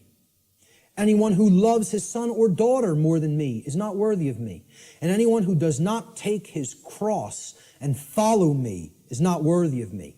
Whoever finds his life will lose it, and whoever loses his life for my sake will find it." These are words attributed by Jesus, but what you want to put in place of Jesus is the word truth. The way, the truth, the light, knowledge, knowledge of natural law, Christ consciousness, okay? He's telling you there are going to be people in your own family that aren't going to align themselves with right over wrong. They're going to continue to choose slavery. They're going to continue to advocate slavery. These aren't people who you want to continue to align yourself with if you have made an effort to truly explain what's really taking place. See, this is the concept of true forgiveness and turning the other cheek. It doesn't mean turn the other cheek and continue to ignore evil and excuse evil indefinitely while it destroys you. It means you have to give people who you're close with and you have an affinity with more chances than you would give just somebody who you don't know to learn the truth. It's like saying, because I really care about this person personally, I'm going to keep going back, and I'm going to keep hitting them with the truth. And eventually, if they come over to the side of truth and right, fine. But what he's saying here is eventually, this spiritual war is going to go hot, so to speak. And the people, even who are closest to us, if they don't align themselves with right, are the people who are ultimately continuing the evil in the world. They're the real spiritual enemy. What will this battle really be against, this spiritual war? Well, I say it will really actually be against inner demons that exist in the psyche of mankind. And these inner demons are egos that are hardened into what I've referred to as negative knowledge, emotional mind control, and the fear of true freedom. So negative knowledge is the concept that somebody already knows. They don't want to look at something because, hey, I already know what's really going on. Okay? It's the illusion of knowledge. The greatest enemy may not be ignorance, but rather the illusion of the actual knowledge. And people don't have the truth. And not only don't they have the truth, so they're at zero there, right? They're at the 0 point there because they haven't really started looking into truth for themselves, but they're attached to all this stuff that isn't true. So that puts them in the negative. They got to do work to get back to zero of knowing nothing. That's why I call it negative knowledge. Got to do hard work to get back to a clean slate, to start taking in some good stuff. Many people are in that state, and the people who are in that state largely are the overly intellectual, the super left-brained, the left-brain prison folks. Emotional mind control is the second inner demon. I encounter this all the time through people with my work. Because many people don't have the thick skin to listen to somebody like me. And that's okay. That's all right. Again, what Art talked about is that in the ancient traditions, they talked about reserve the meat for the strong men and furnish the milk for the babies. All right? I'm not here to convert the babies. I don't have the patience for that. I don't have the energy for that. What I'm trying to do is get the other teachers ready who might have the energy and patience for that. Because that's not me. And I'm being 100% perfectly honest with you that that's not me. I'm not here to do that. Okay? I'm hoping to bring some other people that are most of the way there, all the way there, so they can start doing that on a wider scale. You know, they're going to be the people who are going to work with people like that, not me. I'm just being honest with you about it. Emotional mind control comes in a couple of forms. Well, if this is unpleasant, the New Age variant is this right here. If it's unpleasant, I don't want to hear it, I don't want to see it, and I certainly won't want to tell others about it. See no evil, hear no evil, speak no evil. I'll just ignore it and it'll go away on its own. Well, what happens when you do that with any kind of a sickness or a problem? Does it get better? It gets worse. The second form of emotional mind control is people have a problem hearing truth because they don't like or prefer the way it's delivered. I'm not going to stop delivering truth the way I deliver it. This is my style. I like my style, personally. I don't think I have a problem at all in the way I present. I listen back to my presentations, and I don't, totally pat myself on the back, but I say, I did a damn good job there. I'm proud of how I did, personally, okay? I'm making an honest assessment about how I present. And again, I realize my presentation style is mostly for the thick skin. It's not for the people with super delicate sensibilities. So be it. That's not really who I'm trying to reach. I'm trying to do vertical integration, not horizontal integration. Build up the community of people who really get it, and they can start propagating it to the masses. This concept is about, the attractive newscaster on the nightly news. She can whisper sweet nothings in your ear all night with the blue frequencies behind her, okay, and say, 2 + 2 = 5. 2 + 2 = 5. And she's going to get a lot of people to believe that nonsense, right? But the person who's actually telling you the truth, that you might not like the sound of his voice, you might not like the harshness that he comes to you with the truth with, he might be screaming through a bullhorn and saying, hey, you're in danger. You are actively in danger. There is an imperative here, okay? There is a time consideration here. You don't have all the time in the world to correct this, all right? People say, well, I don't like the way he said that. That comes off as negative to me. I think he's fear-mongering or making a bigger deal out of this than it is. They're not interested in the content, the actual information. They're saying, the way that was said offended me. I don't prefer the sound of his voice or the tone he just took. Well, does that have any damn thing to do with whether the information was true or not? The people who are in this mind state are under emotional mind control. They believe you can determine the veracity of informational content based upon how it makes you feel. And this is a logical fallacy. That cannot be done. You cannot think with the emotions, and I'm not telling you to disregard the emotions. They're unbelievably important. They are our compass for morality in our lives. They're the compass through which we should set the direction of our behavior. But you can't come to determine and analyze and break down what's true or not and make a filtering system based on just how the information made you feel when you heard it. Okay? You have to actually think with the mind, with both hemispheres of the brain, with true intelligence to come to filter and determine what's true. Okay? No matter how much anybody wants to, give you that soft, sweet, pleasant, emotional voice, okay? That person's still lying to you.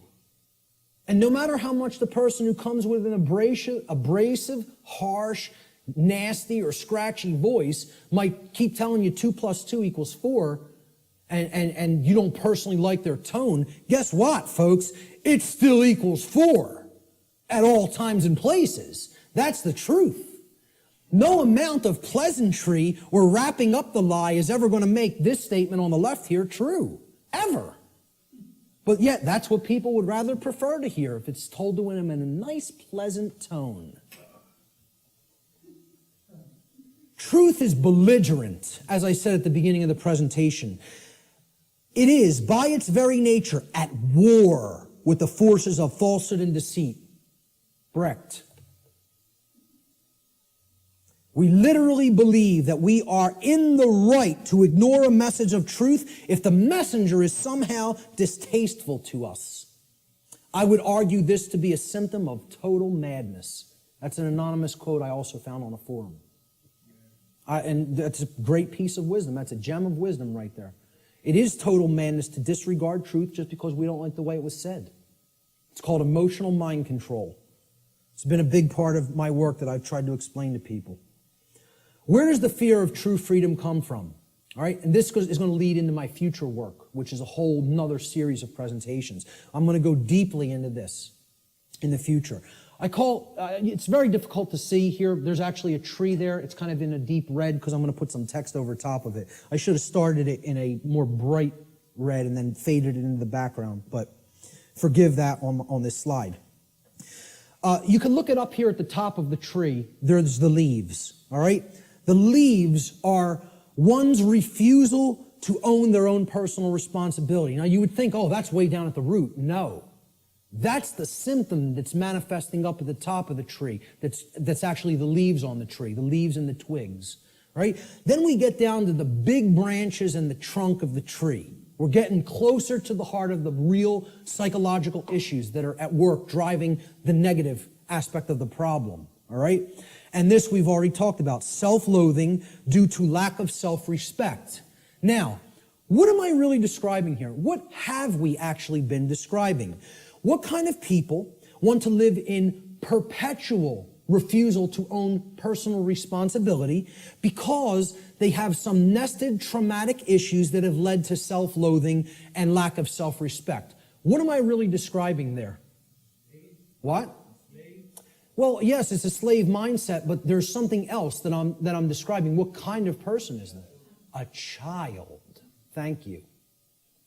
We're talking about people who are psychologically, emotionally, and spiritually immature. They have not grown up. They have not accepted personal responsibility, which is a hallmark of true adulthood or maturity. And this is due to the trauma that they've undergone that's led to self-loathing, okay, and the lack of self-respect, which is why they don't want personal responsibility. They want to remain an eternal child. Now, let's find out what is at the root of this tree of evil. Because until we go into this space, into this causal factor of these other manifesting psychological conditions, we're not actually hitting the actual root of the problem. If a child doesn't like themselves, they hate themselves, they feel they're not good enough, they're not worthy, they have all these imagined feelings of inadequacy and self-loathing, okay? And that's expressing their refusal to grow up and take personal responsibility for themselves in their adulthood. What kind of trauma specifically has that child more likely than not psychologically undergone? They've gone through a specific type of childhood trauma. And I would argue that most people on earth have gone through this type of trauma. And that type of trauma is called abandonment. The human species is suffering from very deeply seated parental abandonment issues that lie at the very core of the psychological condition that we call the human condition.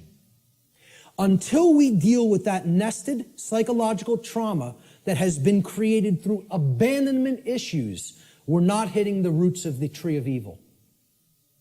We're not getting down to the very core issue that needs to be understood. My future work, I'm going to be presenting this on December 12th in Philadelphia, for anybody who's in the Philadelphia area. It's going to be what I would call a synthesis, an explanatory synthesis of why this is the root psychological condition of humanity. I call it cosmic abandonment. And this is going to be one of the biggest aspects of the next part of my work. I think it's going to really set my work apart from others in the truth and freedom community and the alternative research community. Until we wrestle with those psychological abandonment issues, we're not getting to the heart of what's causing these other problems in the human psyche, like self-loathing, the lack of the development of self-respect, and the refusal to own the responsibility for one's own actions. And I'm going to connect this with human origins. And I'm going to make the case that it has always been like that. It has always been like that. We have been children on this planet since we have been on this planet. And we have never actually psychically, psychologically, and emotionally and spiritually grown up, because as a species, we have undergone what I term cosmic abandonment. So that's going to be coming up in future aspects of my work. What will be required on the part of those performing this great work? And you know, it is like Sisyphus rolling that boulder up the hill. We just got to get it up to the top and give it that one last push so we don't have to keep doing it again. Who knows how many times we've already tried to do this, and it's ended in failure. We need the knowledge of the real enemy, okay? And we'll get to what that is. We need to devote ourselves to service to truth, not even service to humanity. I'm not saying that's not a great virtue to have and to enact. I'm telling you we need to go beyond that. This isn't about service to me, you, or any other individual. It's about service to truth and principles first and foremost. And we need courage and persistence. And then we need practical real-world skills. The knowledge of the real enemy needs to ultimately come first. And this isn't it, folks. This priest class that goes and meets and has the rituals at Bohemian Grove, I'm not telling you they're not evil. I'm not telling you they're not psychopaths. I'm not telling you that we don't need people like that in the world. Okay? I'm telling you that in this spiritual war, this is a tiny, tiny, tiny, tiny, insignificant, as far as numbers are concerned, fraction of the totality of the human population that could not possibly control the minds and the behaviors, and therefore the behaviors of the masses of people without our compliance, without our ignorance. So, while I'm not telling you I, like these people, do I have respect for them as an opponent? Oh yeah, you damn well better believe I do. I don't underestimate these psychopaths. Not a bit. You want to know why I worked with them? I know what their will is like. I know what their intellect is like. And I'm telling you, don't underestimate either one. I'm telling you, don't underestimate their care. They don't have, like I said, they don't have care in the terms of compassion and the normal range of human emotions like we do, but don't think that means they don't have care. They deeply care about what they're enacting, what their agenda is, and they have the will to carry it out, and they're not slowing down. They're unified. They're on a unified front. They're on the same page. Believe it. Know it. I'm not telling you that from, like I said, reading about it or book knowledge. I've been around these psychopaths. Haven't specifically been to this psychopathic gathering, but I've been around them enough. That's not the real enemy, that is. The sleeping masses, hypnotized masses, they're your enemy. See, people will say, the Illuminati enslaves humanity. No, it doesn't. Humanity enslaves the real Illuminati. You think about that for a little bit. Do those psychopaths in the last slide really enslave us? And first of all, people who call them the Illuminati, there's no such thing. Illuminati means that you're enlightened, the illuminated ones. You want to know who's the enlightened ones? They're in this room. We're the Illuminati. The people who know what I'm talking about here are the Illuminati. They're the illuminated ones. They're the ones with the light. They're the ones with the real knowledge. Okay? They want to refer to themselves as the enlightened ones. Well, they might have the dark sun, but they don't have the true sun. They're imbued with the black sun. That means it's all intellectual knowledge, and then you're applying it for the totally immoral, wrong reasons, which is to control and manipulate other people. There's nothing illuminated about that. So the real Illuminati, they're not the enslavers of humanity. The dark Illuminati are not the enslavers of humanity either. Humanity enslaves itself, and they're enslaving the true Illuminati, the teachers who are actually living under the conditions of slavery because they're here with the ignorant people. That's who's being enslaved by humanity. Humanity are the enslavers. And this is another thing that's highly unpopular. People don't want to hear it. They want to think we're powerless victims. There's no choice involved here. This is something that's just being done to us. Okay? And I'm here to tell you, free will is always in existence. And it's a matter of changing one's thoughts and therefore changing one's choices. And that's our own personal responsibility that can never be given away or shirked or shunned. You are always responsible for what we're doing. Service to truth is required. Truth itself is eternal, can never be destroyed. But you know what? Humanity can be destroyed. We can be destroyed when we refuse to act in service to truth as her defenders. People say, oh, truth doesn't need to be defended. Nonsense. Truth needs to be defended at all times and places because the attack on it is never-ending and non-stop, continuous. And if we don't come to her defense, you know what happens? The voice of untruth and deception and evil and mind control rules the day. And the voice of truth doesn't get heard because the truth itself doesn't have a physical voice in the physical domain. You know, we have to be its mediums and we have to be its voice. It's possible for us to co-create a positive outcome in this scenario, but this can only be accomplished if we care enough to learn the truth ourselves, and then we develop the courage to continuously speak it to other people until our voice of truth becomes a non-stop chorus like the voice of lies and deception and mind control has been for millennia on this planet. Courage is required. Samuel Adams encapsulated this brilliantly. He said, the liberties of our countries are worth defending at all hazards. It is our duty to defend them against all attacks. It will bring a mark of everlasting infamy on the present generation if we should suffer them to be wrested from us by violence without any struggle, or to be cheated out of them by the artifices of designing men.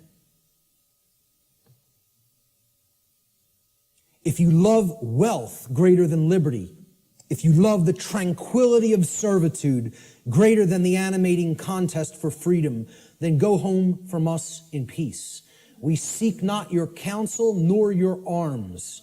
Crouch down and lick the hand that feeds you. May your chains set lightly upon you, and may posterity forget that you were ever our countrymen. Now that's about as powerful as it gets as far as I'm concerned. Because he's telling you, if your allegiance isn't to the truth and freedom, I don't want to know you. I don't want to know you. And we hope history forgets that you ever were with us at this time and place in history. And because you deserve to be forgotten. That's what he's saying here. You know, I couldn't agree more. Persistence is required. Constant effort. We are the actual vehicles by which truth operates in the world. Therefore, it is our shared responsibility at this time to help to awaken others by continuously speaking the truth, even if we feel burdened by this task, even if we feel no one is listening, and even if it makes all involved in this process feel uncomfortable. It's not about feeling comfort, folks. It's not about staying complacent. It's about shaking things up. Making people feel uncomfortable. Who ever told anybody that the truth would make you all warm and fuzzy inside? Who ever told anybody that? Why do people want to believe that? Who ever said that that was the case? The truth is horrible and yet needs to be embraced as a lover. Okay? With dedication to it, even in its full horror. Thomas Paine, who I feel was the most enlightened person on the continent at the time of the American Revolution personally. He's one of my personal heroes. And walked in the vicinity where I walk sometimes now. He said, these are the times that try men's souls. The summer soldier and the sunshine patriot will, in this crisis, shrink from the service of his country. But he that stands it now deserves the love and thanks of man and woman. Tyranny, like hell, is not easily conquered. Yet we have this consolation with us, that the harder the conflict, the more glorious the triumph. I think he was one of the true anarchists that was living amongst us in the colonial days.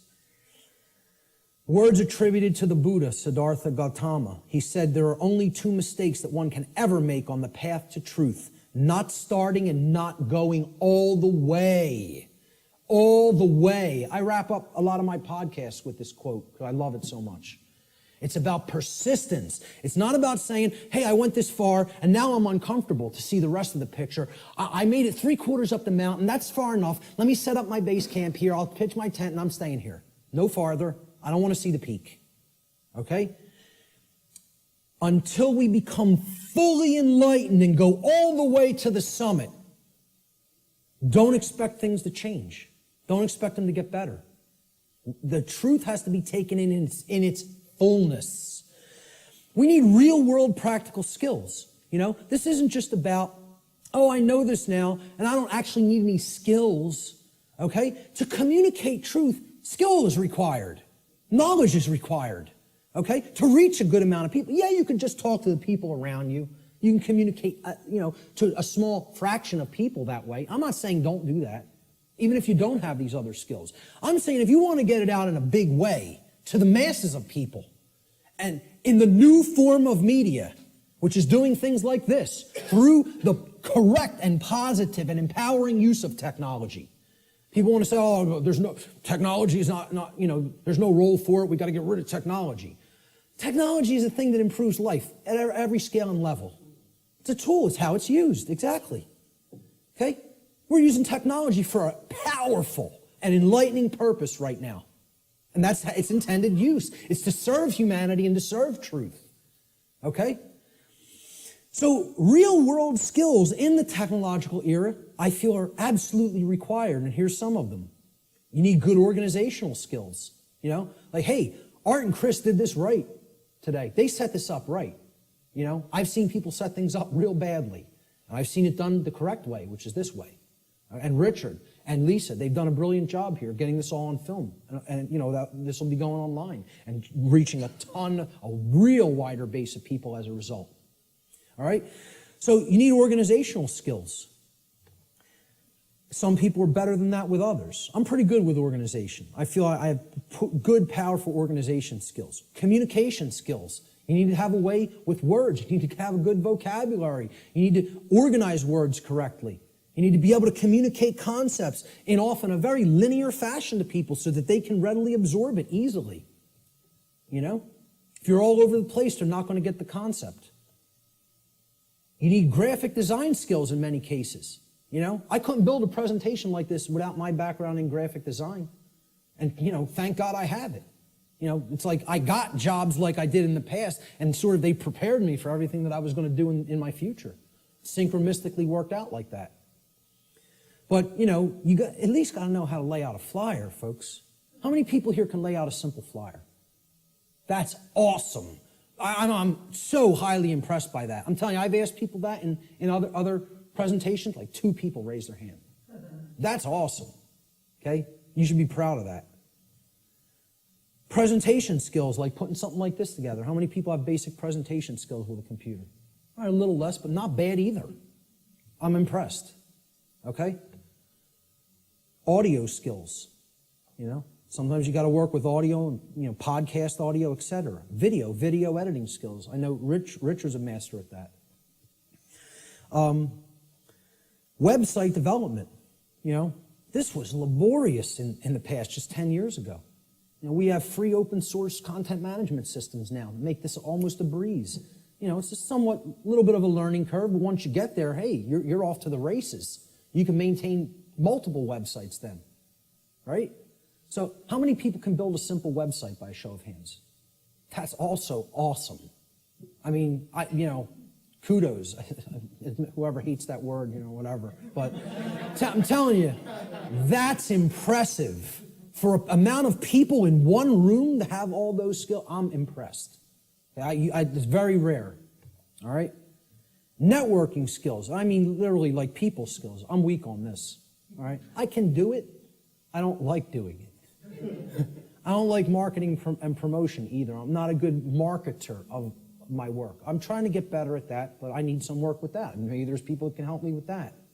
But, I have a good chunk of all these skills. I could do all of them.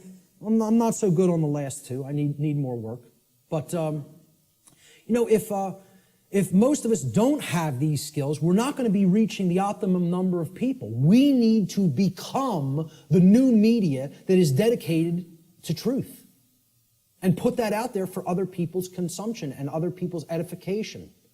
All right? We are the answer. We are the illuminators, the ones who will help to enlighten other people once we've taken this knowledge into ourselves. And then that's only the beginning, folks. You got to put it back out there. I tell people the story. I had all this knowledge for a long time, sitting on it, doing nothing with it, just taking more in. Oh, I want to make sure I got it all right. I want to make sure I got the whole picture. I go to a meeting in the state of Virginia.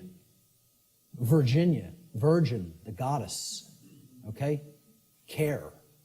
Very synchronistic.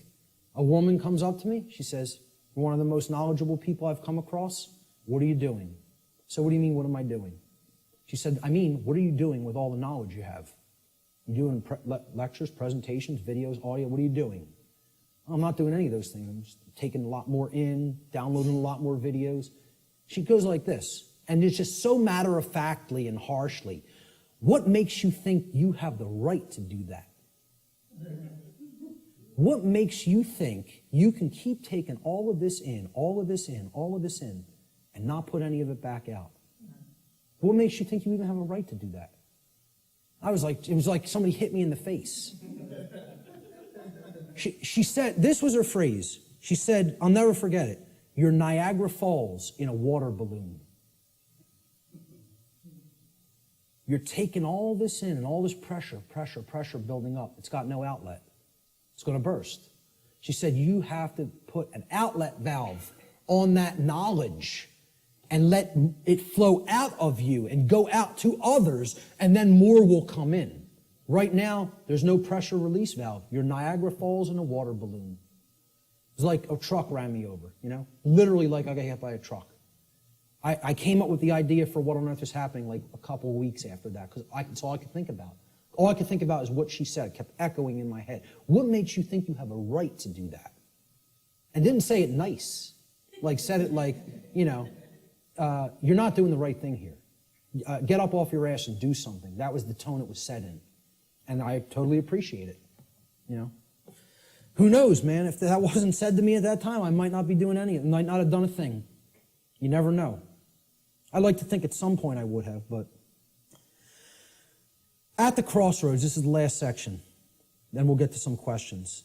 Quote by R. Buckminster Fuller, "The dark ages still reign over all of humanity, and the depth and persistence of this domination are only now becoming clear. This dark ages prison has no steel bars, no chains or locks. Instead, it is locked by misorientation and built upon misinformation. Caught up in a plethora of conditioned reflexes and driven by the human ego, both warden and prisoner attempt meagerly to compete with God. All are intractably skeptical of what they do not understand. We are powerfully imprisoned in these dark ages simply by the terms in which we have been conditioned to think. The conditioning of our thought is what has kept us in this prison. And only now, the actual depth of the dark ages that we are in are starting to become clear to some people. We are in the time that I call the apocalypse, and actually, I want to start rephrasing this. I want to actually explain to people we're not in the apocalypse anymore. We are now in post-apocalyptic times. We are living in post-apocalypse. The apocalypse has already occurred. It's over. We are living in the time after the apocalypse. And what do I mean by that? Well, we got to look at the meaning of the word. Okay? From the Greek prefix apo, which means away from, off of, or removed from.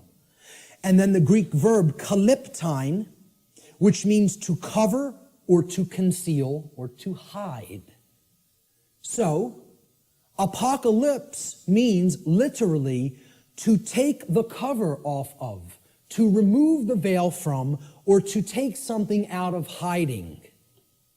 Well, ladies and gentlemen, another big surprise. The veil has already been lifted.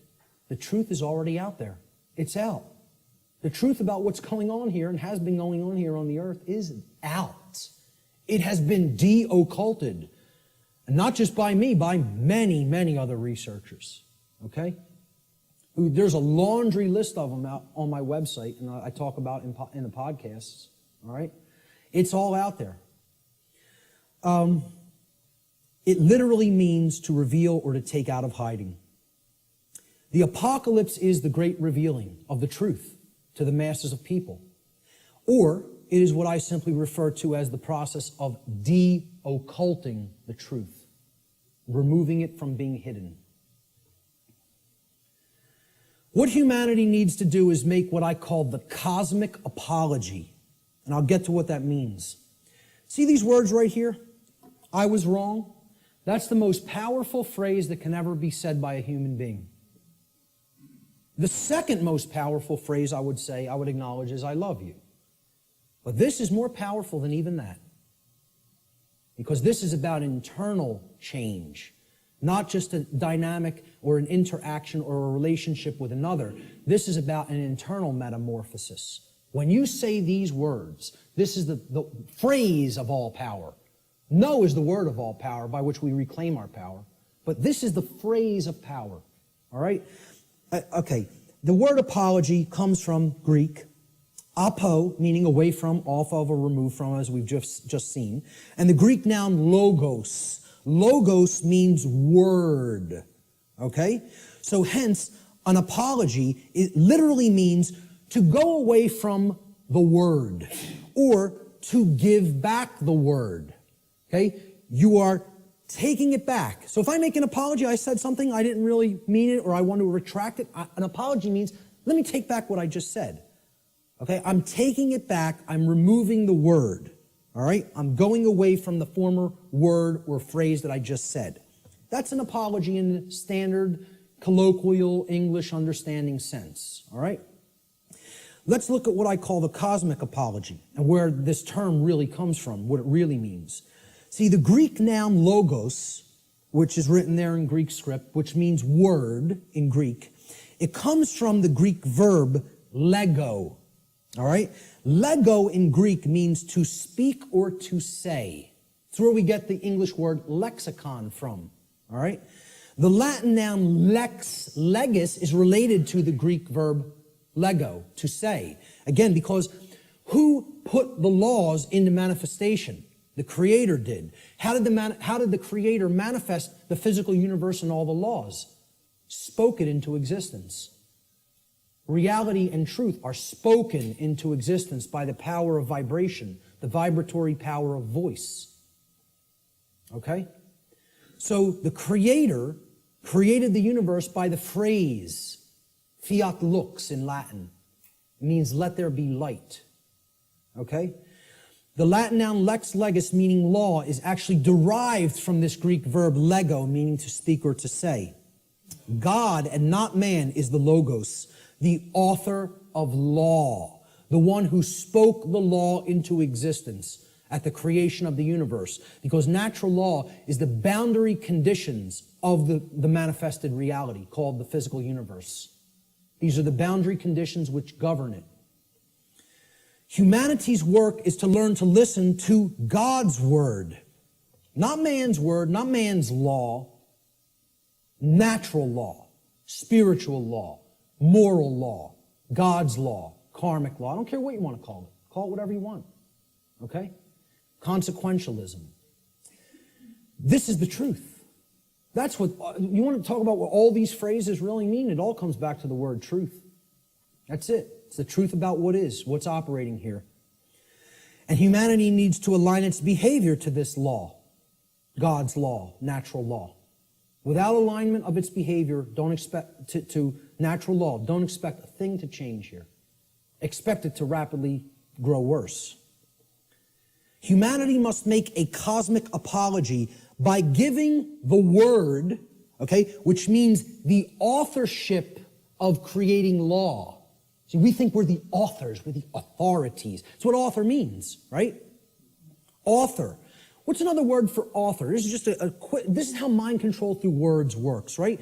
An author is a what? A writer. Well, what are you saying there?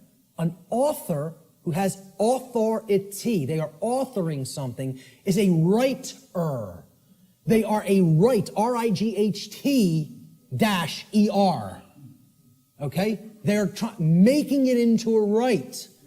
This is what you hear when you hear the word authority. You hear author, which means a writer, meaning one who makes rights, which means someone who believes they're God.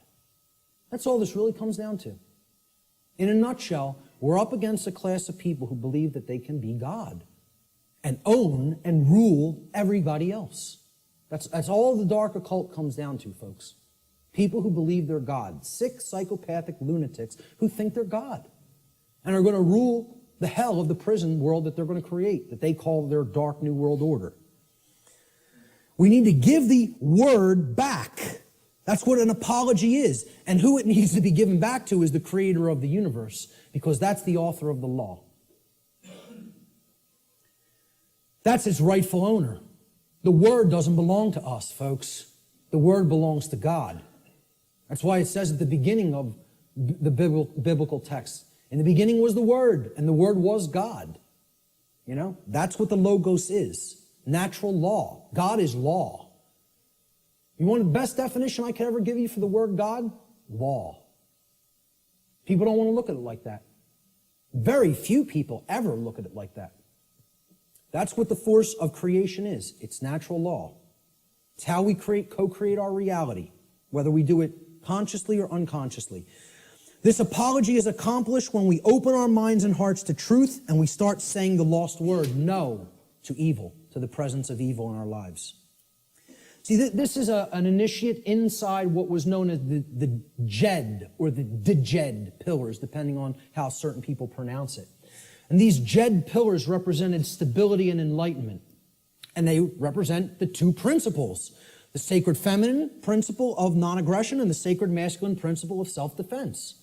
The initiate is the enlightened one who is incorporated and bridged both pillars and has come to the place of cosmic illumination, which is represented by the winged disc of Ma'at in the Comitian tradition, which is over the lintel between the two pillars. That winged disc of Ma'at. Ma'at was considered a great mother goddess in the Comitian, the ancient Egyptian traditions. Okay? She was the force. She was a personified deity. You know, the ancient Comitians didn't actually worship a physical woman. It's not what this was. It was the personification of truth and justice and order and natural law that was encapsulated as the sacred feminine essence. And she was above all the other deities in the pantheon of Egyptian deities, of Comitian deities. Ma'at, there was no god or goddess higher. And how they looked at alignment with Ma'at is if you wanted to have order and you wanted to avoid chaos, you learned the teachings of Ma'at because she was the goddess of justice and she was the goddess of righteousness.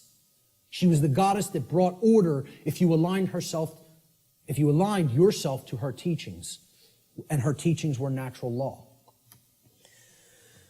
So that's what this is here. This is saying we need to take away the word. It's not saying remain silent and don't use your voice. It's not what it's ever been saying. This is a symbolic allegory for the apology. All right? You know what else the G in the middle of the compasses and square is? Apollo G. The sun, the light, the generative principle. Okay? We need to make the Apollo G. All right? That's what the G in the middle of the compasses and square in allegory also represents, because one of the big deities, the Greek deities that is often kind of exemplified in the Freemasonic tradition is Apollo. He was a sun god, and he was a corollary to Horus in the Egyptian tradition, and Jesus in the Christian tradition, and Mithra in the Persian tradition, and many other sun gods that represented truth and light. All right? So that's the middle way, the middle pillar. That's what the initiate represents. I started this presentation with the slide before we begin. Now we have begun. And it's up to you to take it further. You know, what you'll do with this knowledge is entirely up to you. See, this is a painting by Alex Gray that shows the worldview schism. Are we going to stay embedded in the left brain and in other forms of imbalance, and we're going to create the negative worldview, right? Or are we going to live in harmony with natural law, which can create this path when we incorporate the creative and nurturing and sacred feminine aspect of our beings? Natural law, living in harmony with it, can only lead to these conditions: freedom, peace, prosperity, the continuation of our species, our actual physical survival, and our evolutionary progress in consciousness. That's what living in harmony with natural law leads to. Conversely, living in opposition to natural law will get us this side of the world tree. It'll bring this world, this hellish world of chaos and destruction. Because living in opposition to natural law can only lead to these states: control, enslavement, war, chaos, evolutionary stagnation, and ultimately the extinction of our species. Which will we choose? You know, that's still up in the air. I can't tell you that. Only each individual can make that decision for themselves, and then that will play out in the aggregate, in the mass consciousness, the numbers. Thomas Jefferson said, "A free people claim their rights as derived from the laws of nature." And this was also embedded in the Declaration of Independence. The laws of nature and of nature's God, and not as the gift of their magistrates. John Locke said, "The natural liberty of man is to be free from any superior power on earth, and not to be under the will or legislative authority of man, but only to have the law of nature for his rule." Former Grand Master of the Order of the Rose Cross, the Rosicrucian tradition, Francis Bacon, said, "Nature, to be commanded, must first be obeyed." If we want the forces of the cosmos on our side, we have to learn and adhere to the principles of natural law. If we do not align our behavior to that, nature will not stand with us. It will continuously stand against us, and it will itself create more strife and suffering in our lives. And we certainly won't command it. We won't command its forces with things like free energy used for any positive purpose. It'll only be used for destructive purposes. The psychologist Alfred Adler said, "There is a law that man should love his neighbor as himself." And he's referring, of course, here to the Golden Rule. "In a few hundred years, it should be as natural to mankind as breathing or the upright gait. But if he does not learn it, he must perish." And you know, folks, I would really hope this is going to take less than a few hundred years. But based on where we're at, I'm not so sure. You know? I think we could do it a lot faster than that if we accept the key that's been shown here today, that, as I said before, has the power to unlock all the locks on all the doors to all the cages. And that's what the knowledge of natural law comprises. Will we make the choice to climb the ladder of consciousness through an act of our own free will, choice, and effort? It's not a simple climb. I mean, it's a difficult climb. It's not overly complicated to learn these concepts, to learn these truths. It involves abandoning many things that we've already been conditioned with that don't serve who we are, okay? But I'm not telling you it's going to be easy, all right? It involves a lot of deep introspective work. But if we do it, we can step out of the prison that we've imposed upon ourselves by balancing the sacred feminine and masculine forces within each one of us. And by recognizing our own inherent sovereignty, and that there is no legitimacy and never has been any legitimacy to slavery and control and the external rulership of human beings as subjects. Okay? That recognition of sovereignty has to go hand in hand with our knowledge of natural law. It's a totally integrated component of it. This was the title slide. This tarot card was on the title slide. When you understand, and I've talked about this in some of my work online, when you understand the deep connection to the tarot tradition and other mystery tradition teachings, specifically its very deep interwoven relationship to the Kabbalistic tradition of the Middle Eastern mystery traditions, all right? You understand that this card right here actually represents the will of creation and what creation itself, what the mind of the universe itself ultimately wants to manifest in physical reality. Not in some other worldly dream world or fantasy realm or spiritual reality that is to come or not come. Right here in the physical domain, which is not separate and distinct from the spiritual domain. They are one and the same. This card is known as the Justice card. Okay? And it's based on the Latin word jus, which means right or law. Okay? That's where we get the English word justice. This card represents balance between the pillars, as you see on the right side of the king, holding the sword of truth in hand, and the scales of truth and justice have been perfectly balanced and are in the other hand. And it represents sovereignty. And it represents alignment with natural law. And most of all, it represents alignment with truth and the manifestation of order. That can only happen when we align our behaviors to the principles of natural law. Only then will we see the manifestation that the universe is itself wishing for us and trying to help us create, which is justice and order. If we let go of the things that are holding us back and break our mental chains of bondage, we can create a world that is based in actual, real freedom. It is possible. I'm not telling you it's not going to be arduous work or a difficult journey, but it can be done. Okay? If we choose to do that, we're going to see advances and things that are going to be created that the world is going to look so drastically different if we go down that middle path to the truth and to order and to justice through the understanding of natural law and actually applying it and living it in our lives, that the changes we're going to experience are going to be so positive and so transformative that we can scarcely even imagine what the world will be like on the other side of that work, on the other side of that transformation.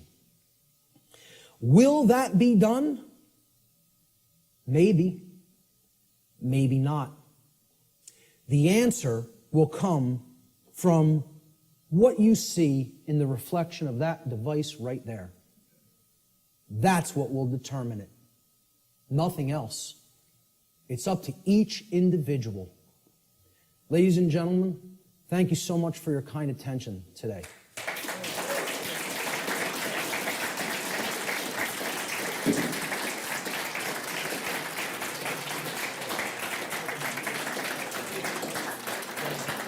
Thank you. Thank you. Thank you. I appreciate that.